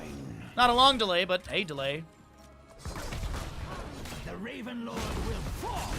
4-1 in kills. Almost a level lead is formed. Let's call it 3/4 of a level. Invade under this camp. Assist pings, I believe, are coming out from Wit, but I don't think they're going to be able to step up. Now, Sappers, will they be able to actually enter into lane? Because I think Wit is going to hold this right here. Jaina drops a Blizzard, and that's a quick clear onto that. Nicely done. Experience is really the only thing gained by Skibidi Exodia. I guess you could also say they gained the deny of taking away the enemy's Sapper. Speaking of, 15 seconds on this right side. Pivot into mid lane to maybe go into Jaina. Nah, she's too close to the gate. I don't think that's going to happen. Diablo goes in for the Shadow Charge onto Garrosh. He's going to pop the Indomitable. And it is going to be your grounded totem at level 7 for the Rhaegar as well. So the enemy heroes in Earthbind Totem area also have their attack speed slowed and spell power reduced by 15%. We do also have Jaina. Little Blizzard down. We also have that Cone of Coal going out. Groundbreaker lands on the Skog. 174 stacks currently for Sylvanas. Tracer will assist Leorc in the top lane to take down the Imperius, but meanwhile bottom, the siege continues with Haunting Arrows from Sylvanas are active. That's a Shadow Charge onto Disciple. The Haunting Wave from Disciple allows him to back up, but Wit now trying to get out of here. Fan of Knives pinned down is undone. No pin done, I guess you could say, and we also do have the Elude's Wrath. At level 7, Spirit of Vengeance again, Umbral Bind to pull the Garrosh back in. That laugh means we're 5 minutes in. The Wrecking Ball Groundbreaker throws Skog to the side. Top, left, right objective. Typically, those are traded. I wouldn't be surprised if they get traded and we just see Sappers. No. They're going to play this aggressive. To the altars. Do not disappoint. Skibidi Exodia want to step up and try and get this channel. Leorc is going to break off to the right side. Tracer lands a Pulse Bomb on Disciple. We do have Dino burning through all of their blinks right there to try and get away. Diablo comes with the Shadow Charge on the left side. Interrupted by these Fire Stomps. Or sorry, Disciple's Chant on the left side interrupted. Celestial Charge goes back in onto the Tracer. Diablo interrupted by a Solarian Flare. And he's going to hit level 10, so he has reduced soul consumption. It is a solid level lead between these two teams with Lightning Breath, Entomb, Containment Disc, Tranquility, and Tracer is going to be Sticky Bomb at level 10 for that AoE increase and the significant slow. Pulse Bomb at 76%, Lightning Breath cooking up Wit, and that is going to be Garrosh taken down. The members of Skibidi Exodia turning up the heat in map number 3 of this best of 5 upper bracket final. If Skibidi wins here, Well, if they win the series, they advance into the grand finals. That'll be a best-of-7 grand finals tomorrow. Loser of the series drops into the lower bracket final, and they will have to play a best-of-5 to earn their spot in that grand final. So as I've said throughout the series, this could be a prelude to what we see tomorrow as our second series. But either way, Clawy Kittens are waiting in that lower bracket final for whoever is going to be winning or losing here. One sapper, two. Oh, one of them gets stuck on the gate. Two of them get stuck on the gate. The weird moment right there, but they break down the gate, and that'll be the third sapper charging into the structure as we have a 12-point difference. Mind Control, Wrath of Angiris, Warlord's Challenge, Ancestral, and Water Elemental.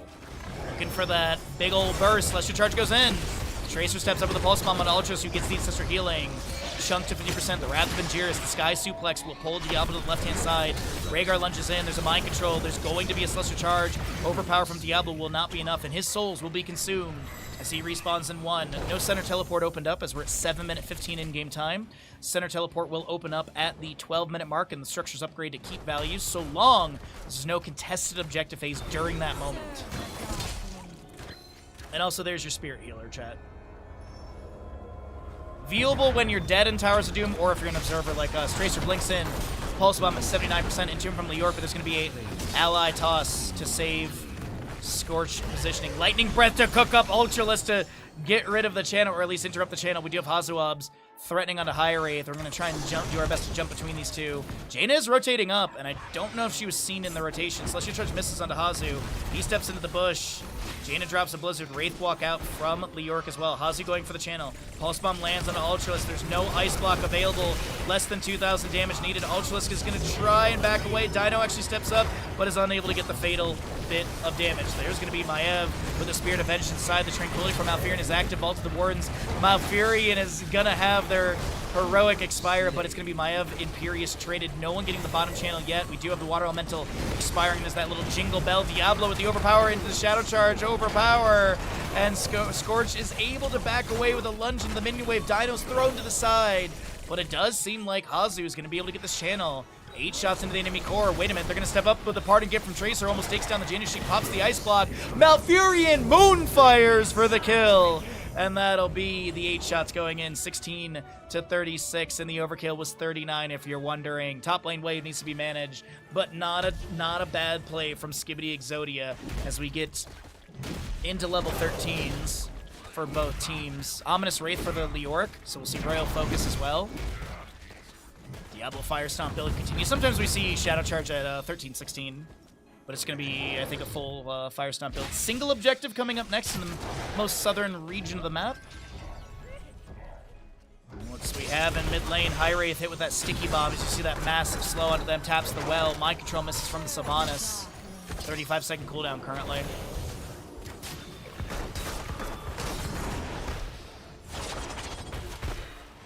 Alright, 17 of the 20 regeneration globes for the Jaina. Fingers of Frost. She's actually going to pick up her 18th, 19th actually off this wave, so one more to go for her.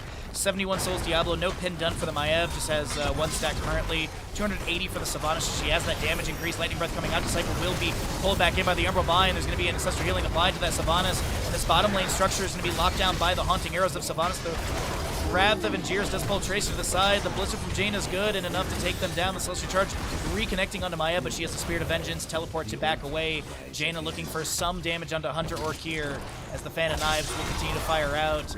And this is Jaina finishing out her level 1. We do have Leoric, meanwhile, in the top lane, gaining control of this bell tower, so it is 4-4 in shots, and it might just be that. Or just, sorry, 4 shots going into the core of Skibidi Exodia. 16 to 32 seems like it'll be the case as Jaina's set up for this. Take the altars and put an end to the Gravekeeper.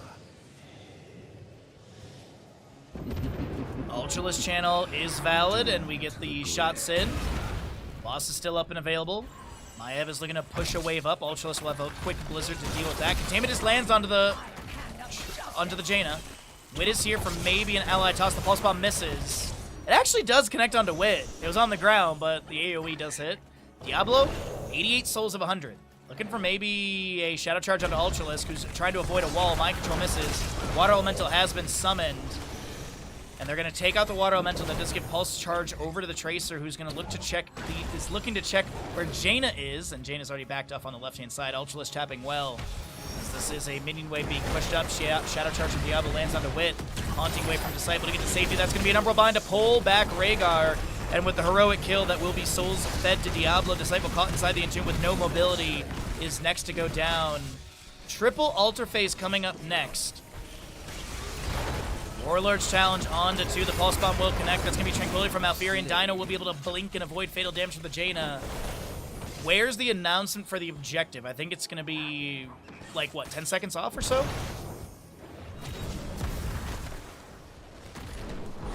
Tracer currently working on bottom lane structure. She's easily able to grab this. There's the objective. Center teleport opens up as well, as I mentioned. We're 12 minutes in game time. No contested phase. We have the announcement of the phase. Now here's the thing. Here is the thing, chat. We've got 3 altars, and this is looking like it'll be a 6-2 shot setup. 3 altars is GG. 2 altars plus boss is GG. Now, Sylvanas and Imperius, they're getting tons of value top lane. Sylvanas is also building up that baseline stacks. Tracer going for the right side. She blinks. She burns that blink. Imperius will not be able to make this rotation fast enough. Diablo's also going to be here as well. So, it looks like it is a 10-3 trade. Yep, 10-3 trade. Okay. 6-29 in map number 3 of this best of 5 series. And Skibidi Exodia looking to shut things down. Boss is being taken right now. Firestomp scouts out Wit. They know this is happening, and instead they're going to call for a mid lane fort, keep, which I think honestly is solid. Tracer blinks aside. Bloodpool has Spirit of Vengeance over the wall. We'll be able to get that. The Lightning Breath activated by the Diablo. The Light Bomb onto the Jaina. She'll be taken down. Pulse Bomb gets the kill. As the containment just finds its way onto the Sylvanas, she'll get the Ancestor Healing applied. Spirit of Vengeance goes in from the Maiev. That will be Disciple taken down. Wit is going to be looking to back away. There's a Wrecking Ball to throw the enemies inside. The Phantom Knives getting reset after reset after reset after reset after reset. And they take down the Garrosh as well. Sappers go over the wall in bottom lane. 3 Sappers do. Tracer picked off by the Nexus Forces a little too deep into the enemy lines. Single Altar coming up next. As Rhaegar and Imperius, who have very, I wouldn't say weak, but they're not great at structural clear. The Orc is going to go clear top lane. Diablo is maybe going to angle to defend bottom. I was thinking maybe they go for the top lane barrage, but they don't have a minion wave, and the objective is going to be here. Vigorous Vaulter automatically achieved by Maiev. She's going to go Shadow Orb Huntress. At the level 20, we do have your Hellgate Diablo, Serenity now, Malfurion. Tracer is I don't know what, but we do have the Orc with the Buried Alive. That is going to be the heavy-handed with the Get Stuff at 16 and the 20.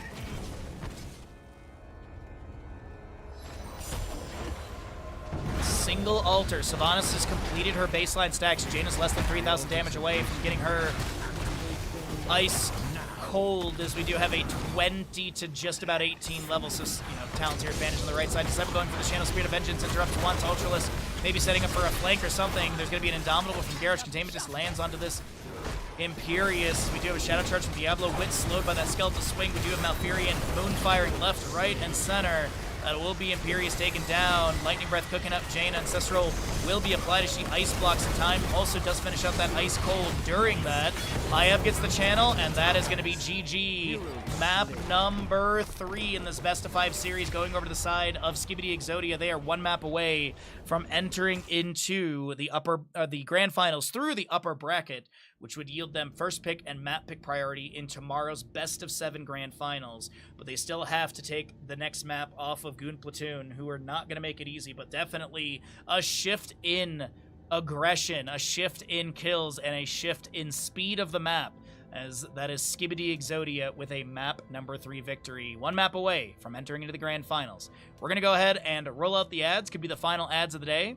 We're also going to go ahead and play out the prediction, and we'll get ready for what, as I'm saying, could be the final map of the day. We'll see if Skibidi Exodia can close things out in a 3-1, or if Goon Platoon can take us to the ever so sought after map number 5. Get your prediction, or sorry, get your Prime Gamings in, all that good stuff. Don't forget, if you have Prime Gaming, to use it. If you'd like to start a tier 1 sub and help us hit our sub goal, it's much appreciated. Thanks for being here, thanks for supporting, and thanks for being you. All right. What's up, Shy? Good to see you, bud.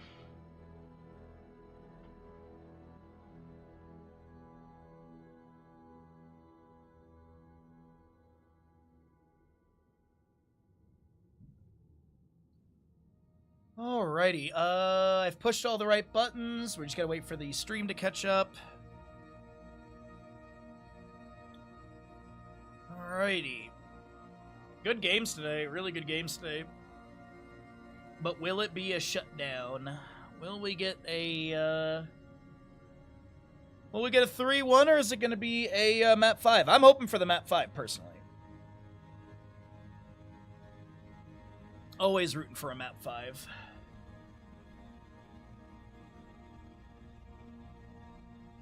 As I chug down some water after those games. God dang, dude.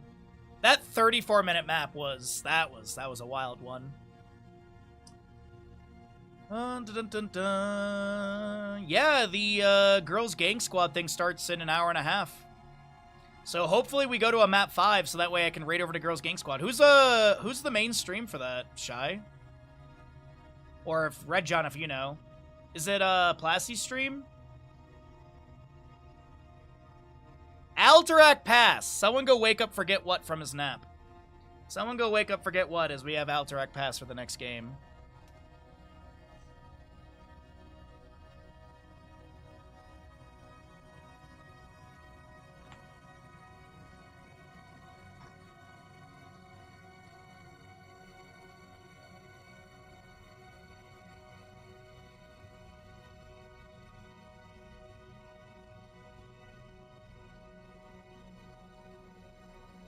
Oh no, Ninja. That's awful. Took like an hour to beat it on his way to the end, the VC blue screens. I mean, the nice thing is you can easily, like, you know, rack a line. No, like, what's the Twitch channel? That's what I'm trying to figure out. What's the Twitch channel? Where would I possibly be rating to? Unless all of them are streaming it. I always thought that the GGS always had like one main channel. Oh, thank you, Red John. Okay, thank you. I appreciate that. Okay. Okay, so Plasty's would be the main. Okay, thank you. I have her. I'm following her, right? I'm horrible with Twitch streams sometimes. Let's see. Plasticine.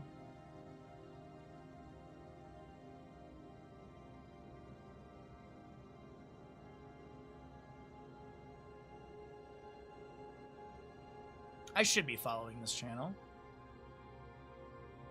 I don't see why I wouldn't be. Yeah, we're following. Okay, cool. Alright, I did close my bracket by accident, so let me grab the bracket really quickly. Alrighty, so close that. Close that. The lobby is ready to go for Alterac Pass, and we should be good to go. I ran ads, cool.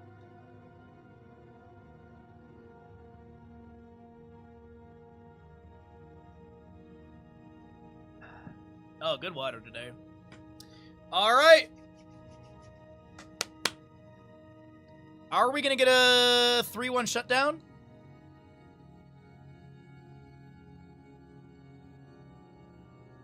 Oh, it really depends on how this game goes, because if this is the final map, then there's definitely no one I'm going to be I won't be raiding over for the GTS, because obviously no one's stream will be going at that time. Alrighty, Disciple Hat, yep, and readies are out. Here we go, into our Alterac Pass for the next game. Just gonna wait for the trigger of the lobby.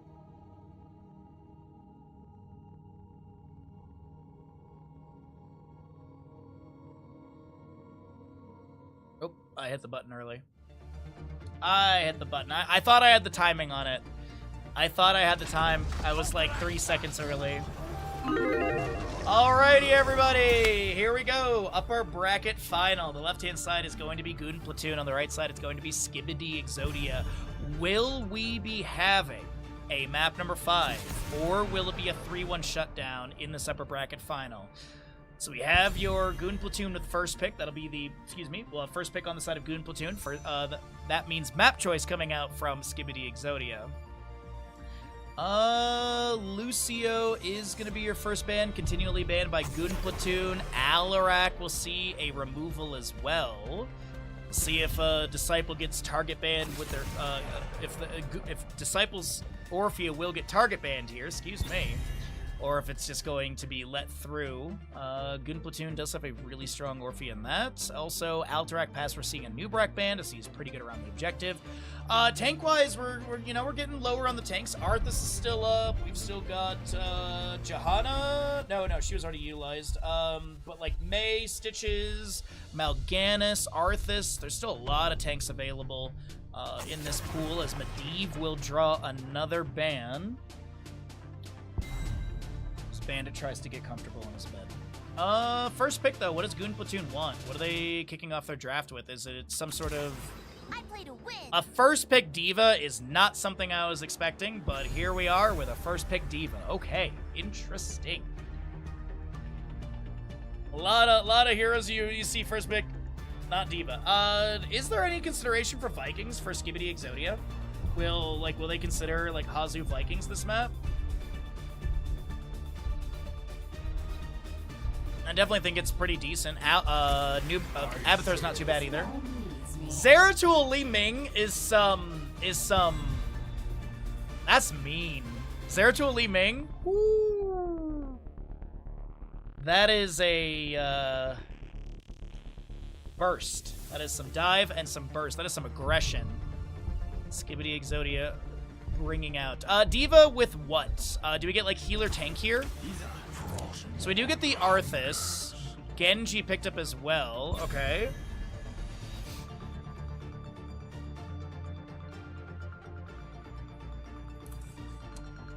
I don't think... No, I think Anduin has been played in this series already, so I don't think Anduin ban would be viable for like a Light Bomb Genji. Light Bomb Diva as well. I don't think he's been played. We'll see here. This could be an Anduin ban if he's up. Okay, it's going to be Hammer again. A lot of Sergeant Hammer bans coming up from Skibidi Exodia. I think Anduin was played in map 2, if I remember right.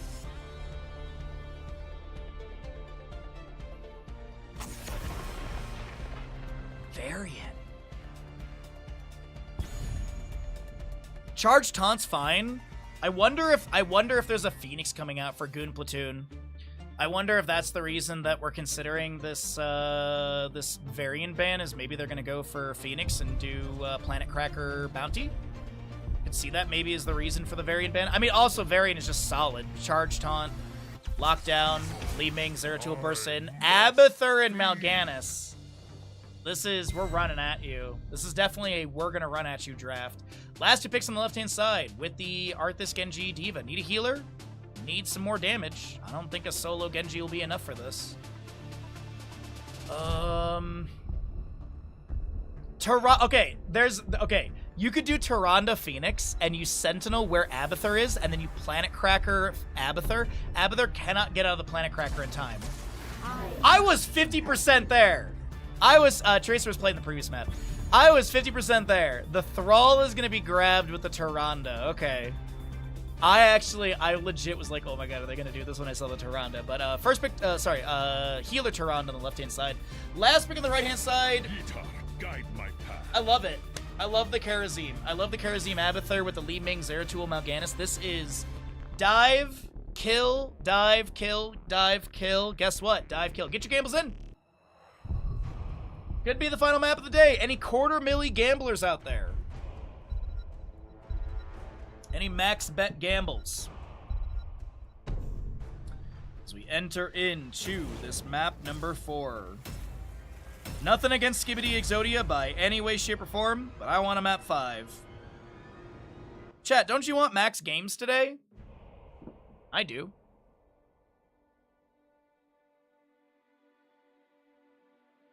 Yeah, that's true, Ed John. That's true.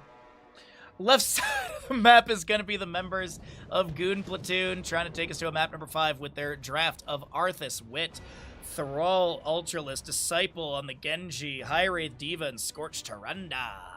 Right side of the map, though, Skibidi Exodia looking for the 3-1 victory with a Dino, Li Ming, Hazuab's Abathur, Skog Mal'Ganis, Hunter Orc, Karazim, and Bloodcool on the Zeratul.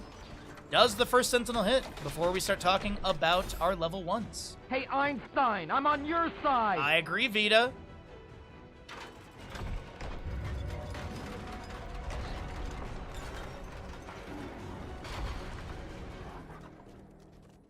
First Sentinel. Ooh, we got a game 5. Maelstrom weapon. That's a Lunar Flare connecting out onto, I think, Mal'Ganis right there as he gets a small Night Rush out. That'll be an Abathur Toxic Nest to assist in the symbiote kill as Thrall gets taken down. Frost Presence for the Arthas. You do have Moonlit Arrows. Full Metal for Diva. And it is your Agile Dismount Genji. Will of Trachondris on the Mal'Ganis Skoke here as a Howling Blast, Lunar Flare, and a Huntress Mark were applied. Skoke will be taken down. Aetherwalker, Pressurized Glands, Iron Fist Kerazim, and your Shadow Hunter Zeratul. Alrighty. Looks like we got some pretty good odds on the gamble. We'll see if we can get those numbers up a little bit as we still have a good 3 minutes on that. Zeratul Singularity Spike, I do believe, is what took down the Genji right there. And take a quick look, and there it is. Singularity Spike, 49 overkill. Nicely done from Bloodcool. 2-1 in kills early on. Chain Lightning for Thrall goes out. He's going to try and get some stacks on that level 1, but Ultralisk. Ooh, that's a really good Lunar Flare to create some space for Thrall to be able to back away. Up to 6 stacks on Lunar Blaze as Zeratul blinks in for the cleave, but is unable to get any further damage. We do have Lunar Blaze baseline for the Tyrande here. Sorry, going through all the names in my head apparently today. But Lunar Blaze will be grabbed. 4 more stacks needed for a 30% range increase. 14 needed for the Piercing Sentinel. At the 40 mark, you do have the old Shooting Star. Number 8th auto attack fires a Lunar Flare, prioritizing heroes when possible as Bloodcool is going to try and dip, dive, and dodge. And hold Ultralisk here. Kerazim dashing in. The Li-Ming Arcane Orb side. No! Thrall was trying to avoid the splash of the Arcane Orb, but it still comes through. There's going to be a root onto the Mal'Ganis as he answers back with some Fell Claws onto Wit. Yes, indeed, Ninja, you did hear that there was an Abathur in this game. Steve is pushing up the bottom lane wave onto Hazuabs as he'll symbiote the gate. And the fusion cannons continue to get some decent damage. Yeah, that's a good point, Umber. That's a really good point. Scorch Tyrande is really strong. Our scouts report that the Horde's keeping some of our soldiers. Howling Blast goes over the wall. Zeratul sidesteps that, steps in for a quick cleave, blinks away immediately. We do have your Echoes of Doom, by the way, for the Necrotic Embrace. But our first objective, north side of the map, 1 Jailer to defend, 25 seconds channel time. So we do have a few Toxic Nests in the rotation down to bottom to either dismount or, well, mostly dismount, right? You're not going to be getting a kill with a single Toxic Nest. Oh, wait!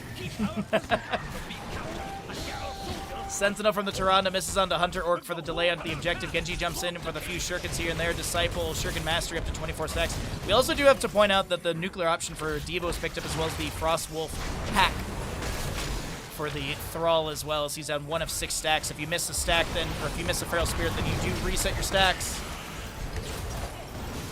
2.2 seconds of channel time needed. Balloons chosen applied to Wit from that level 4. And Mal'Ganis' Night Rush interrupted by that Howling Blast, up to 10 stacks. 15 will get you the 20% range increase with rooting along the path.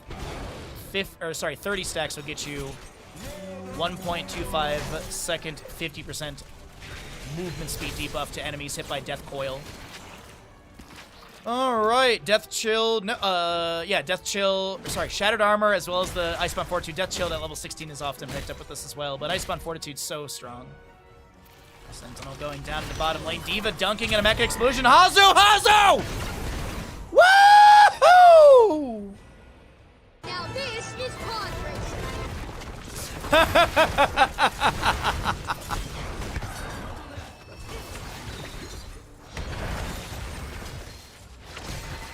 I can't, dude.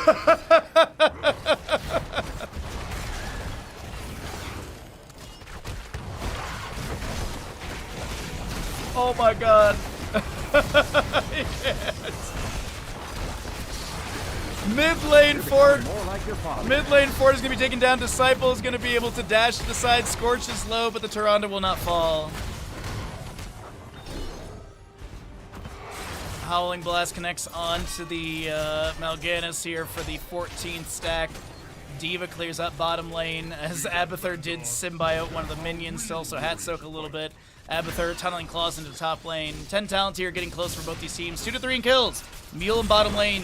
healing up a little bit of the damage. Bloodcool almost taken down by D.Va or Genji. The Sentinel misses! D.Va boosting him, but Zeratul blinks back. Lunar Flare, double back. I can't believe it. Bloodcool's gonna live here. Disciple getting chunked. Swift Strike, no! Genji is not taken down and Bloodcool won't fall. As this is your right side, left side siege camps to be grabbed. We do have Abathur hat soaking top. It looks like he actually is hat soaking mid, pushing up with the Reaver minion as it does have 50 spell armor. No increased damage to structures or anything like that, but it just has that 50 armor, excuse me, not spell armor.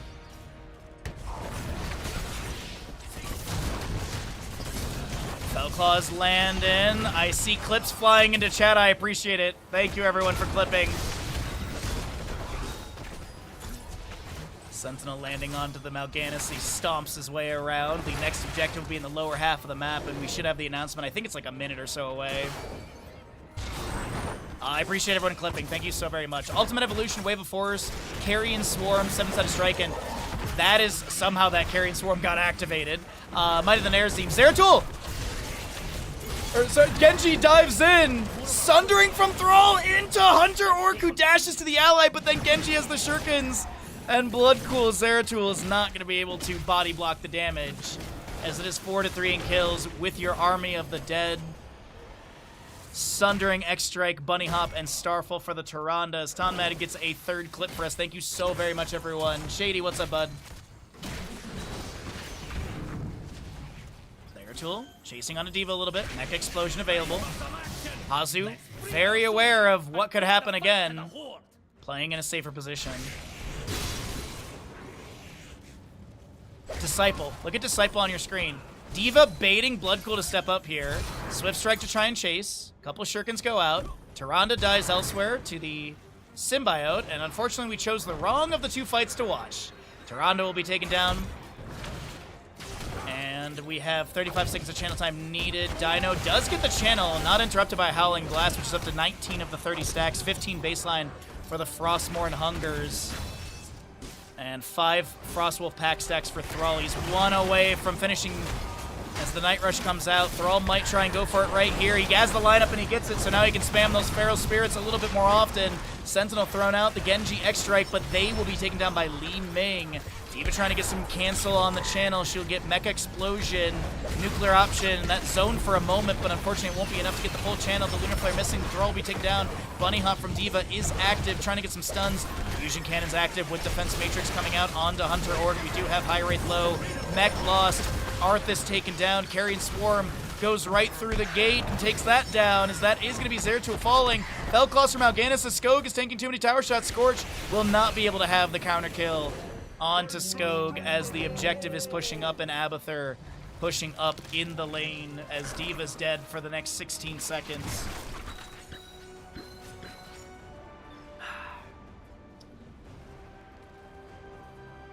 Mule to buff top lane Fort Gate health. We do have the cavalry arriving here. Symbiote to push up this wave and soak as well. Genji! I am sweating for Hazu this game. Will of Dracondras has been finished at 8 minute 53, so now the final slash has a 0.5 second stun increase and a 4% lifesteal. So 1.5 second stun. Karazim will be taken down by the Thrall. Howling Blast lands onto the Li Ming, but they're not going to step up any further, as we do get 13 to 14. Let's call it 13 and a quarter, but there's going to be the Death Chill as well. Top lane Fort will be taken down, and Disciple won't be picked up. D.Va boosting in to try and help out, but this is going to be set up for boss and bottom.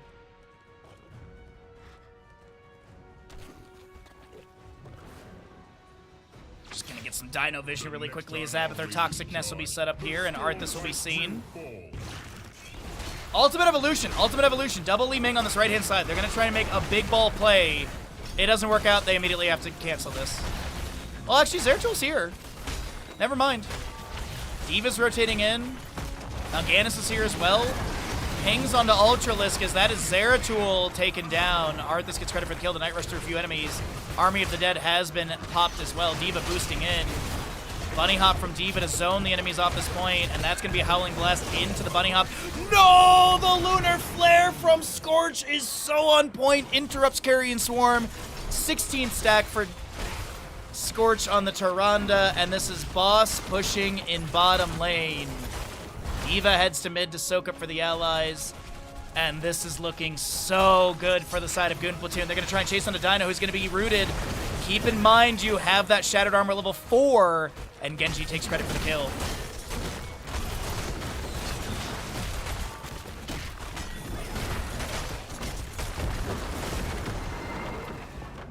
Bottom fort has gone down. Symbiote pushing top lane has gotten this wave onto the keep gate. Boss and bottom at about 25% health. Third objective is available, 45 seconds of channel time, 3 jailers to defend. Bottom lane keep is looking like it will be taken down. They're not playing to end, though. They're playing to the far side of this keep, but I don't think they end here. There's no way. But you just get a fort keep after the double kill with the... Oh, that's great. 16 is going to be here on both sides. Anti-magic shell for the Arthas. We do have Genji going into the Reflect as well. Do we get another Zanshin Genji? We did have a Zanshin Genji earlier today. The Jailer defending is going to interrupt Hunter Orc 1, so it doesn't look like there's anything to delay again with a Sentinel or anything. Lunar Flare going out from Tyrande. That's a star. Whoa! Li Ming deletes the Tyrande. As this is constant Reaver pressure in bottom lane, by the way, and Howling Blast goes out. That is going to be an ultimate evolution onto Mal'Ganis. Skibidi Exodia, they just want to delay this objective, or they want to delay the counter channel, sundering the real Mal'Ganis pop, carry, and swarm. The ultimate evolution will be cleared away. The symbiote applied to the Zeratul. The objective channel still going. We do have Fellclaws with blind as a bat from Mal'Ganis, level 16. Thrall and D.Va mech will be taken down. Army of the Dead activated. D.Va dancing over here, getting punched by High Wraith. No dance party, as that is going to be objective to the side of Skibidi Exodia, and I think this is going to be, I'd say at least one keep taken down, but I can see the pressure in top lane already being applied. This could be a double keep play. Granted, the objective is to rotate the map. You got like 12 to 20 seconds of death timers still to go through. So probably the death timers will be just about done by the time the objective rotates, but you still have top lane keep already at 50%. So yeah, death timers are mostly finished. Zeratul trying to get this wave pushed up onto the keep to then get it auto attack to inspire it. Pivot back into mid lane with the cavalry that has arrived faster. Bottom lane is a little further back. The Howling Blast lands into Karazim. The Lunar Flare onto this Mal'Ganis as he gets a cleansing touch from the Karazim. His cleansing touch level 16. You also have that Quicksilver and the blinding speed. And the keeps are all saved here. I'm honestly surprised. I was expecting at least one, but take a look in here. Bottom lane boss, 1 minute 42. Top lane boss has not been grabbed. The bottom lane fork will go down. Fuel to be summoned for bottom lane as well. Arthas clears that out. Might have been a misclick from Hazu there.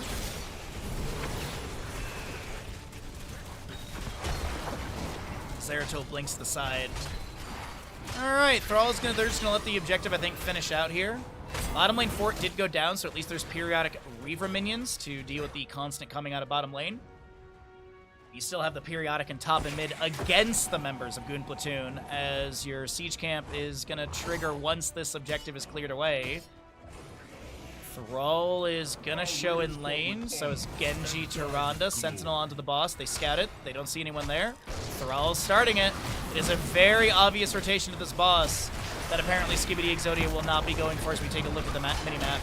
Next objective, by the way, is gonna be like 17 minutes in game time, about, I would venture a guess. Li Ming is rotating up. Zeratul's still showing in mid lane. I think they harass here, but I don't think they actually step into this. 10 to 12 in kills, 18.5 to 19.5, favoring the members of Skibidi Exodia as Zeratul gets another wave pushed up. Ultimate evolution of the Zeratul to continue sieging here. This is really, really nice. Unfortunately, D.Va's here, and Hazu Ultimate Evolution's not going to find a ton of value as D.Va's prioritizing the Ultimate Evolution with this mecha. We do have Mecha Explosion as well. D.Va Pilot, Concussive Blast, auto attacks as well. And that'll be the Ultimate Evolution cleared away. The Null Pack is also going to be reducing structure armors. We do have the Thrall taken down by Li Ming. Fellclaws, blind as a bat, trying to chase onto the enemies. The Whip Force Repulsion, level 20. Will push Scorch into the enemies. The Bunny Hop from D.Va interrupting Skog on that Night Rush. We do have Scorch so very low, and so is the Genji. resets from Li Ming are coming through. This will be Boston top lane, but I do believe double keeps will be taken down with 40 seconds on average. D.Va might be heading into the Hall of Storms as well. She's going to cancel her dance. 14 on the Thrall, 30 on Arthas, Genji, and Tyrande. And Skibidi Exodia, they want to shut it down. They want this to be a 3-1 victory. D.Va's got a defense matrix. She'll be hit by the 7-sided strike. High Wraith mech is taken down. Ultralisk has respawned as well. D.Va pilot taken out. This is going to be Thrall with some decent damage. Vandar Stormblight getting a nice spin to win, but Ultralisk is going to be... as that is going to be all 5 members of Goon Platoon taken down. A good back and forth, but this is going to be your map number 3. Map number 4 over to the side of Skibidi Exodia. It was a little sketch there. Honestly, if the death timers were a little bit lower for the side of Goon Platoon, I honestly do think they respawn and defend that. But that's not going to be the case, and that will be a 3-1 score in favor of Skibidi Exodia. They take that serious. So Skibidi Exodia will be heading into the grand finals through the upper bracket, and you're going to be having the members of Goon Platoon drop down into the lower bracket. They'll be facing the Clawy Kittens in the first best of 5 tomorrow morning, and then our second series tomorrow will be the grand finals. I just want to take a moment and thank all of you so very much for hanging out with me today. Thank you for watching the games. Thank you for supporting. It's a lot of places you can be watching Here's the Storm, a lot of places you can be watching content on Twitch. So thank you so very much for choosing our cozy corner. Be sure to follow if you're not. We do upload games to YouTube and stuff like that. We have 2 YouTube channels. One of them is an archive. One of them is for edited Heroes games. Do check those out with !YouTube. But at this time, we're going to go ahead and get a host and raid going. We're going to go ahead and pay out the gamble as well. Skibidi Exodia did take that last map of that series. And let's go ahead and see who we're going to be getting a host and raid going to this afternoon. But thank you so very much for everyone's support today. I really, really do appreciate everyone hanging out, chatting, cheering on these teams. It has been so much fun hanging out with all of you, and I really do appreciate all the support you all bring to the table. And just thank you so very much. I really can't thank you all enough for how much fun we've had today. So let's go ahead and get that host and raid going this afternoon. And let's see. I'm gonna send you over to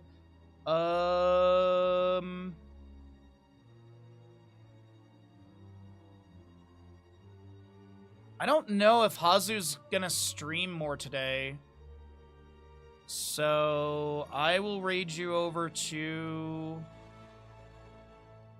Oh, I'm gonna raid you over to St. Cola. St. Cola is currently doing a live stream from Evo. Let's go say hi to St. Cola. Alrighty, if you are a tier 1 sub, copy the first message. If you're tier 2 or 3, copy the second message. St. Cola is an amazing fighting game caster. He's currently doing a live stream from Evo, which is going on right now. So go right over to St. Cola, go hang out, go check out some silly times, and I hope you all have a really fun day. I'll be back tomorrow morning at 6 a.m. West Coast USA, 9 a.m. East Coast USA, and 15 CEST for the grand finals of this tournament. Thanks for being here. Thanks for being awesome. Thanks for being you. And we'll see you all bright and early for another great day of casting, commentary, and fun. Later! Hi. Have a lovely day.